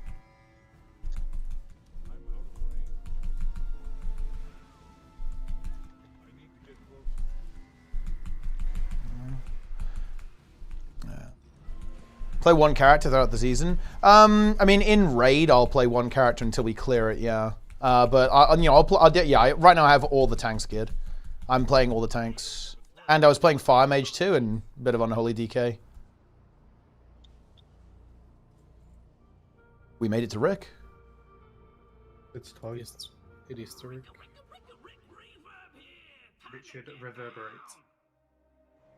How should we actually do it if nobody knows it? It's just blind prog? Well, I mean, you can make it blind if you want to, but you can just also like look at kill videos, look at VODs.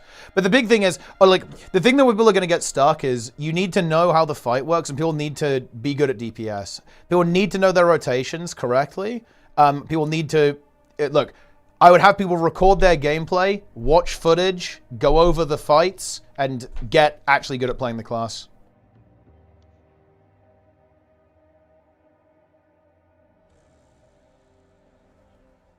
$20-hour-a-day grunt to Sarah CM. I mean, you shouldn't need that. Like, Sarah CM is, if you do proper prep, it should be like less than 10 hours.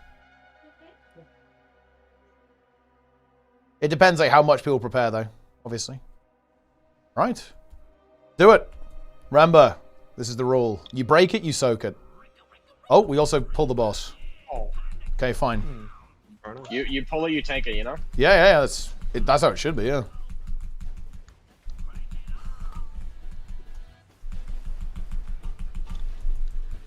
A little bit cooked, but that's how it is. How do I dodge this? Too close, need to move it, careful. Charging. Too close, too close. Kill the ads, ready for the soak. Get in the soak. Good. Right, help out the healers here. We'll be taking some rod damage. Yeah, there's a bit of damage there. Get the break, immediately drain it. And healers deserve to pause too. There's 4 of them. I don't think they are passing it. That's true, yeah. I don't think you can say that, bro. Guys, we're going to need to stand in every AoE to help the healers pass. Yeah, I'm not moving. Okay. I mean, why would we even soak in the first place, man, you know? Yeah. Just don't drain anything yet. Let's just not kill barrels either, you know? Yeah. Let them all go off. A challenge run. Yeah. Challenge run, holy.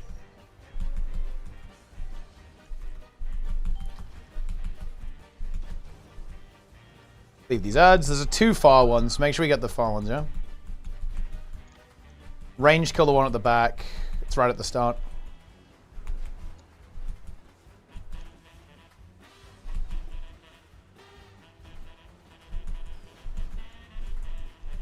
Dude, Guru's pumping. He's 1 billion DPS. Kill these. There's 1 far one. Make sure we kill the far one, guys. Kill it. Intermission. Okay, good. 4, 3, 2, 1. 5. Wait, no deaths. Impossible. That's insane. We're cracked. You want to bet? Yeah. We're finally Mythic Raiders. Yeah, we're ready for Mythic. We're not. Oh no! There's one. Keep him alive. Keep him alive. Grip him in. No. Yeah. Trial is over. Do you guys get that like epic distort from Relentless Might there, by the way? That was really intense. That was good again. Yeah. Bro? What is up with your mic, by the way, bro? Like when you were first in the raid, it was like crisp. Now it's just I don't know. Like it's well, not. No, it's cooked. That's because I occasionally turn on and off like the noise suppressions and shit because I'm stupid. To move past this, I think. Just keep it there. No, what the fuck?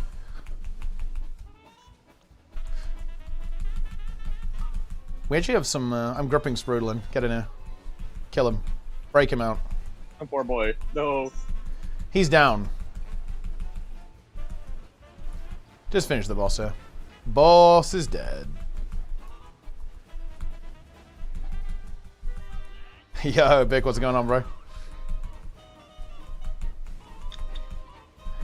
You coming back? You excited about the Gale shot in Guild Wars? Boss going low, bro.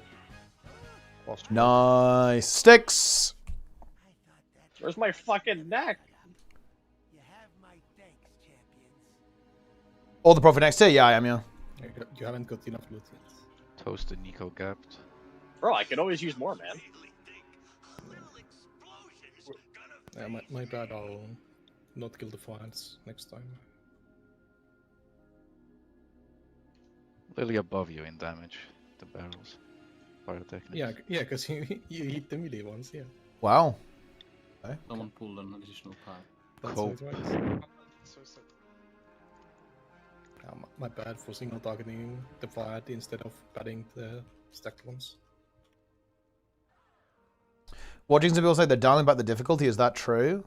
I mean, you can't really tell from PTR, in my opinion. I killed the melee ones, rolled to the lone one, and killed it. Because in PTR, it's hard to say. It's without the tuning. Bro, they're the best. I think the last two bosses are going to be insane. Like looking at Nexus King, I think we're kind of in for an Imidrisil style situation. I think the last two are going to be really difficult, but the first six might not be too bad. Like the first six, like are very, they feel very manageable, like mechanically, but they're probably going to be pretty aggressively tuned at least early on. We managed to pull so an entire Ugandan tribe. Mini boss is coming in. The dog is showing up, and the tribal leader apparently. Everything's here.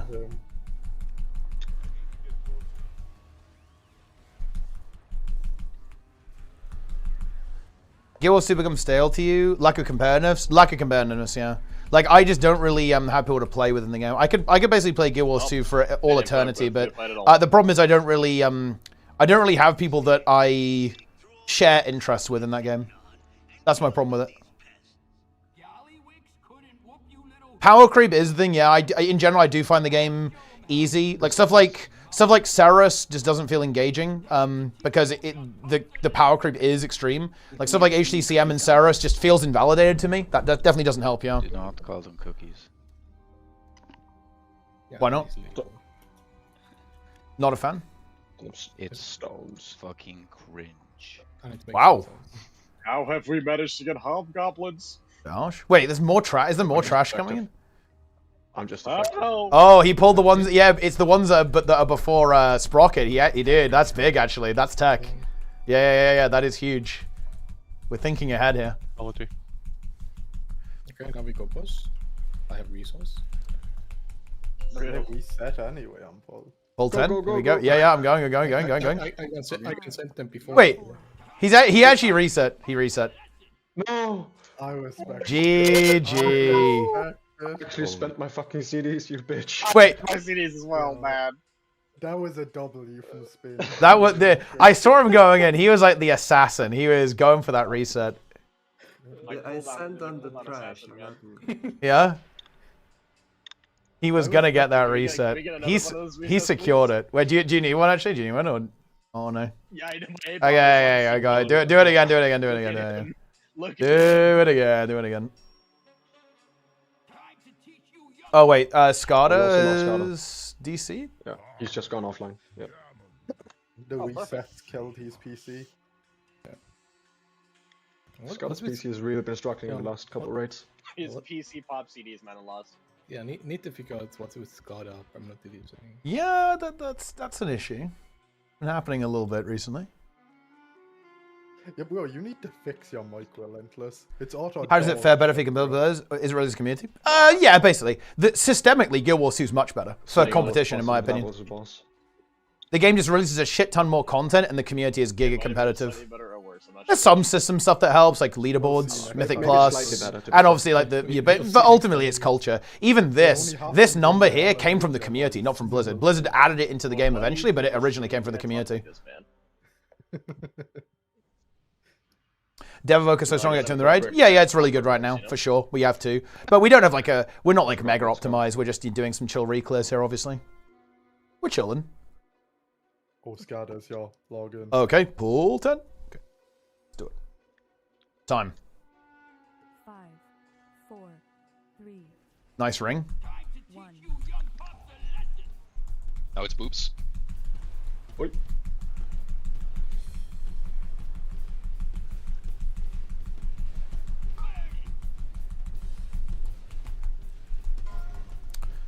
Don't die to the fires. Oh, what I'm it's over. Well, what happened? Every melee stand together. We need to stay warm. Do the balls, kick your scrap masters. How about you just do all 4 split runs tonight? Yeah, I mean that is an option. 3 hours. You want to practice for week 1? Oh yeah. Dude, he's hyped. He did. I don't think Ace even wants to do Mythic. He just wants to do splits. He loves it. With him, bro. Splits are the real content. Yeah? I'm just a masochist. I love splits. He craves splits. Well, if I could do splits the entire cure instead of even progressing, that would be like a dream.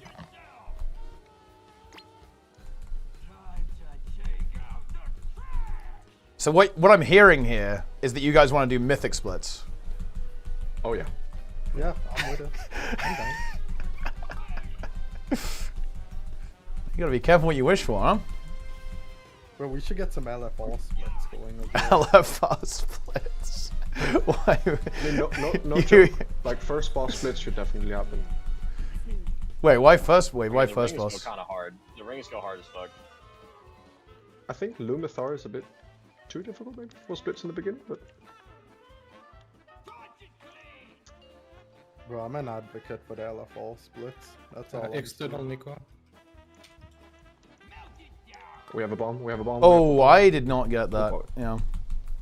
We all went in. It's over. Imagine Styx is not pressing impossible. AMS, Lamau. Why are people going to the post? Wait.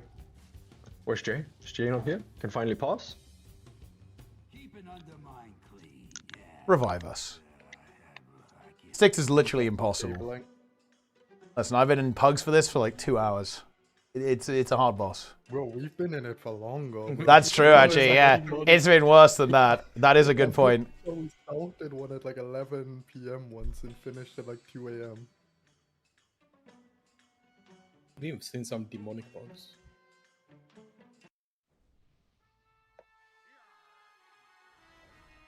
Wow, on PS5. I mean, I think console support's cool. If it goes too hard, if it can stagger, it's too easy. Well, the thing is, WoW does both anonymity X or O1. The key is just difficulty settings, really, and releasing a lot of content. Hooprate doesn't do mana either, right? That's like that's the big thing. Like realistically, Guild Wars 2 is never gonna happen. Like the game is too culturally set in, right? Like the only way to do it is Guild Wars 3. New keyboard, I hear a lot more than usual. It's because my audio setup's changed a little bit. That's why I need to mess around with it a bit to properly filter out the background noise. And I don't press evocation just randomly for no reason. Were you setting up to do cheese and then you forgot you were setting up to do cheese? Yeah. GG, Matt. My house of cards wasn't reset when we started. It's complete. It's over. We just don't do the ball mechanic? GG? No.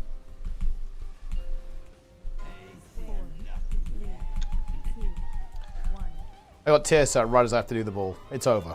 Game on. GG. GG. Fucking GG 5 times, guys. GG 5 times.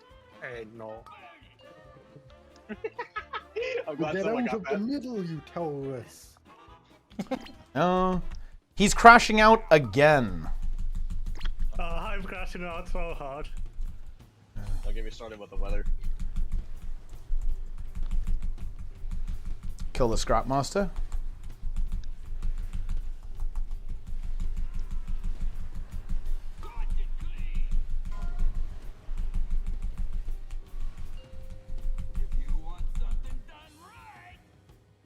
Don't stand on the gate too early. Standing on it?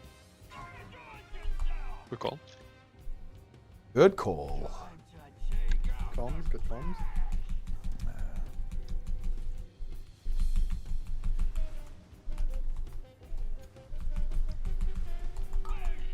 Watch fires here.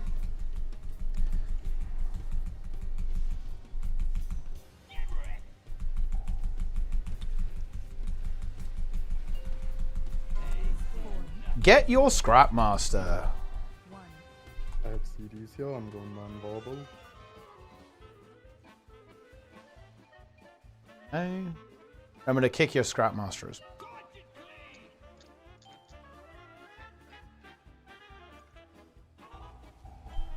Good. Have Abomination Limb. Get these kicks. Kill add.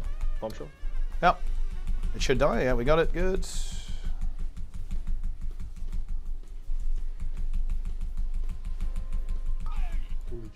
Watch fires here. I was batting crazy. Where this entire boss is pad. What is this Bro, cocoon? I only death coil. I'm ethical. What is this cocoon?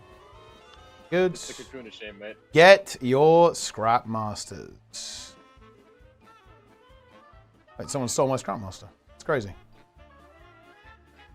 Yeah, I mean, you said to get this. You said to get your scrap master, bro. I guess I did. You literally said your scrap master.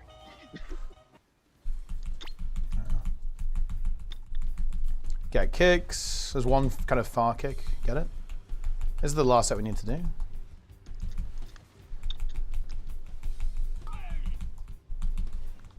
Well, if I don't get this set, I'm actually like top DPS. I swear to you.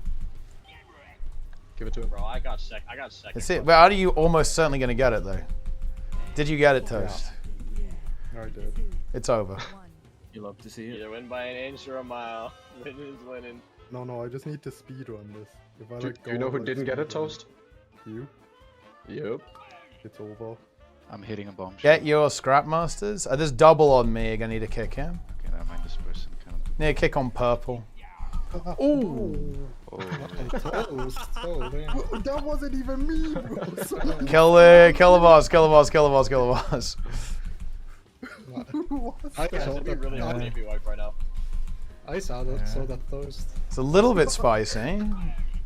I was coming to boss and just got slammed into, bro. I got like rear-ended. Nice. Alright, let's go 6. Growth insurance just went up 3-fold. Legit, bro. Holy shit. Add grog. Boom. How the spell is arcane on this boss spin? It's fun. I mean, it's the only good boss. I think there's also an important thing to point out here at Anonymity X012. Right, people say that Guild Wars 2 is good for new and returning players, but so are the other games too.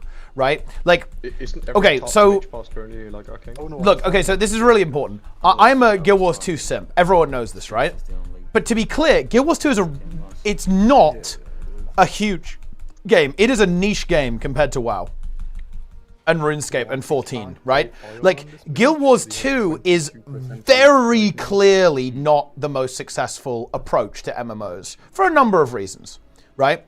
But it is like people say, oh, WoW is horrible for new players. Why is it the biggest MMO then? Like, why is it doing so well, right? Like, why is the game on a big upswing, right? If it's so horrible for like new or returning players, why is it doing so well? Why are people so positive about the game right now? Like, if this is the case, like, so, like, don't get me wrong. I actually do think that Guild Wars 2 is really nice systemically. I'm a really big fan, but there's something going. There's a disconnect, right? Like, people are pretending like the other games aren't also really good for like newer and returning players. The numbers just don't add up, right? Like, the numbers simply don't make sense. I mean, I didn't prog Sulk. Yeah. My guild disbanded as soon as we Mythic Plus ratings them do anything for item or player rewards. Better rating is prestige. Better groups, hopefully getting better rewards. So it's Razor slowly dying. I'm not gonna lie, it's like mostly cosmetic, really. You do have to do like relatively challenging content to get good gear, so there is that. But at the end of the day, yeah, like the really hard Mythic Plus is just like, it's just competitive, yeah, just for competition. How's the raid? No, that's yeah.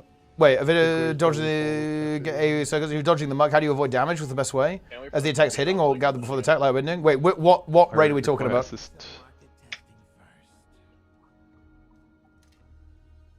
I've also only known. Give him the okay. You, congratulations. You know I've assist. Does it feel good to be promoted? How does it feel?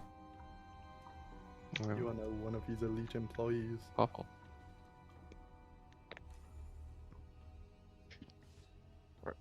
This is the first boss where we actually need to focus. Yep, let's wake up! We actually have to do mechanics, if you can believe it.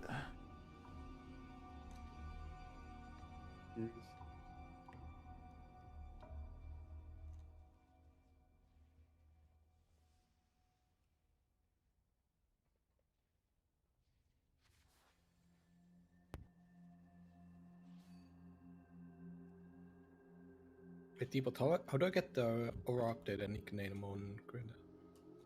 You just have to, on the name indicator, add, it's in miscellaneous aura updater. And then just add that to the priority. Put it the priority above the name. It will do it automatically. Okay. That's about right. Oh wait, why is Skull over there? Should not be. I've moved it. I humbly request the cloak. You're not getting it.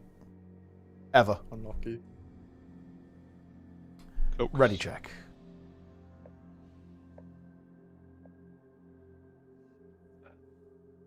Why would benefit a lot more? Gale CSO leveling system? I actually don't think so. People like the number going up in this game. In general, people like it. He's gooning. He's dead. Well, Boone had to be one of the best trinkets ever introduced. I fucking love booning. Where Boone is based. Full time. Weave torch. Weave torch is where it was at. That is a good one. Wait, wait.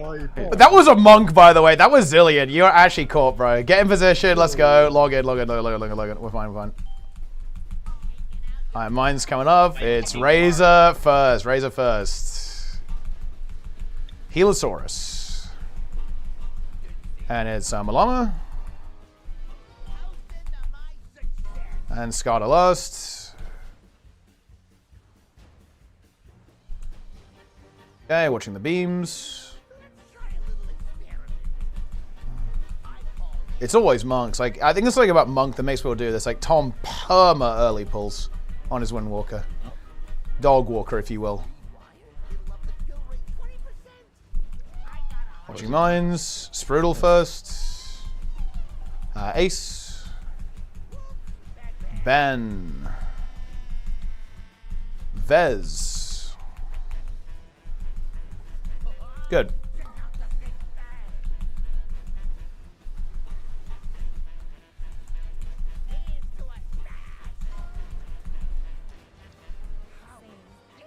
Swap if you need to. First is going to be Toast. Nice blink. That was clutch. Spin. Relentless. Oh! Oh, he blinked back onto one! That is No. Alter time. No. Oh, is it? Yeah. Right, reset. I'm not even in the note. I fix. Oh yeah, what? It's true. Put him in. Place him into the note. Wait, what actually happened to that, Toast? What happened? I ran out and I put alto time as I was blinking, and the bomb spawned on my alto, and I didn't have a cancel aura for alto time, and I couldn't find the buff in time. Nice. Yeah, guys. Type /cancel our alter time in chat. No more trolling, okay? No more pulling early for no reason. Okay, I know you want to have half a GCD extra. Listen, let's not do that. We look, very important skill to practice for next tier, guys. How to avoid tilting the entire raid. Oh, that's Druid buff as well. Yeah, don't worry. It's a mistake. What's up, Spin? What's up? Are you ready? Nope. Are you orbing? Are you orbing, bro? I wanted to ready check, so don't worry. How many Spellfire spheres do you have, Spin? And tell us about that. 3. He's getting there. This is on you, to be fair, Spin. If you had a res immediately, you would have had your. No, this is on the early puller. I was reviewing the footage. Oh. Well, there you have it then. I bound a cancel aura all the time, so we're safe now. 2, 1. Get in position.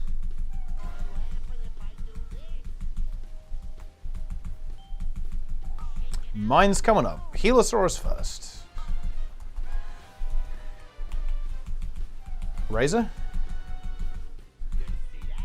Scotta. And finally, Malama. Watching out for the lasers. Beware the beams.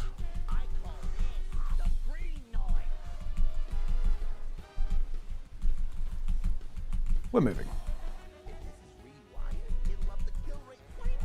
Ace first. And Sprudel. Vez. Ben. Watch out for drills. Little close on blue. Watch out.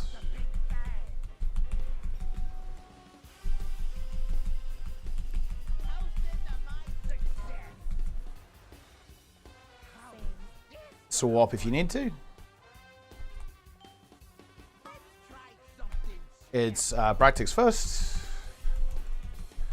Spin. Zipper. And Grok last. Drills on blue side, watch out. Be aware, guys. Be aware.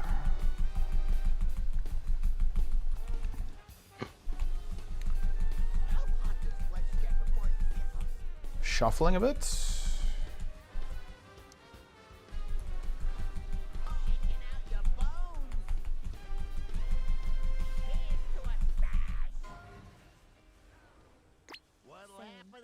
Swap if you need to.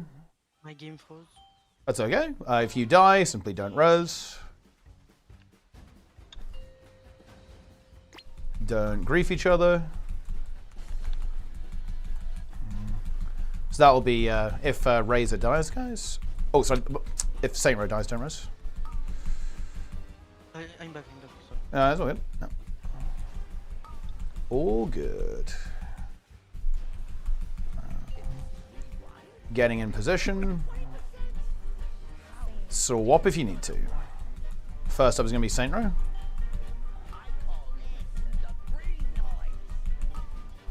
Saint Row coming up. The Zul on second. Zul on second. And it's going to be Helosaurus.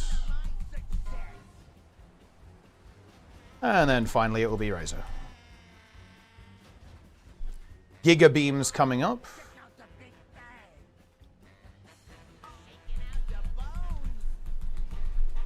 Ready to move boss. Watching mines as we go across.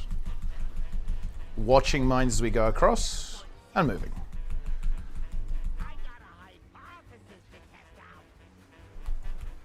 And mines as well. Relentless second. Add Scotta. And then Malama last. Watching beams. Watch the rockets.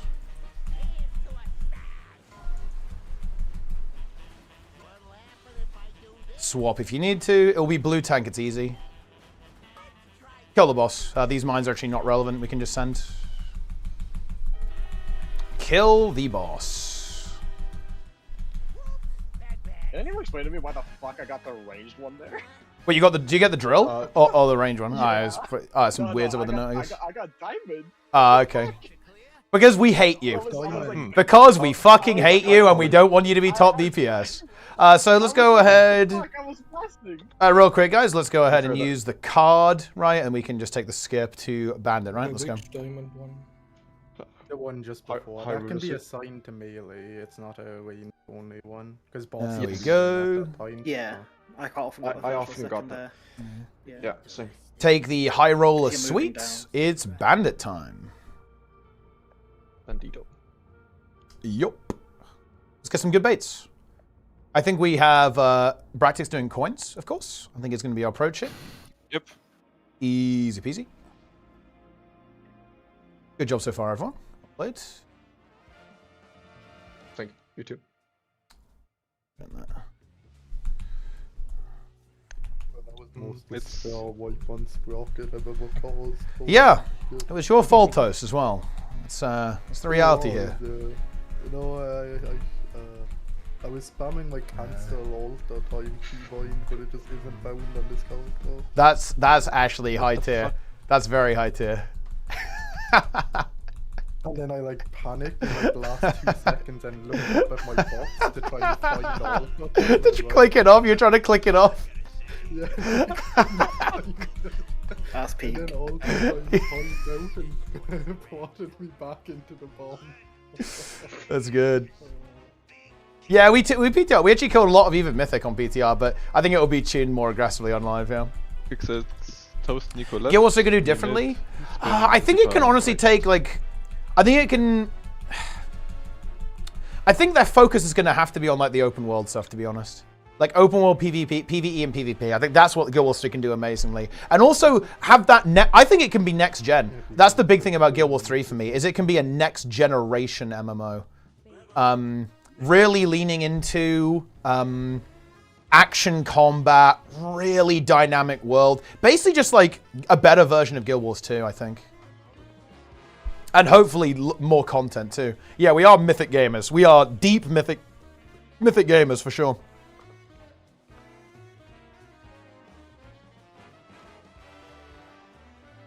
Yeah, that's what I'm feeling for Guild Wars 3. Like, really give us that next-gen experience. Beautiful graphics. Right. Oh, yep. Are we using the Dispel macro? Yep, yeah, you can use it. Our healers have got eagle eyes, so that you don't have to. If you haven't got it, it's not a big deal. But yeah, if you pop it, you can. That's absolutely fine. Yeah, that will. Yeah, everyone's got that equipped, so you can use it. Usual stuff, guys. We're baiting coins, kind of towards purple. Yeah. Just big hits on Skull, yes. Don't greed with it. Don't be Papega. And then obviously dispels over towards kind of ping side over here. That's the approach here. Let's do it. Ready, check. Focus the ads. Put the coins in. Do mechanics. We're doing 4 sets, right? Like that's the strat we're going with. It's going to be 4 ad sets. So yeah, there you go. It's going to be damage. Damage first, then electric coil, then it will be flame coil, and finally bomb coil, then P2. P2 position, we're going to start around ping, baiting the coil, then moving very slowly in that direction, right? Like not moving much after every coil. Just going to move a tiny bit past each coil on that side over there. That's it. I think we are ready. Let's do it.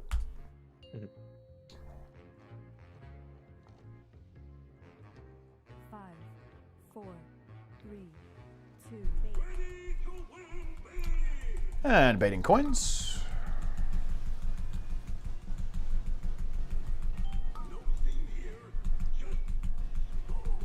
Ads coming up. It is left and right.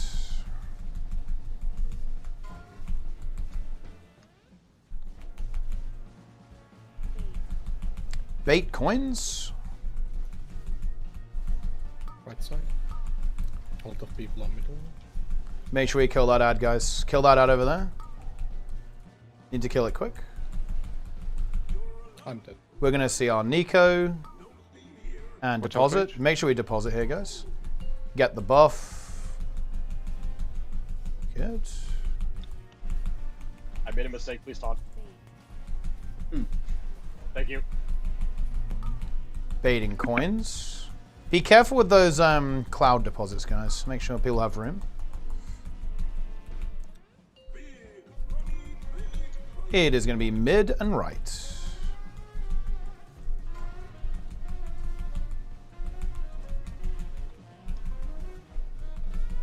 Pumping these ads, watching the coins, guys. Be aware. Kill the ads. Bait coins.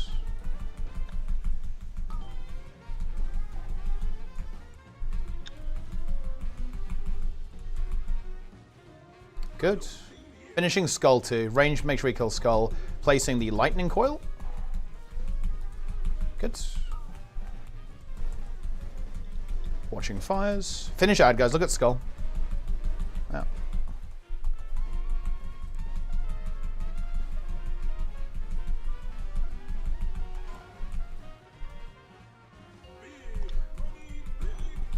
left and mid. Baiting coins.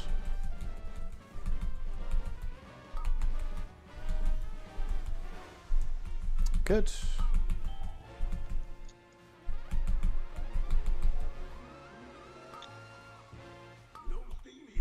And finishing off the last ad, the flame coil is coming up. Ready for the flame coil. Make sure we deposit. 1 second. Good. This is the flame coil. Watching flames here, guys. Painting coins. Shield, by the way. Oh yeah, we need a coin right side. Okay, I'll throw the next one. Yeah. You good? Do we need these 2 coins for next set though? I think we might. We do. Yeah. So don't send them yet. One's going in. Yeah. It is We're just- right, left, and right. Should be okay. Bait coins.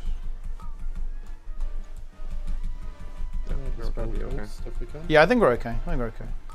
We are gonna be. Watch fires here. Watch fires. Watch fires. Kill left round. Good. Make sure we deposit here. Ooh, we missed kick. It's fine. Just press something, guys. Help the healers. We can CR in a moment. Well, not in a moment, but we can at some point. And this is the bomb coil. Good. Perfect positioning. Love to see that. Watching bombs, guys. Do not press Abomination then. Yep, here's phase. Lust. Oh, man. Toast, do you want to explain your death here, bro? I mean, look at all the clouds over here. Why are they here? Baiting coins. There's some fat Past the coil, guys. Just a little shuffle past the coil. Fire debuffs. Make sure we get out with those 2. Watch those ads. Make sure we're nice and close. Nice and close to bait the coil. Moving past. Moving past, guys. Watch out for that coil. Out with debuffs. Whoops.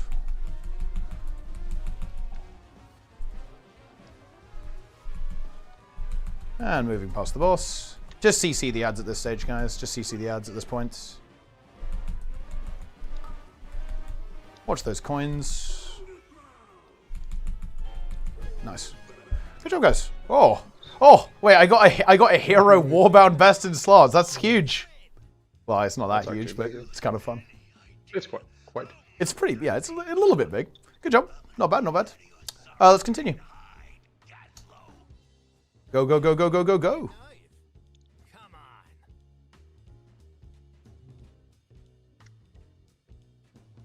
Yeah, Guild Wars 3 will be massive. Yeah, I need to talk about this in my Guild Wars 3 video. It's my fault for not making it. I kind of have made it, actually, I just haven't released it. People are missing this. Guys, ArenaNet is shooting much bigger than Guild Wars 2, in my opinion. Much bigger than Guild Wars 2. Guild Wars 2 it's a really successful game, but it's not a massive game, right? ArenaNet are looking big, in my opinion. They are looking to make a massive splash in the MMO industry. A really big splash. They're not fucking around. The amount of players they can get, like recruit into the franchise by making a really big, massive launch is way more than the people who are currently playing Guild Wars 2. It's not even close. They're not looking to like convert Guild Wars 2 players to Guild Wars 3. They're looking to get a new audience in my mind, or that's my like kind of thought process, right, on this stuff. They're looking big. They're going big picture. We're not thinking just, you know, oh, you know, we'll be like another little MMO. It's going to be great. It's going to be cozy. No, ArenaNet want to challenge the industry. It's a vendor. That's the kind of company ArenaNet are, yeah? No, he means the purchase. Dead? No. Guild Wars 2 is not dead by any stretch of the imagination. No, of course not. How feasible is it? If, honestly, if anyone can do it, it's ArenaNet. Actually, Galesourus? Oh yeah, the set ones that you could create can roll torcheries, but the ones you buy from the vendor can't, like the Koyos. Hey, if I play hard enough, it'll give me leech. Guild Wars rolls, it's not even close, and I say that as a massive fan. WoW is dwarfs Guild Wars 2. loves to leech. But that's not a bad thing. That says nothing about the quality of the game. Guild Wars is a fantastic game, but nah, it's not in the same universe as World of Warcraft in terms of player base. Was it Decay? Or like raw numbers, not close. Yeah, I guess we probably should. I mean, it's harder than Galley, right? I don't know, man. What happened last week? And you can say over Galley if you want to pause, but yeah, this one's definitely the harder boss. Might as well. Bad last week, so. Well, yeah, you know, listen. Sometimes you have a little bad raid. You know, it happens. That's fine. I was just saying, pick your poison, which Phantomantis. Yeah, listen, look, we're on a spin. Why are you so negative, bro? We're on a roll today. We're farming. I mean, We're destroying. We're actually destroying every boss. No. At this point, we could do 2 activities, bro. That'd be sick. We could. Honestly, we could do it. We need to figure out stuff, right? Oh yeah. Wait, who's in the immunity soak right now? Right now it's Spin, Toast, Bractix, Ben, and Saintro. Okay, so we can have Vez do the second mindset then, and we just need to figure out the first mindset, right? We need 2 minds done, basically. One with Bubble, one with Bob. Oh yeah, I could do actually. Although you take fire damage. I'm not sure you can do it with Bop. Okay. On its own. You don't actually need immunities for the immune soak. Yeah, you need to be tanky, right? You just live it with a DR, so you can move like say Ben or someone out with Nether Wall. Guild 2, nah, not even close, Dramouth. Not even close. Not even close. Don't get me wrong, I love Guild Wars 2, but WoW is. Guild Wars 2 is maybe like top 5. But like Guild Wars 2 is bigger. WoW is bigger.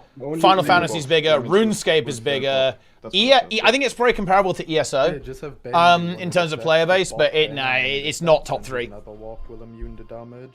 It ain't top 3. Not get knocked away. Yeah. Bop like stops. Yeah, the closest anything's been to WoW is 14, and I don't think it's close to anymore. Damage, right? So that's fine. Yep. So you want me to Divine Shield first or second set? Or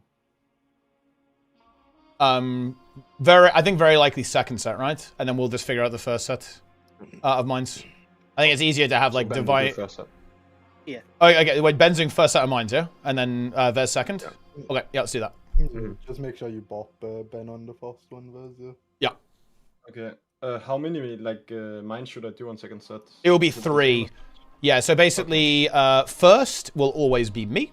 Then it's going to be Sarah. And then you will do the last 3 mines as well.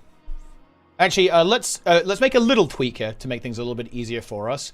So when we get the second set of mines, Sarah, let's just move like halfway down the room, spawn the mines, and then we'll go to the last set afterwards. Yeah, little tweak there. Make our ranged have to not move their short, stubby legs quite as much. Okay. Do we do the whole 2 minutes meme, or do we just Giga Blast? I mean, if we can lust at 4 minutes if people want to try that. We haven't done that, but we can lust at 4 minutes if we want to. I think lusting at 4 hours best. It doesn't overlap with But I mean, like hold the second set, because aren't we always lusting at 4? No. We lust at 3. We lust at like 3, no? Yeah. I think the missions are like 3 minutes. Yeah. I mean, do you want? Intermission ends at 4 minutes. Yeah, we could lust then if we want to. It'll be a little fun experiment, little fun meme. Let's see what happens. Yeah, let's lust at 4. So you can do you can do like 2 minutes twice, right? And then we'll lust third 2 minutes. Yeah. Ready, check. Alrighty. Get down to business. Log in. Log in. Oh, I have a question actually before we pull. Yeah. Because in the race plan, Tren was the anchor person. Oh, yeah. And he said that I am supposed to do what he did. So does it mean that I am doing that? Yeah. If you're comfortable doing that, that's fine. Otherwise, we can have Nico do it, who is crossover. Okay. Yeah, if you're fine to do that, that would be great. Yeah. Are you good? I mean, I can do it, but the only question I have then is like, do you do the 2 anchor people thing, or What should I do if I get a mechanic that requires me to? I'll stay there. Yeah. Yeah. Nico is the backup basically, and you just go ahead and call, and we'll obviously handle that. And yeah, you can just stay on the other side as well, with the mechanic. Yeah, you can just stay too. Yeah, both is fine.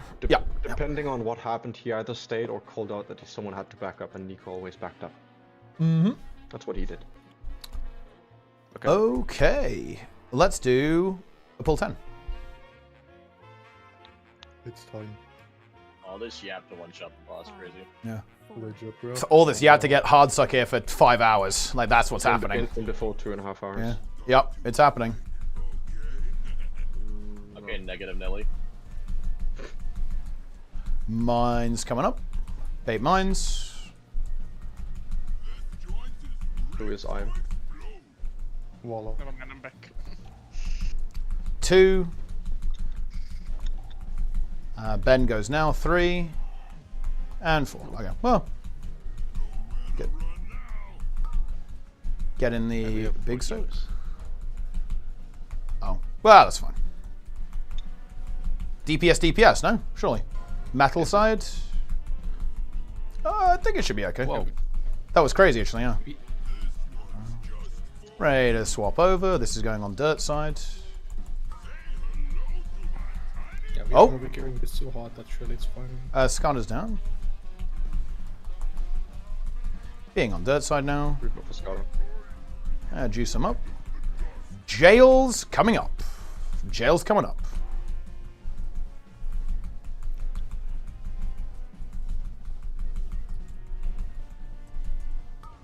Jails. I'm going to be moving the boss and going to the tank buster off to the side. Watch out. Be aware.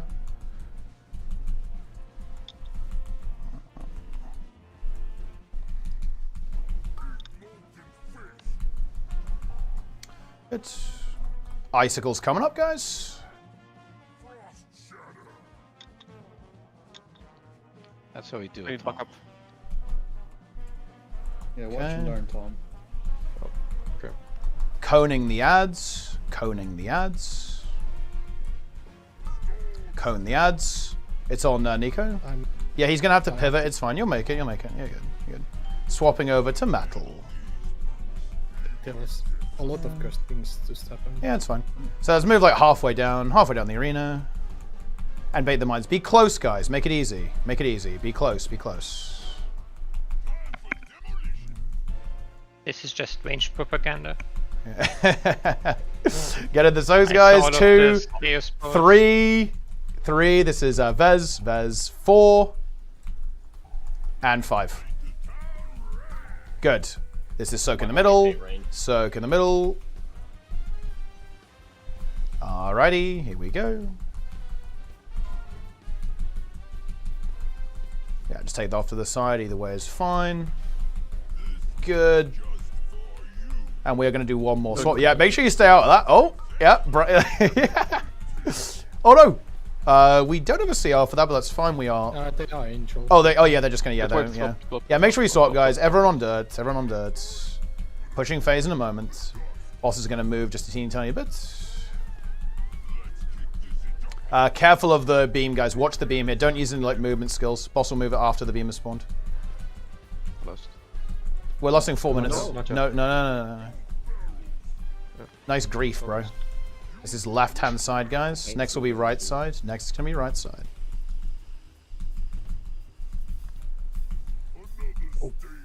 Right side. Right side.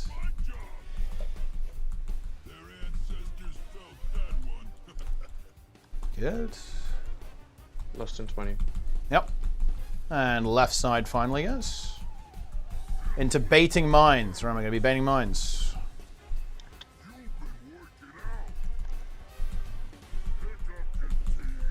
We're going to keep playing. It's fine. Am I assigned one of the souls? Doesn't matter. It will reassign. Yes. Back left. Bait back up, mines back right, back up. and move slowly. Bait mines and slowly move across. Lost now, yeah. And now moving past, guys. Ready to dip. Ready to dip, guys. Ready to dip. Dipping. Back right and back left. Back up. Oh, that is a pop. my God. Get in the soaks, guys. We have to go get those soaks. Oh. My fault? It is over. Fuck? How did that hit me? If they got slowed, it might have been desynced or something. Or maybe you're just bad. There is also that option. No, there is that possibility. Yeah. Quickly resets. No deaths in intermission this time, guys. I do not want to see intermission deaths. I do not like to see that. Play it safe, good movement, precise movement. Yeah, healer comp has like 0 externals. This just sack every time somebody gets the line. Huge. Yeah, GS works too for sure. I did it on Storm Fury before. Should I swap? Like I'm doing it on Storm Fury. If you do Storm Furies, we can just like have GS1, GS2. Sure, it's fine. Okay.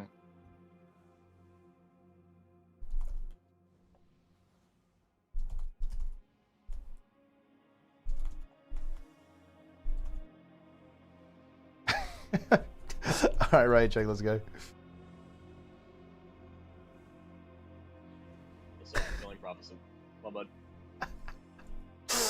Alright. Let's game. Toast, explain your DPS.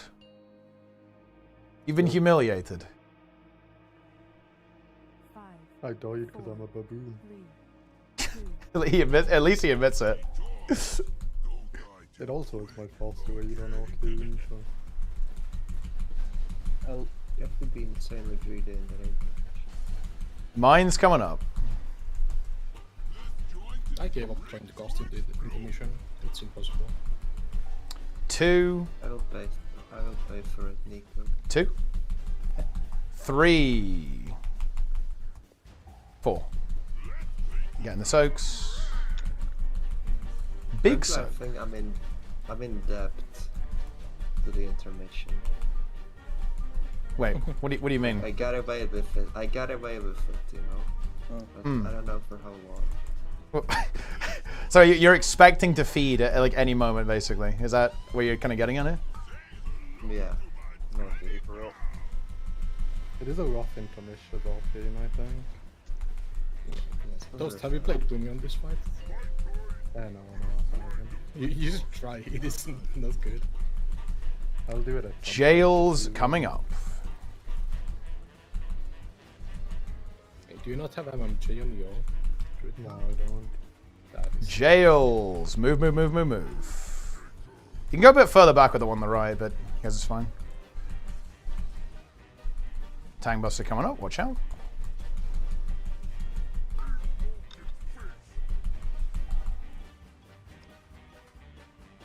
Okay, icicles.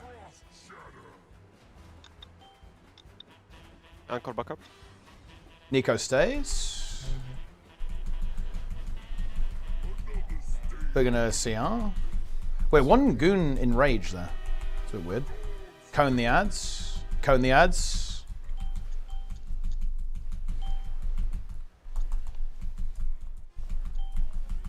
Everyone swap.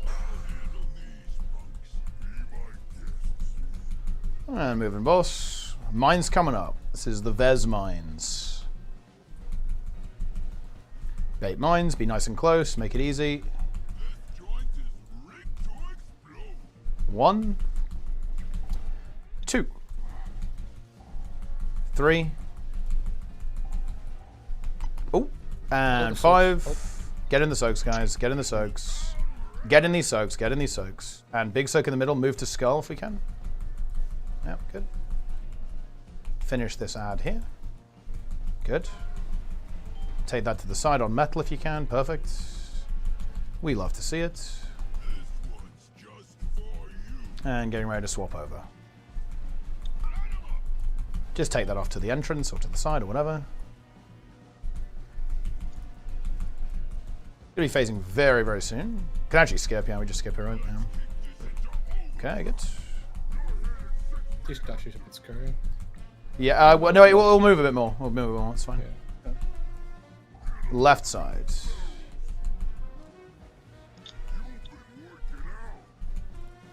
Good.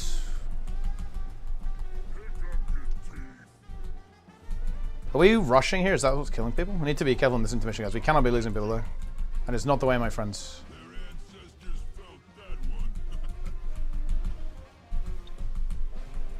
Okay. Left side is last. Left side.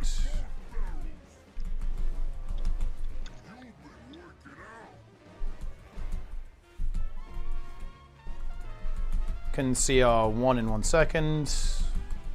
Try to bait the mines, guys. Try to bait the mines like towards the not near the middle, right? Get them away from the fires. And last. Stuff. And cross over. Oh, we popped. Mines at the back, guys. At the back. Get in the soaks. Oh, oh, guys, what are we doing? What was that? The first was just the cascading effect. Can we actually do our like who popped there? Oh, we actually need to figure this out. Me. Okay. And also, we definitely were moving too fast on the first rotation around the boss. We had 2 people die, 2 Sweaties on the ground. Yeah. Okay, this is unrelated, I think. Oh yeah. I didn't have the buttons I used to have because I died before and compensated. Like a movement skill. Oh, okay. Escalation. Yeah, so guys, remember when we do the intermission, make sure you're directly behind the boss. And be stacked together. Don't over move, otherwise you're just going to grief people. Griefing is illegal. Right, check. Getting that immune soak and then the tank buster thing, having no never walk or no defensives left is that hurts. Yeah, enjoy it. They're And look, hey, in the game. don't just don't die, bro. Oh, it's over, Spin. I'm just sending it. I'm just sending it through. No, I'm waiting, bro. He is mentally broken. Both of us don't have evil on full. It's over. Mines. 2. 3. 4. Big soak. 1 soak missing. Get in there. Good. That a blink? Oh my god.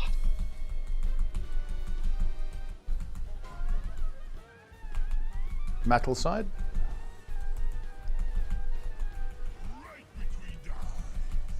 Dirt side next. Oh. VCR. He detonated. Rebuff him. I was supposed to get something. He got nothing. Jail's coming up. I even had a shield on that. Go, go, go, go, go. Go further. Go a bit further now, guys. Okay.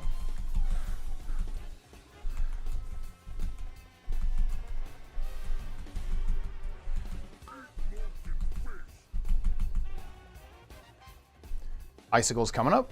Don't kill each other. There's a thought. Icicles. Coning the ads. Yeah, how many did we break on people getting knocked out there, by the way? Like, I was running back from the time. It was like every wall was broken on that side. What is going on? Are we playing just still out of the research? I mean, yeah, well, let's play. This is practicing for a boosting scenario. Yep. And by practice, I actually mean that Zipper and Zulon are sending us the gold after this. Mine's coming up. We're doing a very immersive practice session. Yep. 2, 3, 4, 5. Get in the soaks. Big soak in the middle. Finish the little ad. Metal side. Actually, this now you can say it. It's fine. It's fine. Bleed dispel me. Surely I have it talented. Bro, you fucking wait. Surely someone has it. What's that? Yeah, get over here. Wait, do I have to live the bleed for the rest of the fight? This is based. Okay. I mean, it must have been dispelled at one point, no? Yeah, because I only have one stack. Oh yeah, Zipper's dead. Yeah, he doesn't have it. You only have to hold it for a minute. Push phase, push phase. I know it's not a problem. No, I can live the rest of the fight, lads. It's actually not an issue. It's fine. Yeah, if you play clean, it's still just play. Left side. Don't overmove. No overmoving. No griefing.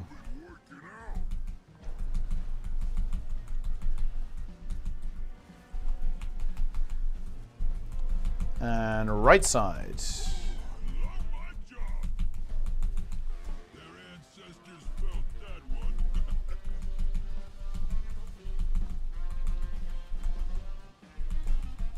Left side.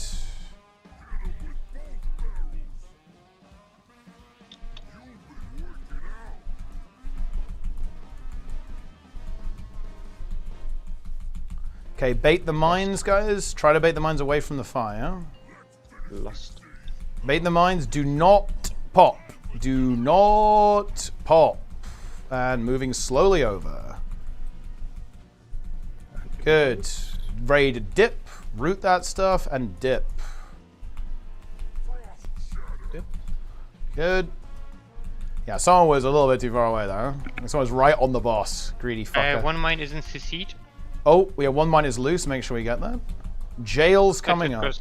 Jail's coming up. Leave a little gap. Yeah, so I can get knocked through. Perfect. It's good.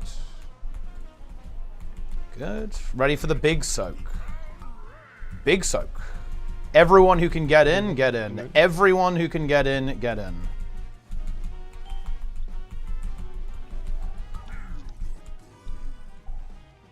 Good. And get ready to kite. Good. Cone these double adds here if we can, guys. Well, or not, that's fine. All legit, all good. All right, guys, watch out for the mines. Watch out for these mines. Run away. Do not touch those mines. Do not touch the mines. We touched a couple of mines. It's fine. All right. Little cooked, but okay. All right. We got there. We got there. We got there. We did it. Why is the pull we kill it to pull the boat and you spin don't have two guns. Yeah. This is a good. Yeah. Cooked ass pull is what it is. All right, let's go. Yeah, this is the pull I died on pull. My timers were so fucked, spin. I guess I should have. do a Sarge join into this shit. Yeah, I knew you had this thing. Okay, it is Gallywix time. How do people struggle with raids? The ArenaNet literally tells you how to do every mechanic. Because you have to execute the mechanic, Otis. Plunge. Like, that's so interesting people say this. Like, the hard part of fights is not knowing when the mechanic is happening, right? Is that the hard part of the raids? Like, knowing when it's happening? It's all about the execution, right? You play Sunfury on Galley, surely, right? Yeah, you get no funnel. Yeah. I think early in the tier, I remember looking and some people Push to the edge so we can hit it. Wait, oh, do we aggro it? Oh, no. Yeah. Okay. Oh, yeah, kill it. Oh, got gripped. Yeah. Oh, Yeah. fine. Wait, can we get a Can we get a warlock gate up there? Surely we can climb back up. Oh, I'm gripped. Yes, let's go.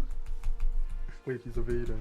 Oh, yeah, it's because I think well, it's because people are in combo with it on the platform, so now it's going to be really weird. We're making Well, I mean, it is taking damage, yeah. I have aggro on it. I have aggro now. I have aggro now. Okay. Yeah, it's good. My BOE is up there. How do I get my Okay, let's go over basic assignments. Is the note cooked? It's not. It is not. Cook the note. Note chef. It's being cooked. Yeah, okay. We will wait until the note is cooked. Then we will demolish. Les, do you want to continue just doing the third bomb? Or do we need him for the immunity soak in P2? It's probably easier if we have him for immunity, even just... Yeah. It probably is easier. I'll just take it then. Oh, YOLO pull position? Yeah, no, we have a little, there'll be a little diagram. We're a little bit weird. Basically, the player you're replacing on a little diagram will be in the note, basically. Sprudel's cooking it up now. There'll be an image posted in, like, Mythic General. Yeah, you can be in position for that. Boom. But I don't think I sent everyone yet. Yeah, just It's wait a been little bit. finally free from the slow fall job. Yeah, I'm happy to keep doing it. Holy, it's time spin, log in. Okay. The one mechanic spin had to do this thing. To be fair to him, it's actually very tight what he was doing on this boss. Yeah. I'm not he was saying... making it back to Cloud soak as well. Ben just doesn't soak. I'm not saying it isn't... Yeah, I'm not saying it isn't hard. So... That it's like... okay, also bomb assignments. I believe Bractix is doing Trends Bomb, which I believe... He's on second bomb, right? Is he doing second bomb? Yes, I'm doing the second bomb. All right, lovely. And then, is there any other replacement we have to make? Ace is here, so Ace is doing the Ace Bomb. Who are we going to have doing basically the Vez Bomb, the third bomb? That's me. I used to do the third bomb. Oh, yeah, of course, yeah, okay. Yeah, because that's who we swapped out for that. Okay, yeah. Oh, yeah, and then we're just going to have Ben, and Ben's doing Ben Bomb, right? Yeah, okay, yeah, we're fine then, yeah. We're good. Yeah. We're good. Okay. What is our spread for B2 left, right? Oh, yeah, we have a cook. Not yet. He's cooking. He's got his chef's hat on, cooking something up. I don't see much. Yeah, I think we're missing Helosaurus in the notes, like replacements. Should be in there. Okay, yeah, it's there now. Yeah. You are Hemus. Hemus. Reset the boss. Ta. They are keen on pull, actually. Holy fuck. Yeah. I'm guessing you pray a lot. Okay, we got to pull down. You wouldn't need anything. The thing is, though, it doesn't. How can I put this? It doesn't matter how good the telegraphing is. You can always engineer software to make it better, right? Does that make any sense? Like, small question. What is spin and who's J?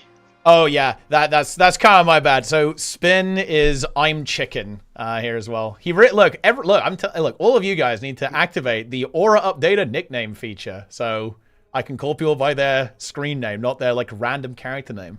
Do I want to be saying, listen guys, can we get an external on Smelly Bussy on Dimensius Prog? Is that what we need? Honestly, maybe we do want that actually. Maybe that's good. A name from my old build. Yeah. We had someone called Gaylord, and then he got. Oh no! Name, but Boy Rider was okay, so then he went Boy Rider. And we had a shaman called Manfong. Average WoW names. Yeah. So my mage was called Chemo Crab at one point.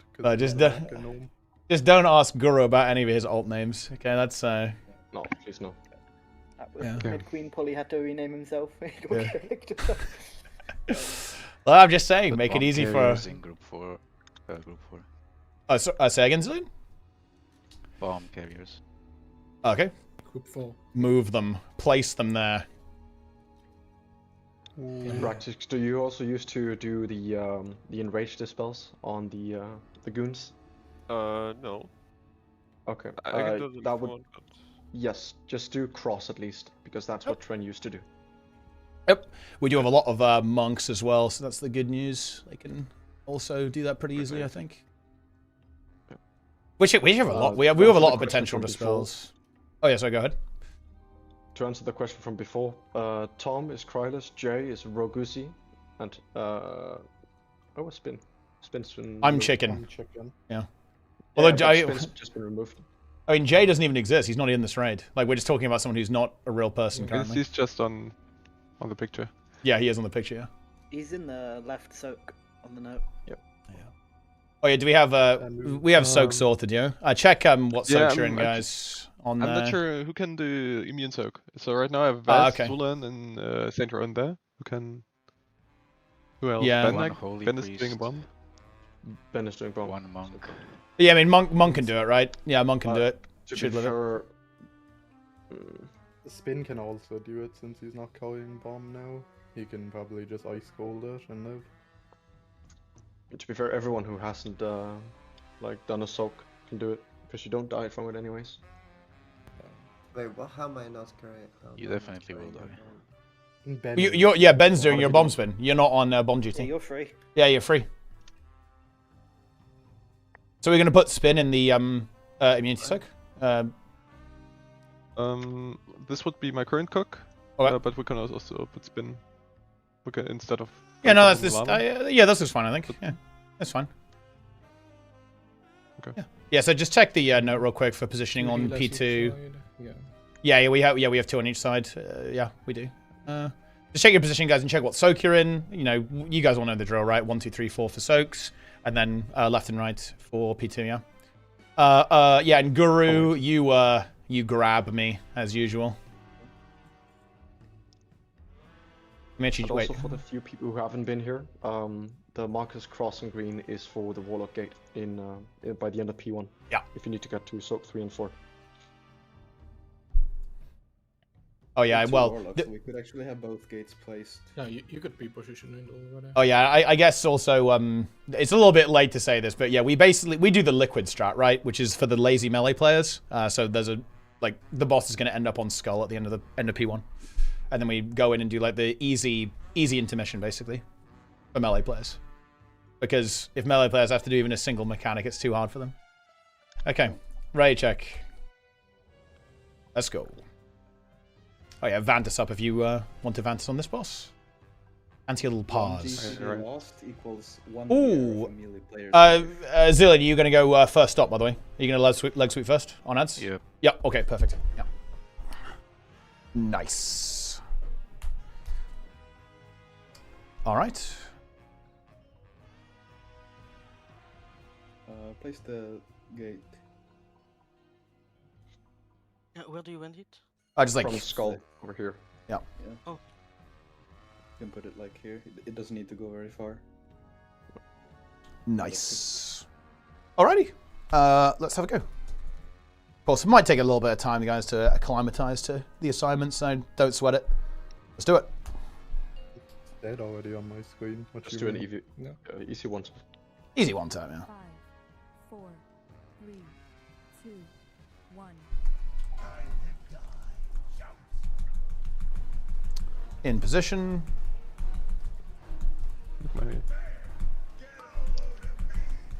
My inputs are being munched. He's coping.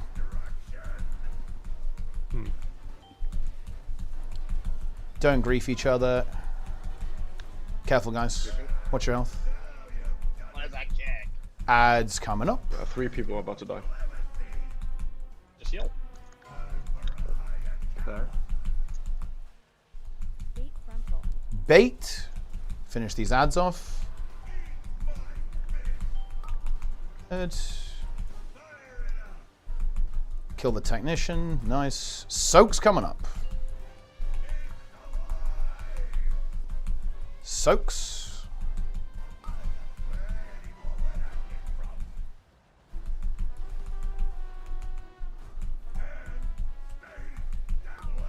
Good.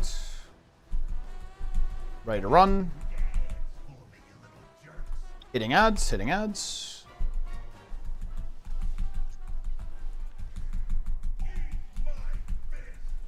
Good. Soak's coming up. Kill that technician. Into the soaks.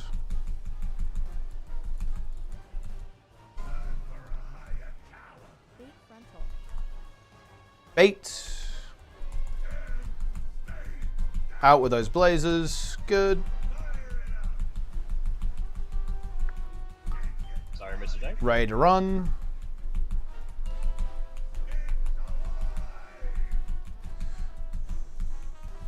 Soak's coming up. Get in.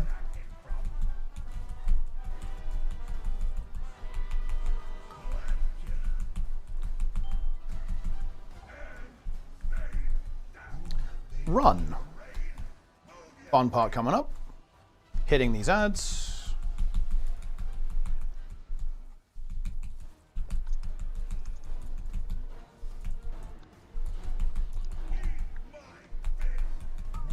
Good.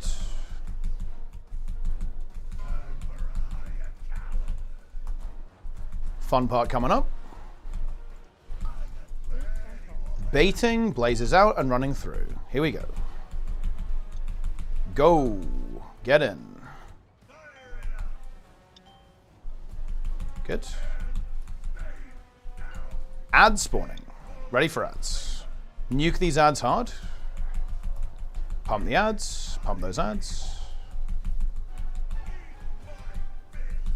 Lovely. And soaks. Soaks.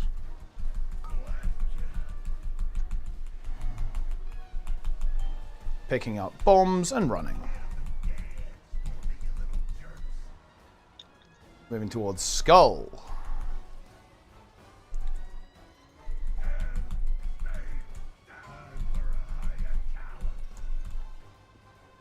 Good. Baiting frontal. Watching blazes. Out with those blazes. I'll grab one of the bombs. Soaks coming up. Help the healers here a little bit, although we're full healing actually. Very comfy. Intermission coming up. For melee, you can stick here and move in up to that spot. Yup. And go. This is leg sweep first. Don't follow the beam. Like. Nuke these ads. Kicks and stops, guys. Kicks and stops. I'll go swim on. Yep, we can grab that. Focus, range that. Into the safe spot. Range that far. Focus. Single warlock just to cast that. Okay, good. And it's going to be Sericide first. Here we go. Soak coming up. Remember, don't overlap, don't grief each other. Get in. Should be stuck on top of me, Brocktix. We should be on top of each other. Bait in the middle, stop from the post to me. Good. Run away. Run away. Maybe you can swap with me, Toast? I don't know. Yeah, you can. Yeah, we can. Play these spreads. Don't kill each other, guys. Don't greed. Let's go here.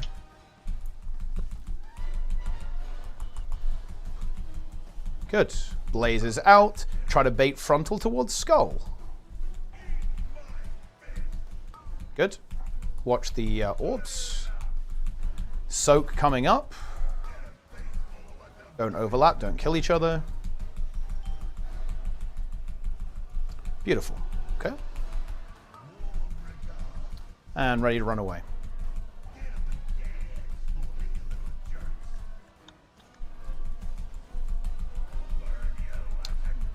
Okay. I think that's an angel scenario. We're all good. Play those spreads. And soak is going to be coming up in a moment. This is the immunity soak. Blaze is out. Immunity soak. Don't knock people off. Don't overlap. Good. Bait on Skull if we can. Not bad.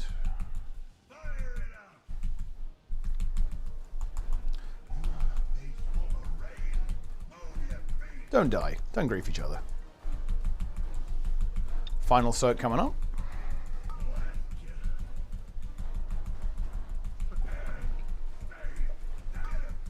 Don't grief each other. Okay, it's time, Guru. Actually, wait. We just killed the boss, no? No need. Log in. Yeah. Let's go. Owned. Good job. Clean, guys. Nice one. I got my mount! Oh, he got that mount. Nice, nice, nice. Very good. Very I good. get to finally not use it because it's fucking dog shit. Wow. He's not a fan of the big G. Okay, No, fair enough. I'm just not a fan because I didn't get it for this long. Yeah. If you have VIP Brocktix, we should be stocked like right where I'm jumping on top of each other for the entire last phase. Okay. 'Cause if I'm we're sorry, not we did it. stocked, if we're not stocked, then the fire can like turbo grief us. So me and Tren just always stock. Okay, sorry. We did it differently, so like I didn't know about the stacking. Yeah, it's fine. Yeah, no, it's all No good. worries. Yeah. Yeah, really well played. Well played, everyone. Very smooth, very smooth. Obviously, a lot of new people in here, so bit of adjustment going on there, but very well done. And of course, well done to everyone who's hopped on board and kind of adapted to our unhinged ways immediately. Very well played to everyone. Very good stuff. Love to see that. Yeah, I mean, that's basically it. Good job. I might do another, if we want to do like a 4 out of 8 or something, we can do that. Get some ults going, because we don't have to be honest. We could just chill out, because bear in mind, just so everyone's aware, we are going to be doing more raids. We're going to be doing a 6 out of 8 tomorrow, and then another 6 out of 8 on Sunday. And just to open the invitation, that's open to everyone. Everyone's very welcome to join for those. We do have like some basic schedules, some basic signups and so on. We will rotate people, of course, but if we have a spot, you're absolutely welcome to do it. So, and yeah, make sure, I'm being pinged by Tren, okay, to make sure you check the signups, and see if you can show up and what character you're going to come on, right, for the alt raid signups. Make sure you get over there and get involved. The signups is in the Mythic announcements. There's something called alt raid signups. Just click it. And go for it. Yeah. That's the best weekly we've had in a hot min. Yeah. I don't honestly think that having people on mains makes it a lot easier when people aren't trying to like scrap through it on alts. It makes it a little bit easier. What about my 660 alt, man? Yeah. That's perfect for our 8 out of 8 smooth reclear, bro. That's exactly the kind of thing we're looking for. A confession. I was on an alt. He was on alt the entire time. Thanks for the way GG, well played. I noticed you didn't portal us about at the end, Toast. What's that about? Wait, what? There was no Dornagle portal. Where's the... Bro, I teleported. I don't care about any of y'all. Wow. Bro, I never... Not even an Ouroboros portal. I mean, how would it take even an Ouroboros portal, If log in. Portal, it's because Spin dropped one. I don't drop portal. The only portal I'll drop is the Dalaran. Look at that, guys. 1 millisecond boss average. Log the fuck in. Oh, actually, hold on. Where's my Dalaran? Oh! Nico, look, read it and weep. 1 millisecond boss average for add-ons on Gallywix there. Enjoy that, bro. That's what I'm talking about. Wait, how do I see? All the Photoshop check. I have 1 millisecond just for recourse. GG. Dude, well, look, the grid 2 is based. Boss average. Did you get for the profiling? It's the Numi add-on profiler. I have 3 seconds, but two of it is weak course. Yeah, my weak core is 0.769 ms boss average. Log in. Bro, that's what I'm talking about. 4.8 milliseconds. Wait, what? What is your setup, bro? Wait, what CP do you have? Like a Ryzen 5 5700. Wait, that's not bad at all, though. Wait, what is going on? That's the same as I do, so you have something cooked. Yeah, something is that. Yeah, that's not right. That is weird, because that's a perfectly good CPU. Yeah. Yours is double mine with the same CPU. Yeah. It's time for a BIOS update, maybe. Yeah, maybe it is. Let me check the recording of my average FPS. Let me see. 6.8 milliseconds. Wait, bro. I know exactly the smiley face potatoes you're talking about. Like, wait, is this? I'm not sure if this is a UK thing, but I know exactly what you're talking about. Definitely a UK Fuck thing. yes. Oh, no, that's it. Yo. Those are fire, They're meant to be for my nieces, but I completely forgot about them, so I'm now having them. Nice. I don't think they are smiling that much. No, they're definitely. They've drooped a little bit at this stage, yeah. Look, I'm actually very happy with my performance right now. I have fixed my frame rate. Feels good. Grid 2 is 0.5 compared to Stellar. Yeah. Like 4. Wait. What's your grid 2 at actually, Nico? Mine is 0.043 ms boss average. It says 0.5, but. Okay. Yeah, 0.5. Do you have everything? I don't know. I'm not tracking defensives in raid, so that's probably the difference. Yeah, that's probably something. Yeah. Yeah. I'm tracking like everything I can on. Yeah. Nice. Yeah. Oh, also, yeah, this is actually an open offer to everyone, guys. You know, optimizing performance is difficult. If you want some advice on how to do it, getting ready for the next hit, I'm actually more than happy to help. Please just shoot me a DM, and we can try and sort some things out. We've had great results so far. Nico has frames now. Jester has frames. Zipper has frames. It's beautiful. Okay, don't suffer in silence with 20 FPS. I mean, considering I was streaming in Discord and I had a Warcraft recorder recording at the same time, I was having like a 50 FPS during fights, but nice. it is kind of expected when. Oh yeah, you're always gonna lag a little bit. At the end of the day, there's no way around that, to be honest. And most bosses had like 45 average. Yeah. Decent. Yeah. Nico, what's your like? Yeah. What's your percentage of app? Like total percentage of add for like all add-ons? Let me open. On Galevix it was 3.6. Wait, yours is 3.6? Mine is 11.8. Percent? Yeah, percent. Yeah. Wait, percent? Yeah. Wait, what the fuck? Oh, in app I have 16%. Oh, okay. Yeah, okay. Yeah, I was gonna say, what the hell?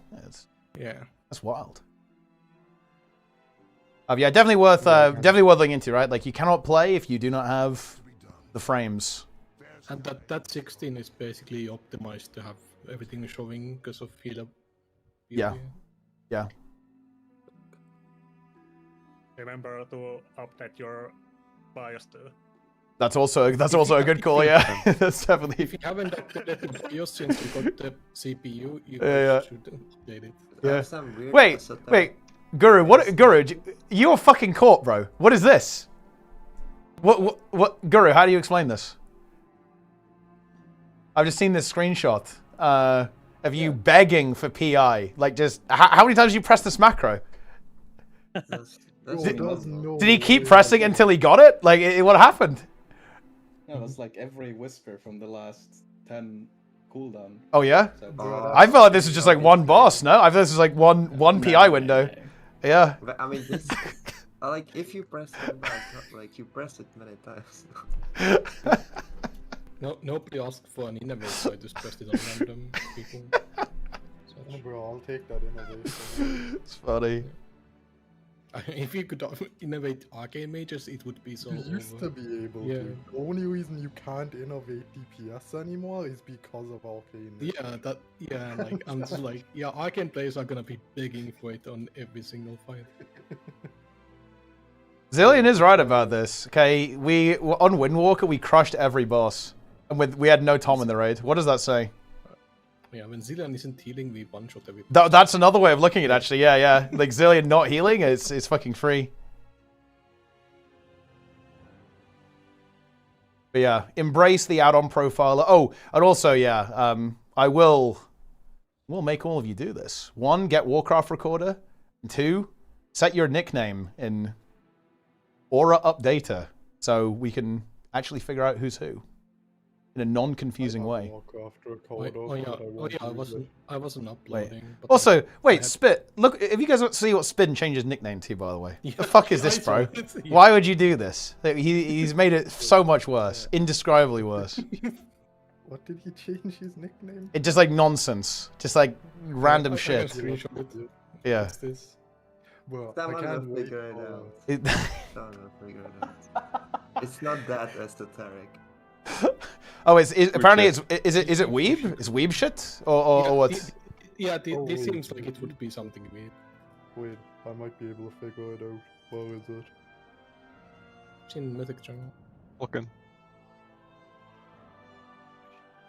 So basically, I'm missing one letter, so I had to remove one. That's why it's incoherent. Okay. Wait, there's no way you're like... Wait. There's no way you're like fucking fanboying JJK. Bro, there's no way you're fanboying JJK. This is weeb stuff, bro. I don't know what this is. Holy shit, bro.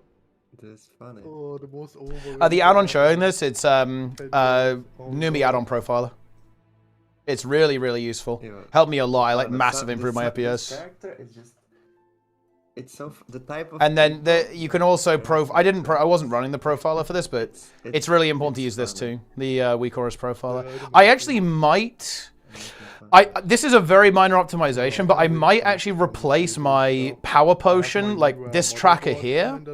I might replace this with an action bar, because for some reason tracking items is actually really expensive. I don't know why.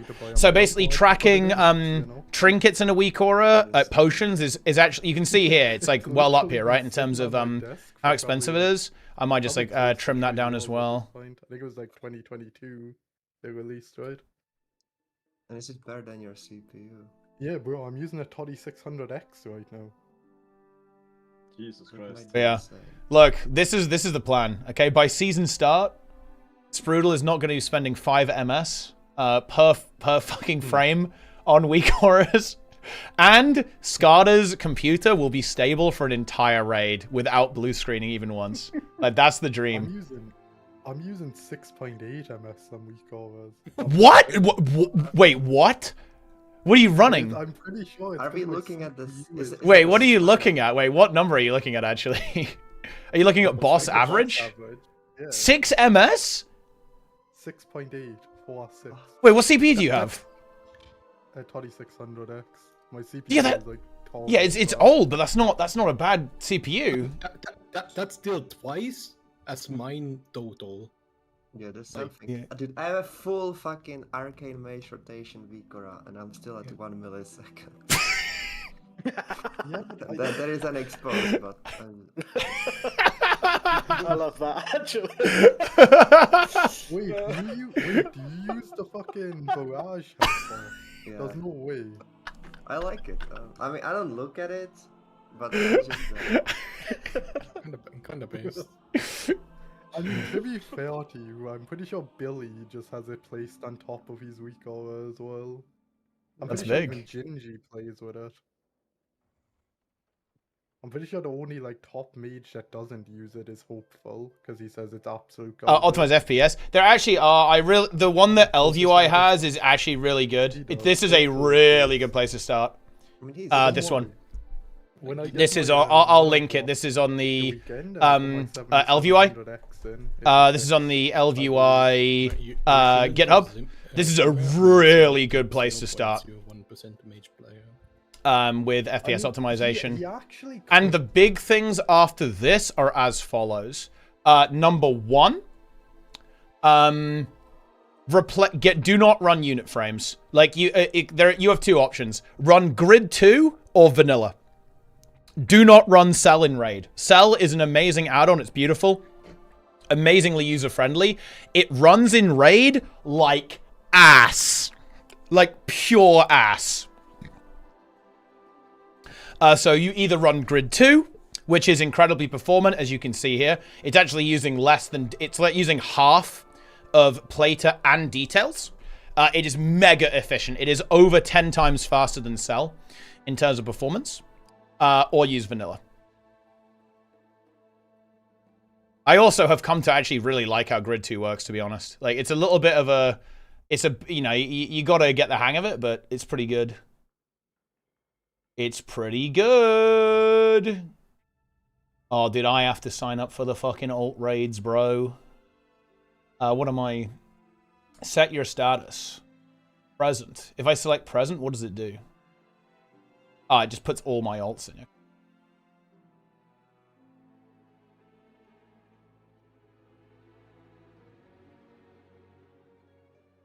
Default raid frames? Yeah, they're completely fine. I really like the kind of flat approach. And what I really like about Grid 2 is that it gives you so much freedom. Like with how the indicators work, I really like this a lot. Like, for example, this is the really key thing, right? Check this out. So, can you see here? Oh, no! Dude, I fucking removed it. It's fine, though. It's not a big deal.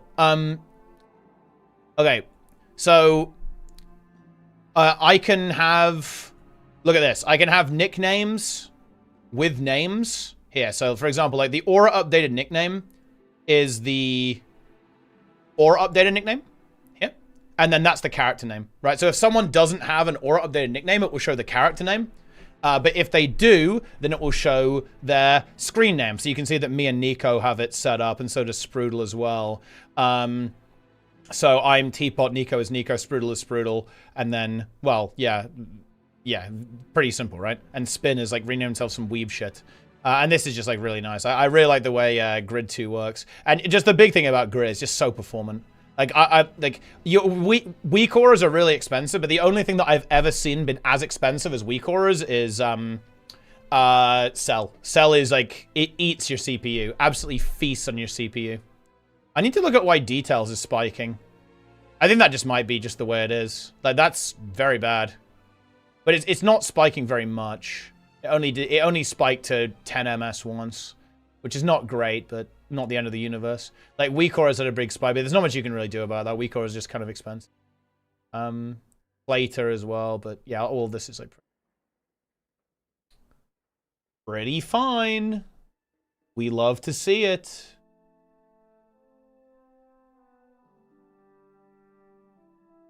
Huge.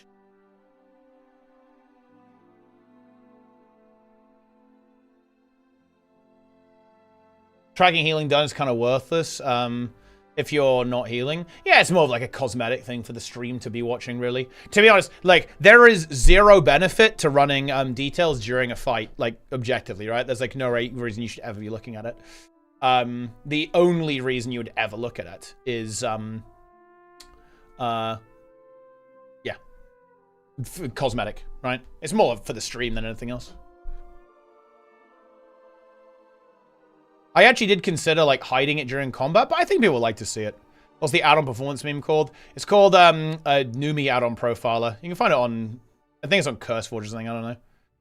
It's really nice, really useful. You can check it out. Yeah, I guess it would still be running in the background, right? So it wouldn't really do anything for the performance. But yeah, this is really good. There's 3 things you need, Guru. 1, weak aura profiler, right? You do that, right click on weak auras, start profiling, start now, right? Both of these are actually relevant to look at. This one's a bit esoteric, but you can get information from this. You can kind of, it's pretty readable actually if you think about it a bit. And then auras, this is like which one is like fucking you. For example, resource tracking is horrible. Like, look at this, guys. This is just the rune tracker. The rune tracker is like more than every other weak aura combined. Unlucky. Hate to see that. And then the next one is the add-on profiler. This is big. Run it during encounters. Select shit, right? And see what happens. That is true, actually, Birchie. That is useful. But yeah, I mean, I wouldn't disable details. But it's more of a case of, like, you know, this is definitely good to look at when people, like, die to stuff. It is pretty nifty. So it is good to run that. ArenaNet profile. What's the other thing? It's the add-on profiler. Numi add-on profiler. Embrace it. My performance is pretty good though. I think I barely dropped below 60. I'm not sure I ever dropped below 60 FPS on Gallywix, which is kind of like the gold standard, I guess. I might get rid of some of this crap. Like, I have a couple of, like, very cosmetic things, like Tip Tac and better bags that, you know, like, what is this fucking doing? Why am I getting a 6 MS better bag spike? I think it's because I had the loot window open at the start. But, like, why is Tip Tac doing 3 MS at any point during the fight? That is cooked, my friends. It's not doing much of the total. It's like, I must have, like, activated it once somehow. Not sure what I did.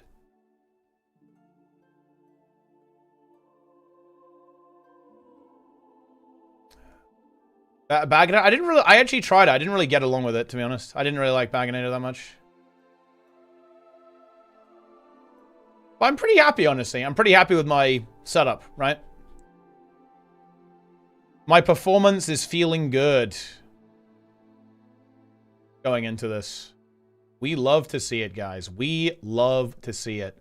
The quest for frame rate has been successful. I have succeeded in making my game run pretty well.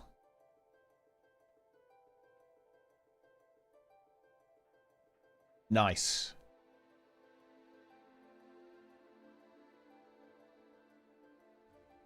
I'm actually amazed how good Grid 2 is. That's insane, no?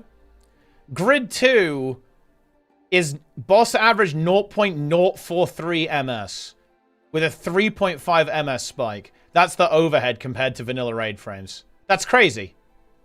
It's 3% of add-on time. What a godlike add-on. This is a cook, guys. Grid 2 is a cook.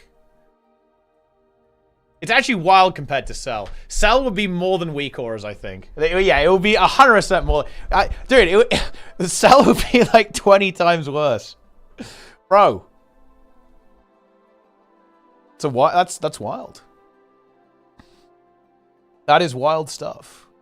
It really is.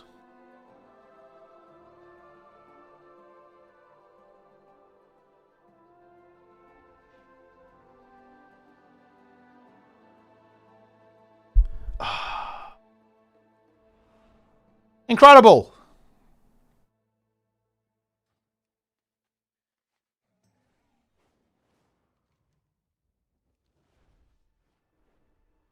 Is it the add-on profile or CPU jet? No, it's not. It's not that. That is not what it is.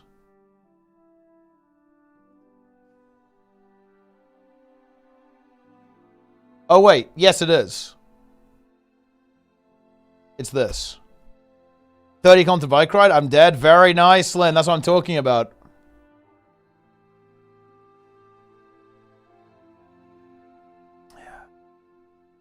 Guru probably runs the game at like 1 FPS. Also, Guru was top DPS. Impressive. Look at this boss damage. Guru top, Relentless DX, second. Then Spinnerek, then Coneform, then Nico TW. Zipper, Earthen Race, Bractix, Vez, Saint Row, Toast. Toast is trolling, bro. He's like 1 DPS. Ben DH, Zulan. Zillion. Zillion, wait, Zillion lowest boss damage? That's crazy. Average heart rate 135, how fucked am I? Oh, that sounds good. You can go way higher than that.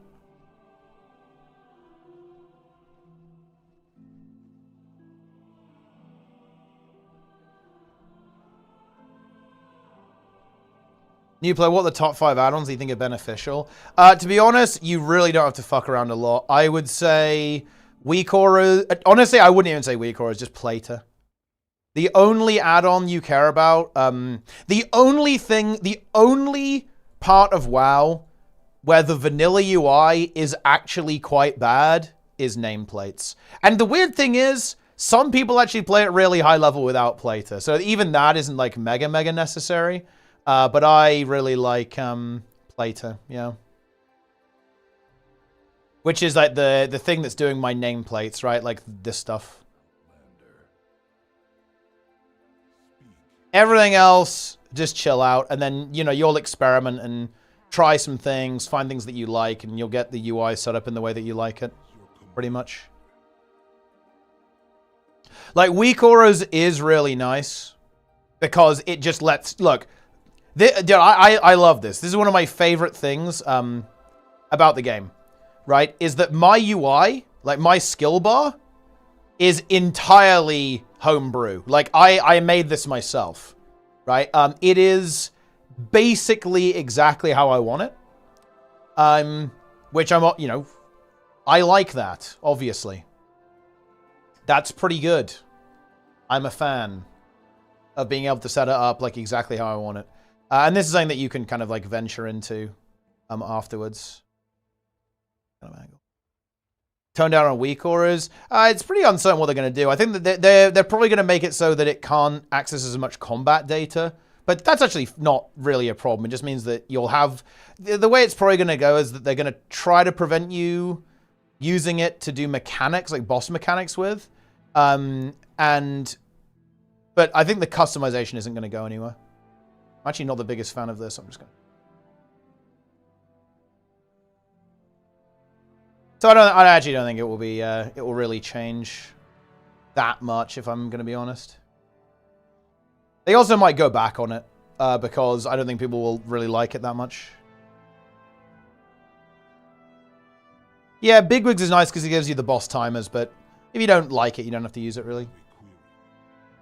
I did a lot of my early raiding, even in Heroic, without using anything, really. No, like, weak aura packs and stuff.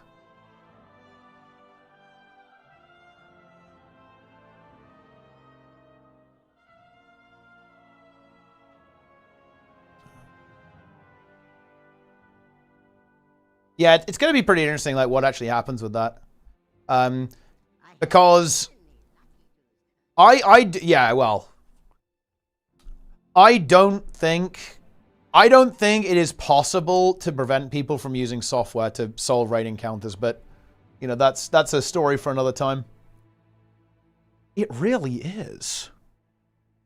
Treeing minute. Oh, correct, yes. Yeah, yes.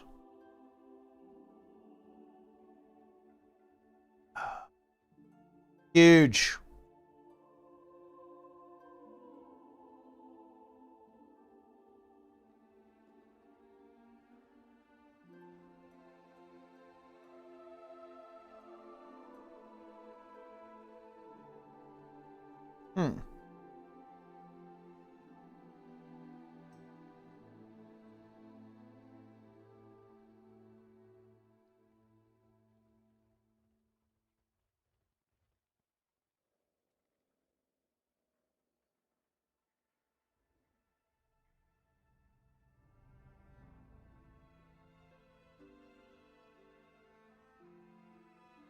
Mouse over macros doesn't require an add-on. Yeah, the like macros are a different thing. Chords though. We're safe. Are you safe from the grannies today? I guess you must be.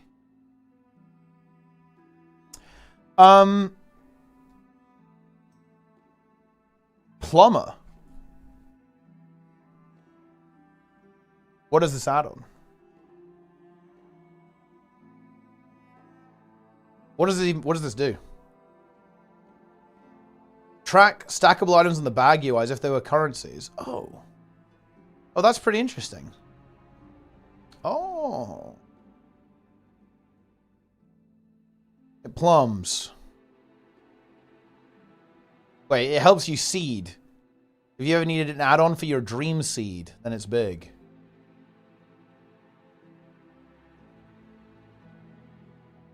The loot window? Wait, isn't this the new world loot window? That's crazy.